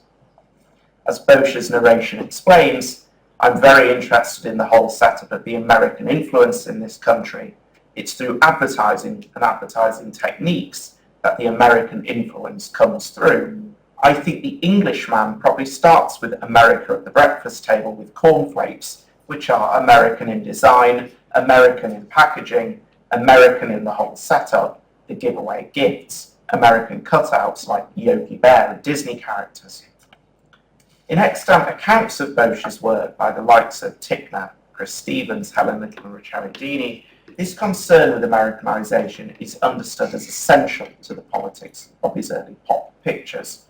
And it is a well-established point that Boscia was inspired by popular, critical, incisive texts such as Marshall McLuhan's Mechanical Bride, Vance Packard's The Hidden Persuaders, Daniel Borstein's The Image, and John Kenneth Galbraith's Affluent Society. However, I want to place a new emphasis upon the notions of Englishness and Britishness that Boscia positions as the counterpoint to American influence, and to demonstrate that his work was not only a catalogue of leftist fears, Cold War consumerism from across the Atlantic, but an incisive interrogation of their obverse dependence upon domestic and colonial constructs. In post-war Britain, the ideologies of class, nation and masculinity became fragile sutures of the subjective wounds posed by economic and post-imperial declinism. Writing in 1964, the Marxist intellectual and historian Perry Anderson declared Britain to be in the throes of a profound yet cryptic crisis, undramatic in appearance but pervasive in its reverberations. As the historian David Edgerton neatly summarises, the situation was one of anxious and rivalrous malaise, a sense that Britain was underperforming and sclerotic vis-à-vis its continental neighbours and the United States. But what is most significant here is the unit of analysis. the question of which could unite figures as far apart on the political spectrum as Anderson and Enoch Powell, the British nation. In his revisionist history of 20th century Britain, Egerton details how the British nation was not the product of empire, but rather a specific outgrowth of the Second World War and the decline of Britain as a global imperial and economic force. And to specify by nation, I follow Egerton in understanding this to signify a distinctive economic, political and social unit within the borders of the United Kingdom, a new ideological and material entity with its own political history. In Labour's manifesto ahead of its 1945 election landslide, socialism, class, empire and the nascent concept of the Commonwealth were all eschewed. A programme of government and a nation was the order of the day. Bosch's 1961 canvas, England's Glory, features prominently in Russell's shots of the Royal College studios, and it proves an exemplar exploration of how the new ideologies of nationhood became entangled with the formation of class and subjective identity. The work takes its title and initial subject from a brand of matches, a box of which occupies the top third and bottom edge of the canvas, as if a film strip were reeled around the stretcher bar. And significantly, the box is eaten into by the Stars and Stripes, again pointing towards pervasive concerns with Americanization. However, I think the most suggestive, vital element of the painting is not found within the reproduced packet, but rather is located in the centre, the point in which the gaps in our figurative film reel break down. Here, an explosion of painterly red, white and blue brushwork breaks forth, cloud-like atop a wonky Union flag and a tonked magazine article. Within this fragmentary section, a cartoonish bubble is inscribed with Nelson's famous signal before Trafalgar: England expects every man to do his duty. And this is a reference that places squarely in Bosch's childhood. Born in Portsmouth in 1937, the artist's father had spent 29 years in the Royal Navy, served in 4 major conflicts, and then settled down to life as a pub landlord. Bosch was always fiercely proud of his working-class background, but in recalling the detail of his dad's life in interview, he could never fully divorce this from an identity couch, not in terms of labour, but rather in terms of military service and the matter of birthplace. Next to the cartoon speech bubble, Bosch has positioned the fashionable shape of a tie, a motif by which this painting's thematisation of class and post-colonial subjectivity drills down to the level of subculture and the streets. Bosch was, in his own words, always dressy, a trait he attributes to his father and to his class. If you go into a pub in the 50s, you go in the public bar, and it was working class, and everyone's dressed up in their Sunday best. Tall and striking, Bosch in jeans, polo neck sweater, short haircut, or in sharply cut suit and tie, was the epitome of a mod, twisting with Boaty at the end of Pop Goes the Easel, and even hired to appear as a dancer on Ready, Steady, Go in 1963. Tom Crowe's monograph on the hidden mod in modern art has already traced the role of mod subculture throughout the art and culture of 60s Britain, but missing from his volume is both the example of Bosch and any discussion of the matter of the modern race. For as Dick Hebdiger has prioritised, the mods were, to quote, the first in a long line of working class youth subcultures which grew up around West Indians, responded positively to their presence, and sought to emulate their style. In the hands of the mod, the mystifying aspect of the colonial stereotype was thereby preserved and turned into a virtue, a working class subculture embracing the discourse of metonymic unknowability. Such became a means of rebellion. Now, here is not the place to analyse the harmful potential of such identification for Black Britons. However, I want to simply suggest that England's Glory displayed a remarkably acute awareness of the interdependence of subculture and fashion with the trajectory of post-colonial Britain. The Bosch's tie is, of course, in red, white and blue, a miniature badge-like image of Britannia reproduced on the surface. And as Chris Stevens has adroitly noted, the tie's stripes are echoed by thick brushstrokes of black, green, white and red, plastered over a grid of miniature Union flags. colours of both the Arab Revolt and the Pan-African movement. The style of the mod soon went mainstream, with graphic renditions of the Union flag and sharp style spearing both the British invasion pop music and the rather less thrilling environs of Ambassador, the British export magazine. The forging of the nation state thereby began to co-opt the ironic, disenchanted positions of those like Bourchier, who it had otherwise alienated and marginalised. England's glory reminds us of the structural dependence of the first rendition of Cool Britannia upon the ruins of empire, and can restore to us some of the subjective import in class and race lost behind the slick glamour of pop. Now, in October 1962, a few months after Pop Goes the Easel's March premiere, Bosch's debut exhibition opened at the Grabowski Gallery in fashionable Chelsea. Entitled Image in Revolt, the exhibition paired Bourchier with his college coursemate, Guyana-born Frank Bowling. Yet despite college camaraderie and a shared history of exhibiting in the annual Young Contemporaries group shows, the grouping was dismissed as a very strange juxtaposition from the moment it opened, Pop Bourchier versus Bowling as follower of Bacon. In the Times, Basil Taylor saw a sharp division between Bourchier's membership of the so-called pop group and what he called the gratuitous character and barnstorming rhetoric of Bowling's Bacon-esque direction. And in the Studio, the division between the two artists took on an explicitly nationalistic dimension. Bourchier's British roots, national service in the army, which he hated, and deployment of the Union Jack were all played up, in direct contrast to a foregrounding of Bowling, who'd served in the RAF's Guyanese heritage. This short paper is not the place to explore the full potential of reading Bourchier and Bowling's work in tandem. That's something I tried in my PhD chapter. However, as Leon Wainwright has suggested in exploring the omission of Bowling from narratives of 60s British pop, Image in Revolt suggests an interdependence between Royal College pop's ironic deployment of nationalistic imagery and Bowling's abject images of interracial sexual relationships and post-colonial politics. In examining the surviving installation shots of the show, we see how Bourchier's work was placed in the large shopfront space directly on Sloane Avenue, as the oxymoronic nature of a joint solo show meant Bourchier and Bowling's work was often kept apart, with Bowling very literally placed in the back. Nevertheless, Bowling remained present all the same, his art pressuring the neighbouring gallery space, supposed metaphor for decolonising Britain's uncomfortable ability, or inability rather, to hold the other at a safe distance.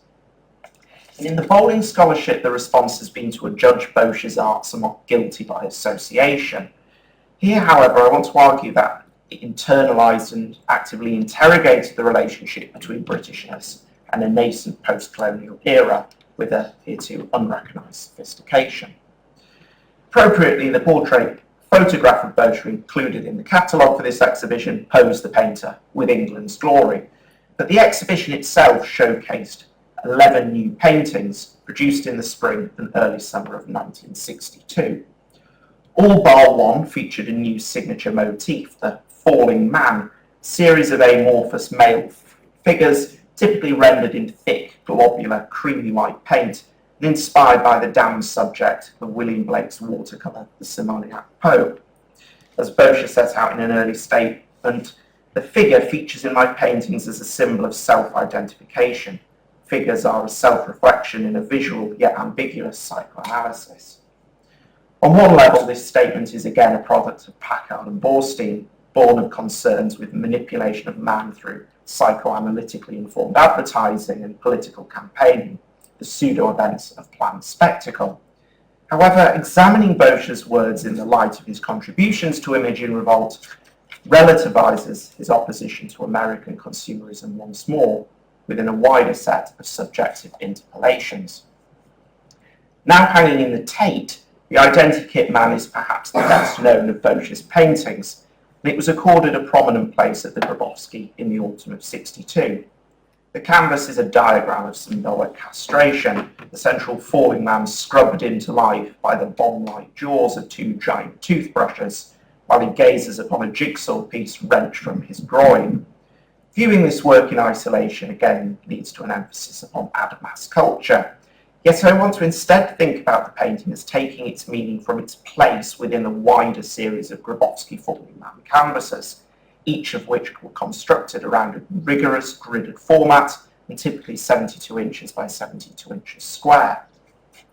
By viewing these works as a kind of frieze treating of the fate of the individual in early 60s British society, we are once again moved beyond the familiar pop themes of consumer capitalism. In Kay's special, for instance, the Kellogg's box, familiar from Pop Goes the Easel, bobs next to Yuri Gagarin's spacecraft, while the falling men metamorphosize into the distinctive silhouettes of Second World War fighter aircraft. As Edgerton reminds us and Boscher suggested, the post-war New Jerusalem was articulated as building a society fit for war heroes. And in the bizarre man versus look versus life versus time, we shift scenes to Egypt, where the falling men are now found amongst pyramids and palm trees, processing down the slope of the Great Pyramid at Giza, or at work within its mine-like shafts.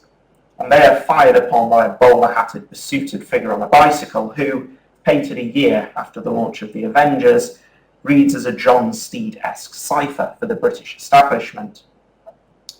Boscher rather euphemistically referred to his pyramid motif as a sign of stability, but in the context of the aftermath of the British Empire's humiliation in the Suez Crisis of autumn 1956, we should surely read the explicitly Egyptian setting deployed in the Grabowski canvases as signifying a decolonial context, one in which new subjective formations would be called forth. In the summer of 1961, the FT journalist Michael Shanks scored a bestseller with his Jeremiah The Stagnant Society. Warning of a nation on its way to the embalming chamber, he posed the following question: what sort of an island do we want to be? A lotus island of easy, tolerant ways, bathed in the golden glow of an imperial sunset, shielded from discontent by a threadbare welfare state and an acceptance of genteel poverty? Or the tough, dynamic race we have been in the past, striving always to better ourselves, seeking new worlds to conquer in place of those we have lost? Boscher's early paintings would succeed in diagnosing the conditions which gave rise to such anxieties with aplomb. On entering the Grabowski, a visitor would be confronted immediately with another Egyptian set falling man canvas. Entitled Sunset on Stability, homunculi decompose in a blur of gestural brushing, while Boscher's familiar palette of red, white and blue takes on a distinctly transitory quality, shorn of its British connotations, to be reconstituted as an American Pepsi Sun. As Boscher's art made clear, the hum of consumerist neon could never be successfully separated from the new ideologies born from the golden glow of an imperial sunset. Thank you very much. And next up we've got, and finally, finish the day, Amber Butcher from the University of Essex. Thank you, Amber.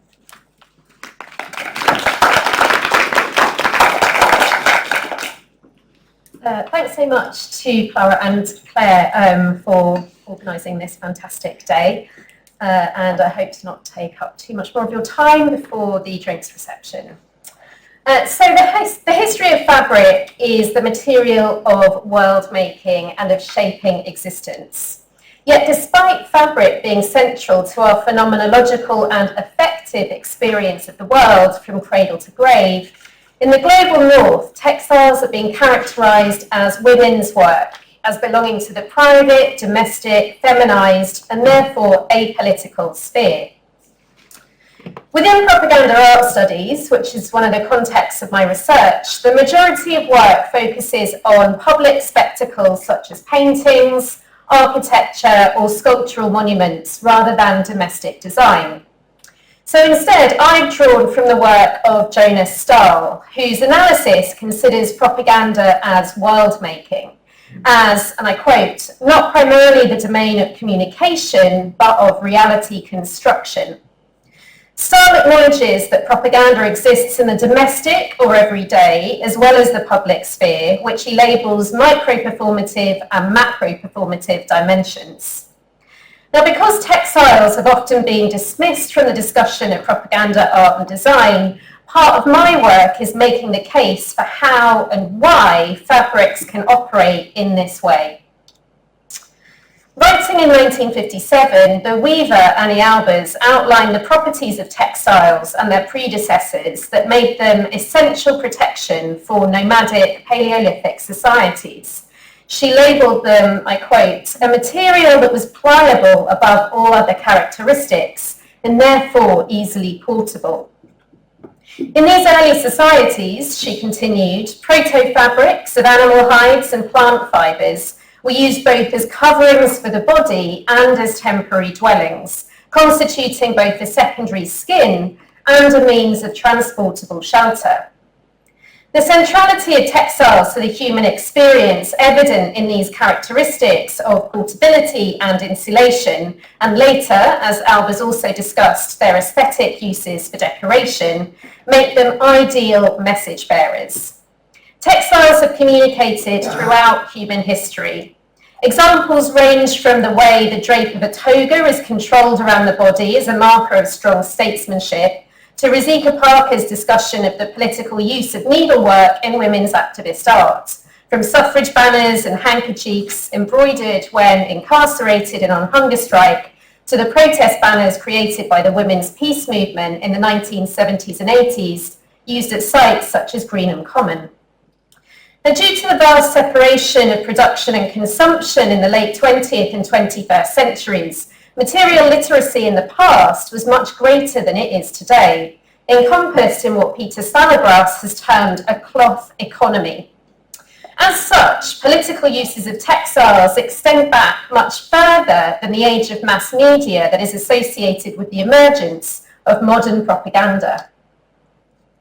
Tapestries at medieval and early modern courts were used for insulation, but also functioned as symbols of prestige, power, wealth, and propaganda. We saw this very briefly in Sarah's presentation earlier as well. Arguably the most well-known example of Western textile arts, the Bayeux tapestry, which is actually an embroidery, not a tapestry, is viewed by many recent scholars as an example of propaganda. Now, for less literate populations, pre-industrial textiles would have been understood as communicative works in liturgical settings and used to convey power through allegorical imagery at palaces or castles. The understanding of textiles as political communicators was gradually lost as printed text and image became the dominant means of mass communication, and increased industrialization slowly decreased the economic and social value of fabrics, aided by the association of textiles with women's work. Textiles still, however, play a role in state making. The characteristics of portability and durability that Annie Albers discussed ensure they can function as reliable message bearers, from flags to banners, as they can be rolled up and transported with ease.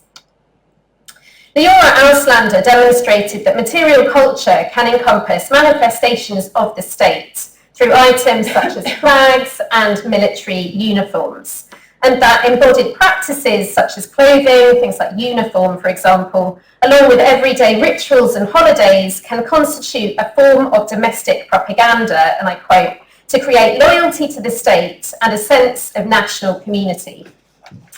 Continuing the military context, Jacqueline Atkins made substantial contributions to the field of propaganda textiles within the context of British, American and Japanese fabrics of the Asia-Pacific War of 1931 to 45.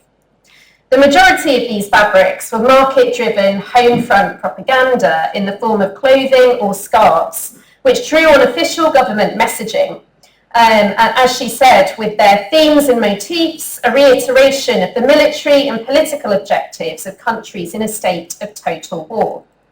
Atkins, whose research culminated in an exhibition at the Postgraduate Centre in New York, discussed the lack of focus on textiles within wider propaganda histories of conflict, stating that textiles, quote, normally perceived as neutral and non-threatening objects, instead have acted as visible markers of national unity, tangible testimony to military and national goals.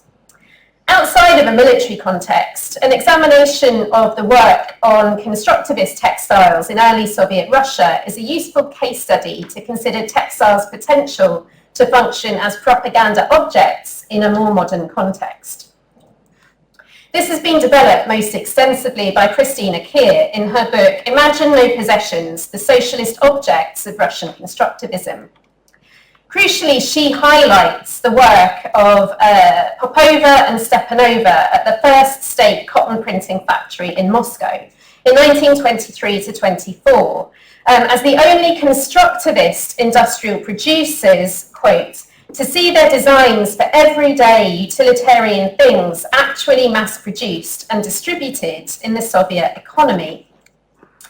Popova and Stepanova designed printed cotton calicos to be turned into objects for everyday life, from scarves, skirts and dresses to curtains and tablecloths for the home. As Keir noted, the very mundanity of cheap printed cotton fabric, with its absolute usefulness in the new everyday life after the revolution, made it an exemplary constructivist thing. Stepanova and Popova's time at the Moscow factory was short-lived, but the idea that fabrics could form part of socialist world-making continued until socialist realism overtook the more avant-garde constructivism from 1933.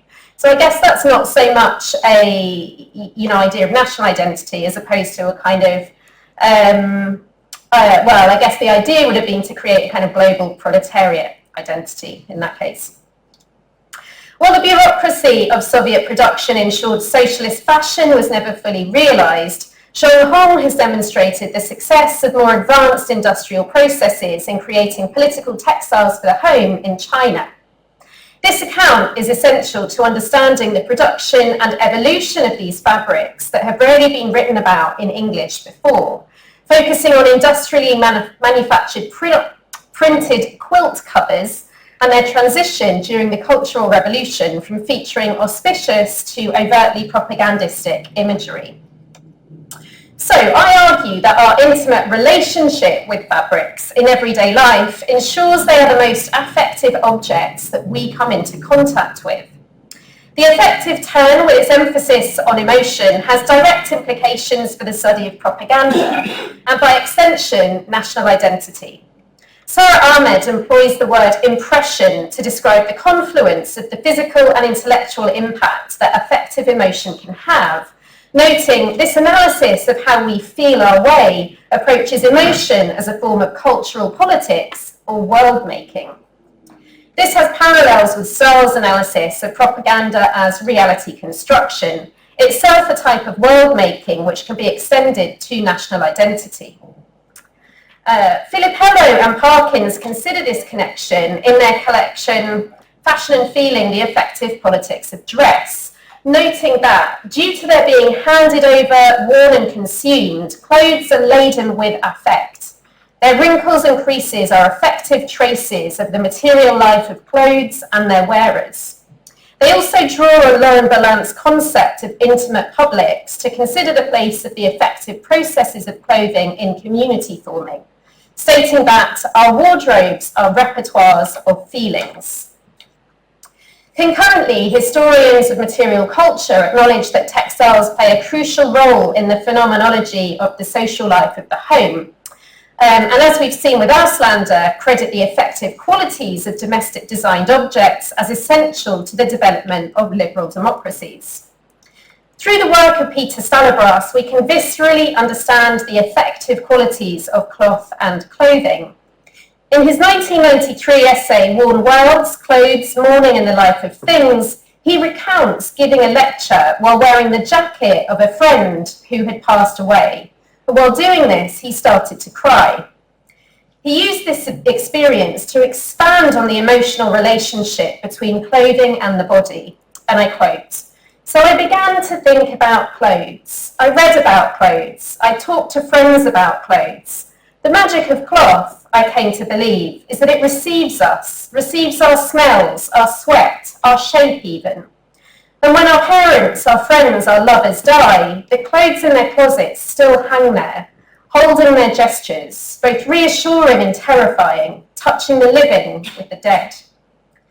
This reflection on the effective properties of cloth informed his work on clothing in Renaissance England, as he makes clear the interplay between body and the body and the materiality of textiles leads to an intimacy that encourages the ability to affect.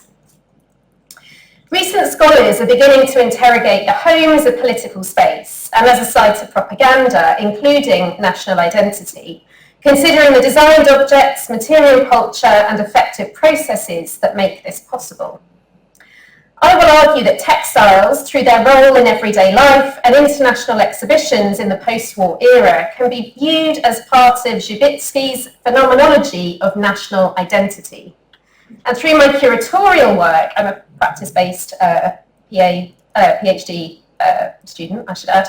Through my curatorial work, I make the argument that the emotional responses engendered by the effective haptics of textiles ensure that they can be active agents of history in Auslander's terms and can therefore encompass what Stahl would term the micro-performative dimension of propaganda. So it's useful to consider some examples. In peacetime, printed textiles have been used to tell compelling stories about nationhood, identity, and ideals, from founding myths to national heroes. This is the Trafalgar chintz from 1806. It's a cotton furnishing fabric that was block printed in Lancashire, in fact in a very small town called Sabden, that commemorates Horatio Nelson's victories on the occasion of his death. Nelson, cast as a naval hero, figures prominently in British national myth-making. In fact, we just heard a bit of Nelson from Ed. Thank you for that. His death at the Battle of Trafalgar in 1805 led to a period of national mourning and a booming souvenir industry, material evidence of public emotion. From commemorative fabrics to Staffordshire pottery, Nelsoniana was displayed in the home and worn on the body, and acted as propaganda of nation and empire building. Chintz textiles were initially created by hand by artisans throughout the Indian subcontinent and became a key commodity for the trade and later colonial power of the British East India Company. The design of the Trafalgar chintz, featuring urns, obelisks, and stylized flowers, creates a fashionably exotic pattern, evidence that many of these battles were fought against other European colonial powers on or over non-European territory. Samples of the Trafalgar chintz can be found in many museum collections, indicating that patriotic themes could be highly profitable. Glorification of figures such as Nelson can gloss over the wider implications of the battles that he fought. And he's obviously a very contested figure in history today. The Royal Navy, as an instrument of the state, was tasked with defending and expanding Britain's colonial reach at a time when the transatlantic slave trade was still operating. As such, the Trafalgar chintz can be understood within the context of design histories that consider fabric styles such as chintz and toile de Jouy as fashionable material goods, utilising the latest print technology, but also as an emotional and affective designed object operating within intersecting histories of industrialisation, colonial expansion, and state-making. We saw a great example of a roller-printed toile in Abigail's presentation earlier. Secondly, very briefly, I wanted to consider fabrics created for the Festival of Britain in 1951, which we heard a bit about from Ella as well. A century earlier, as we've already heard, all roads lead to the Great Exhibition. A century earlier, in 1851, the Great Exhibition of the Works of Industry of All Nations opened in Hyde Park with an elaborate royal procession. That exhibition, with its goal to unite art and industry, featured textiles and textile production throughout, linking them to the power and prosperity of industrialised nations. Commemorative printed fabrics were produced to showcase the technological skill of the exhibitors. Since this time, international exhibitions or world's fairs have been used to present national inventions, manufacturing and achievements to foster civic pride on a global stage through themes such as the arts, science and technology. Textiles always feature as an example of both economic and technological prowess. The Festival of Britain opened against the backdrop of post-war austerity, advertised, as we heard earlier, as a tonic for the nation. With the emergence of the welfare state and the creation of the NHS 5 years earlier, the idea was to showcase democratic values and progressive modern design. The festival star emblem shows Britannia above a four-pointed star, meant to represent the four nations of the United Kingdom.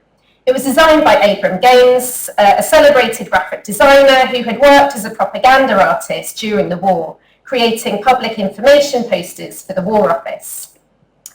The festival promoted the alliance of science and design through the festival pattern group, who used patterns provided by Dr. Helen McGaw's pioneering work into X-ray crystallography to create products ranging from clothing and carpets to soft furnishings, porcelain and glassware. These designs, with their focus on the optimistic aestheticization of science, constitute a very literal example of Cold War atomic design. They show how Britain was constructing a new post-war national identity, defining itself through ideas of progress and modernity, using mass-produced items for the body and home. The Council of Industrial Design was founded in 1944 by Hugh Dalton, President of the Board of Trade. And the aim was to help produce high-quality and well-designed products for sale at home and abroad in a competitive post-war world.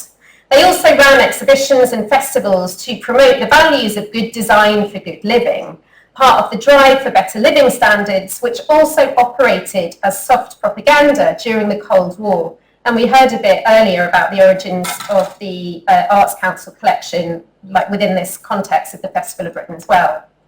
And so the Council of Industrial Design were also instrumental in the planning of the Festival of Britain. One of the designs that the Festival Pattern Group created was based on the structure for terylene, the first polyester fibre which had been drawn in a laboratory in Accrington in Lancashire in 1941. It was subsequently bought by Imperial Chemical Industries and brought to market as terylene. Synthetic fibres and the fashions they produced became symbols of progress and modernity in post-war Britain. They were used as Cold War propaganda on both sides, exhibited at international exhibitions and world's fairs. Soviet leader Nikita Khrushchev encouraged a policy known as the scientific technological revolution, while in Britain Harold Wilson spoke of the white heat of technology and the importance of harnessing science and industry for economic prosperity. But there was a much darker side to the scientific utopianism of the era. The chemical companies that produce these synthetic fibres, ICI in the UK and DuPont in America, also used their research and factories for nuclear weapons. They clothed the Cold War, but they were also part of the military-industrial complex. So I hope these examples illustrate how Britain's cloth economy was historically fundamental to the creation and dissemination of national identity throughout different historical periods, both discursively in the case of the Trafalgar chintz and the Festival Pattern Group crystallography designs, but also materially through their place at exhibitions and world fairs, and as an example of national economic and technological achievements. Thank you very much. That was fascinating. Thank you. Thank you, everyone. It was striking to me how many similar threads were drawn through, which I wouldn't have imagined on just reading the abstract. So thank you very much. So there's a few things on my mind, but I want to give time to people in the audience about everything. But one thing that struck me was a quote that you gave, and I may misquote you slightly, about looking at Bochet's paintings, and you mentioned the gap in where sort of figurative description breaks down as being the important part of the work. And I felt that tied in very well with what you were talking about in surrealism's use of duality and ambiguity and the bizarre and polyphonic score, extraordinary score you put up.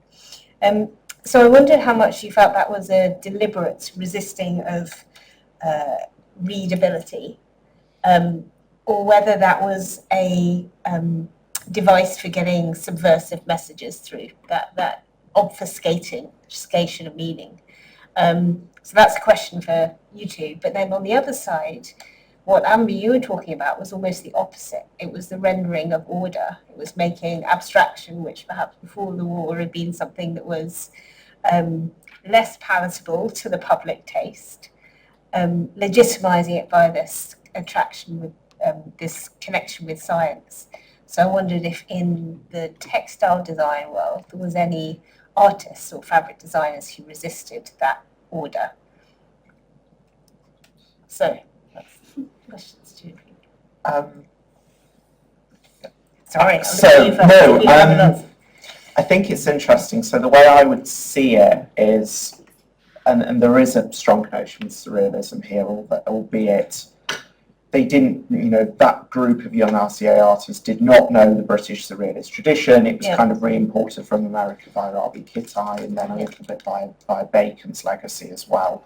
The way I see it is, if you think of, and that painting is one example, but it runs all the way through Bosch's oeuvre and other kind of artists of that generation. If you think about the matchbox in that image is kind of equivalent to the fabrics that you were looking at as that sense of order. And then the kind of points of breakdown in his images, and I guess those Grabowski canvases I talked about are total breakdowns in some way. It's a substitution of a kind of abstract ordering for a kind of post-surrealist, late surrealist language of figure and metaphor, where you can start putting all these little things in which are a code which can be decoded 60 years on and put into a certain context. What is quite interesting is then you get to those points, particularly in those 62 canvases where all meaning breaks down altogether, and you just have to stop trying to make sense of why is that figure doing that. And there is this kind of, and I think that point's quite interesting. I don't really quite know what to do with it. No, I kind think of that get is lost very... with, and I think that's the point. You can't kind of. The resistance to meaning is the point, rather than being an invitation to decode. I think so. And there's this kind of doubling of, yes, there's really obvious references to military-industrial complex or nuclear war, but then there's also things in those paintings which are just absolutely bizarre and don't really mean anything at all. It's fascinating that you put it in terms of figuration and abstraction. Because for me, I think that question that you're asking about legibility in this surrealist context and in this specific surrealist context is more about propaganda or not, maybe. And there's this discussion, like I say, in the in the run-up to the organising of this journal about whether there should be legible political messages, whether it should be a propagandist work or not. And there's an attempt not to be. But then in many of the surrealist images that result, I think there are quite clear political purposes and quite legible symbolic forms. And actually, in the works by John Allday that I showed, I think, even though perhaps that language of caricature seems to be a more obvious, legible, figurative style, the works are actually quite ambiguous. And one thing that comes up in the surveillance files is that MI5 are particularly concerned about Allday because his work is pictorial, and they specifically say because this is pictorial work, it is more dangerous than written work, and I think that's quite unusual for the period. And so, there's a discussion between legibility and illegibility, where the surrealists are attempting to kind of create this bizarre and illegible language as a form of resistance. But I'm not sure that that's always successful. So I'd be interested in other people's opinions about that. Be interested for that. Yeah, maybe less about figuration versus abstraction, but more around the ambiguity that you can introduce in a cartoon. So how about you, Amber? Do you feel that there was a single straight path towards sort of abstraction and order in the fabrics you're looking at? I guess that implies that abstraction and order are one and the same thing, which I would say possibly they're not. But I also think that in terms of, you mentioned earlier, was anybody sort of pushing back against it? I think maybe this is where we get to a slight difference of people who were working as artists versus people who were working as designers. Because I think a lot of the quite sort of cutting edge modern designers who went on to have very long distinguished careers worked reasonably happily for the Festival of Britain and other things like this. It's sort of platforms that were really giving modern design a sort of quite, a good platform, and encouraging it in quite an optimistic way within this sort of context of the post-war, the creation of the welfare state, the creation of the NHS, these kinds of values that were, the Festival of Britain is very contested, but the idea that it was supposed to sort of be encompassing some of those ideas. And so I think a lot of the designers, it kind of aligned with some of their sort of thoughts and ideas in some ways. And especially things like that. You mentioned, you showed a picture of the Ambassador magazine, which was a textiles export magazine, which was actually really using a lot of quite cutting edge photographers, art direction, as a means of sort of selling British design. And it was started by a couple, Hans and Elspeth Judah, who were refugees from Germany which is sort of just before the Second World War, who brought this immense kind of visual language and really wanted to translate this kind of good understanding of design to a textiles export magazine. And I think that is quite a good example of how all of this was kind of coalescing at that time. It was a period of optimism, I think. Yes, I think immediate post-war optimism. Yeah. Very quick, the role of Jewish identity, I think, is really interesting at this point in time. And you mentioned his name, the designer of the logo for is also very, and the way that certain individuals, certain refugees from kind of Kindertransport and the war era become very instrumental parts in constructing that kind of image of Britain in the post-war era. That's interesting. Yeah. And that's actually that's the positive optimistic. And when you look at Frank Bowling and Derek Boshiers, that's the moment when Britain starts to construct itself as a multicultural identity, and maybe not entirely successfully. Anyway, we could probably talk for hours on this, and I've got lots of questions, but I'm sure those in the audience will have questions as well. So we've got about 5 minutes. Yes, do you want to go? It's Alice, right? Yes. It's kind of a question for all of you, and I feel like Christina will know what's coming. But I was interested by how basically every paper touched on this weird, there's like a tension that's not always resolved between the kind of romantic and the folkish. Like, Herbert Reed talks about Shelley and Milton, and that kind of whole group in the 60s famously reference romantics. There's Blake, and then it's, all going on. And again, in the Festival of Britain, you've got these like the crystallography designs, but then they also employ like very traditionalist hand weavers to do the other half of all the Festival of Britain textiles. And I was wondering if each of you just had an idea of how actually that kind of the folkish, the kind of and romantic, the references to like a very English tradition.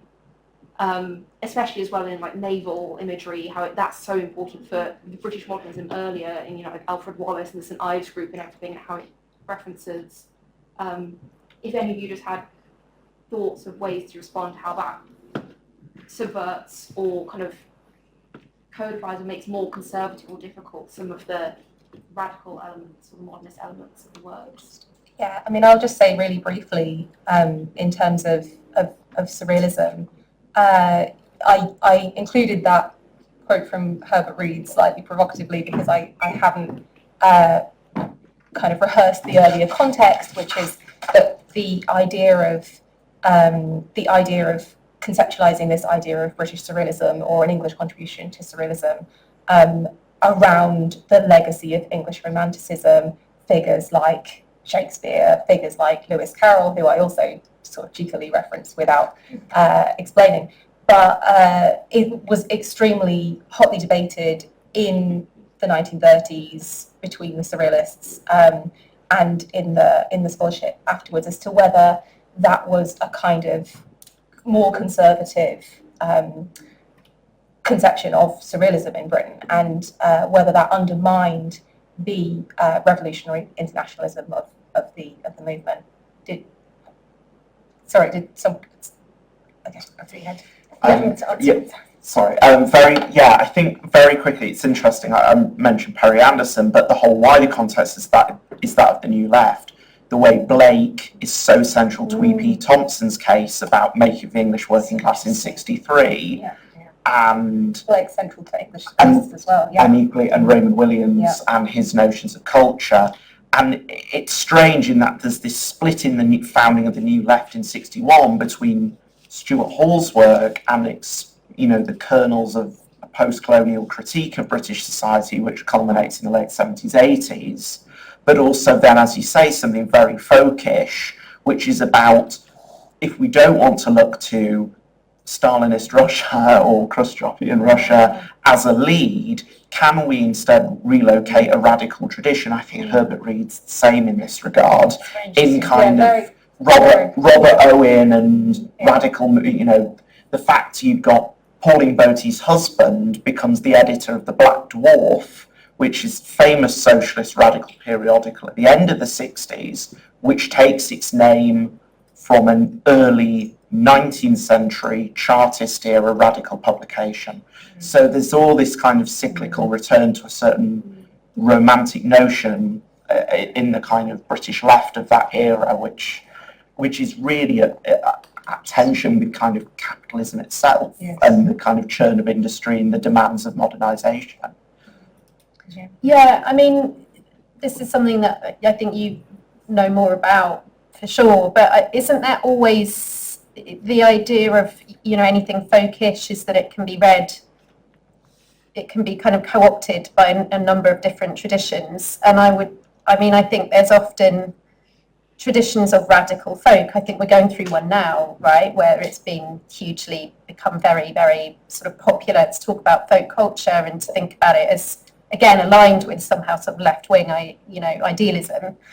And I think you saw that at that point as well around the time of the Festival of Britain or just afterwards. There was the big kind of folk art exhibition using Enid Marx's collection and all that kind of stuff.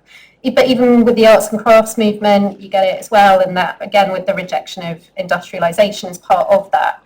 So I think there's always, you can trace a radical tradition through ideas around folk culture and what it is for quite a long way. I mean, Thompson's first book is on Morris, I think, in the 50s, and then he writes the book in 60, and then he writes the big treatise on 63, and so...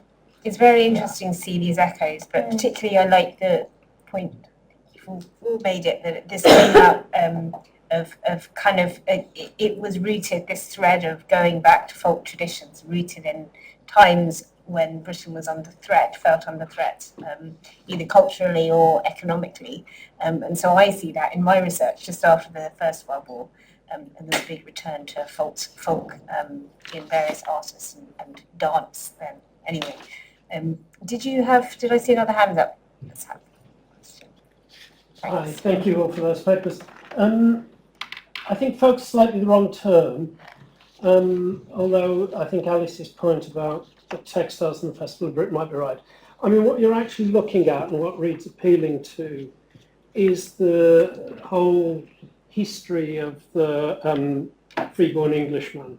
So the radical historiography that tries to create an alternative history, an alternative national identity of Britain, largely through the British Communist Party. So the points to Thompson are sort of right. So it's a CP tradition that looks particularly at dissenting English Protestantism as a kind of alternative narrative about British history. And that's why that they're appealing back to Black Dwarf on the one hand, slightly pre-Chartist, back to the figures that Reed's quoting. And the point there is that even figures of the establishment are opposed to a state-imposed police force in the 1790s 1810s. So that's part of that appeal. I mean, in relationship to the point that Ed's making about it, it's Paul Gilroy's critique of that tradition that one needs to think about, which is that and Paul's very ambivalent about it. He's very sympathetic to that Communist Party historiography, right? So in the Black Atlantic, he's very, very open to it. His point, however, is that by definition, it's an exclusive historiography which is going to exclude racialized people and the Irish. So in creating a particular kind of historical narrative as an alternative radical historiography, it's also exclusive. So my point about it, I mean, that's just to track some of those things. My point about it, though, is that the figures, this is slightly different from Christina's point because it's just slightly earlier. But I think what we're looking at with the works that you've been highlighting and itemizing is a different moment. It's a social democratic moment. And it's a moment about the British welfare state. And on the one hand, a technocratic Wilsonite vision of technology. And on the other hand, the emergence of a kind of mass commodity culture. So, I mean, there's a lot to be said about collage, I think, Ed, in relationship to, and the whole critique of collage, about whether it's fragmenting or homologizing. But it seems to me that the context for those papers is precisely a move into a social democratic conception of post-war Britain. So that's just to lay out some of that kind of shift. But so I think it's worth you thinking about, on the one hand, a technocratic vision, and Amber, you know, for you, that's occurring, it seems to me, through a whole series of state-building enterprises, from Venezuela to Israel, that you find that particular technocratic vision. On the other hand, and I think probably counterposed to it, is Bossuet's sense of an increasing commodified everyday life, a commodified life world. So I think what we're looking at is just different kind of ways into thinking about that post-war moment and its relationship to the developing British state. I don't know if that makes sense. Anything to it? Yeah, I think different ways of looking at that moment sums up. Do you have a? I mean, well, one thing I would wonder about that, Steve, is in terms of, I agree with you about the CP thread, but I would wonder about Herbert Reed, particularly as an anti-Stalinist, and how that romantic ideal translates to the non-communist left then in the Cold War era. And again, whether that aspect of romanticism is a form of depoliticization rather than a trend that links further back. I think you're right, but he's making a very specific point there, that free-born Englishmen against the police. Thank you. I think that we're out of time, in fact, over time. Is that correct? Or would you like to take one more? If you'd like to respond, you're very welcome to. Yeah, I think there is an interesting tension in that. There's a lot of concern about commodification and a commodity culture. And there is relatively little concern, and I'm thinking not just of Boscia, but of his wider group, of Hockney, Kittai, Bowling to an extent. There is relatively little concern with the British state. It's a cultural concern of the kind of detailed, and then a concern with America and the Cold War. So Boscia, both Boscia and Bowling made paintings directly referencing Cold War CIA type intervention in Africa, from Sharpeville, Angola. There's a lost Bowling painting called The Martyrdom of Patrice Lumumba. So it's this kind of association of commodity culture with America, and then an interrogation of Britain as a kind of cultural construct, potentially counterposed to that. But also potentially kind of suturing, reparative in some way on the other hand. But I can think of very little kind of having a pop at Harold Macmillan, or directly kind of thinking about the British state in some ways technocratic at that time. Yeah, there's no critique of what Amber was talking about in terms of the Festival of Britain optimism? No, very broadly at a cultural level it kind of signifies a Britishness, but very little in terms of specifically thinking about production and thoughts. Maybe a little bit in Peter Phillips, where he's thinking about industry and industrial production much more closely, but he's someone I've just started to write to think about, so I won't start on that as well. Well, the whole context of mine was commodities for sale.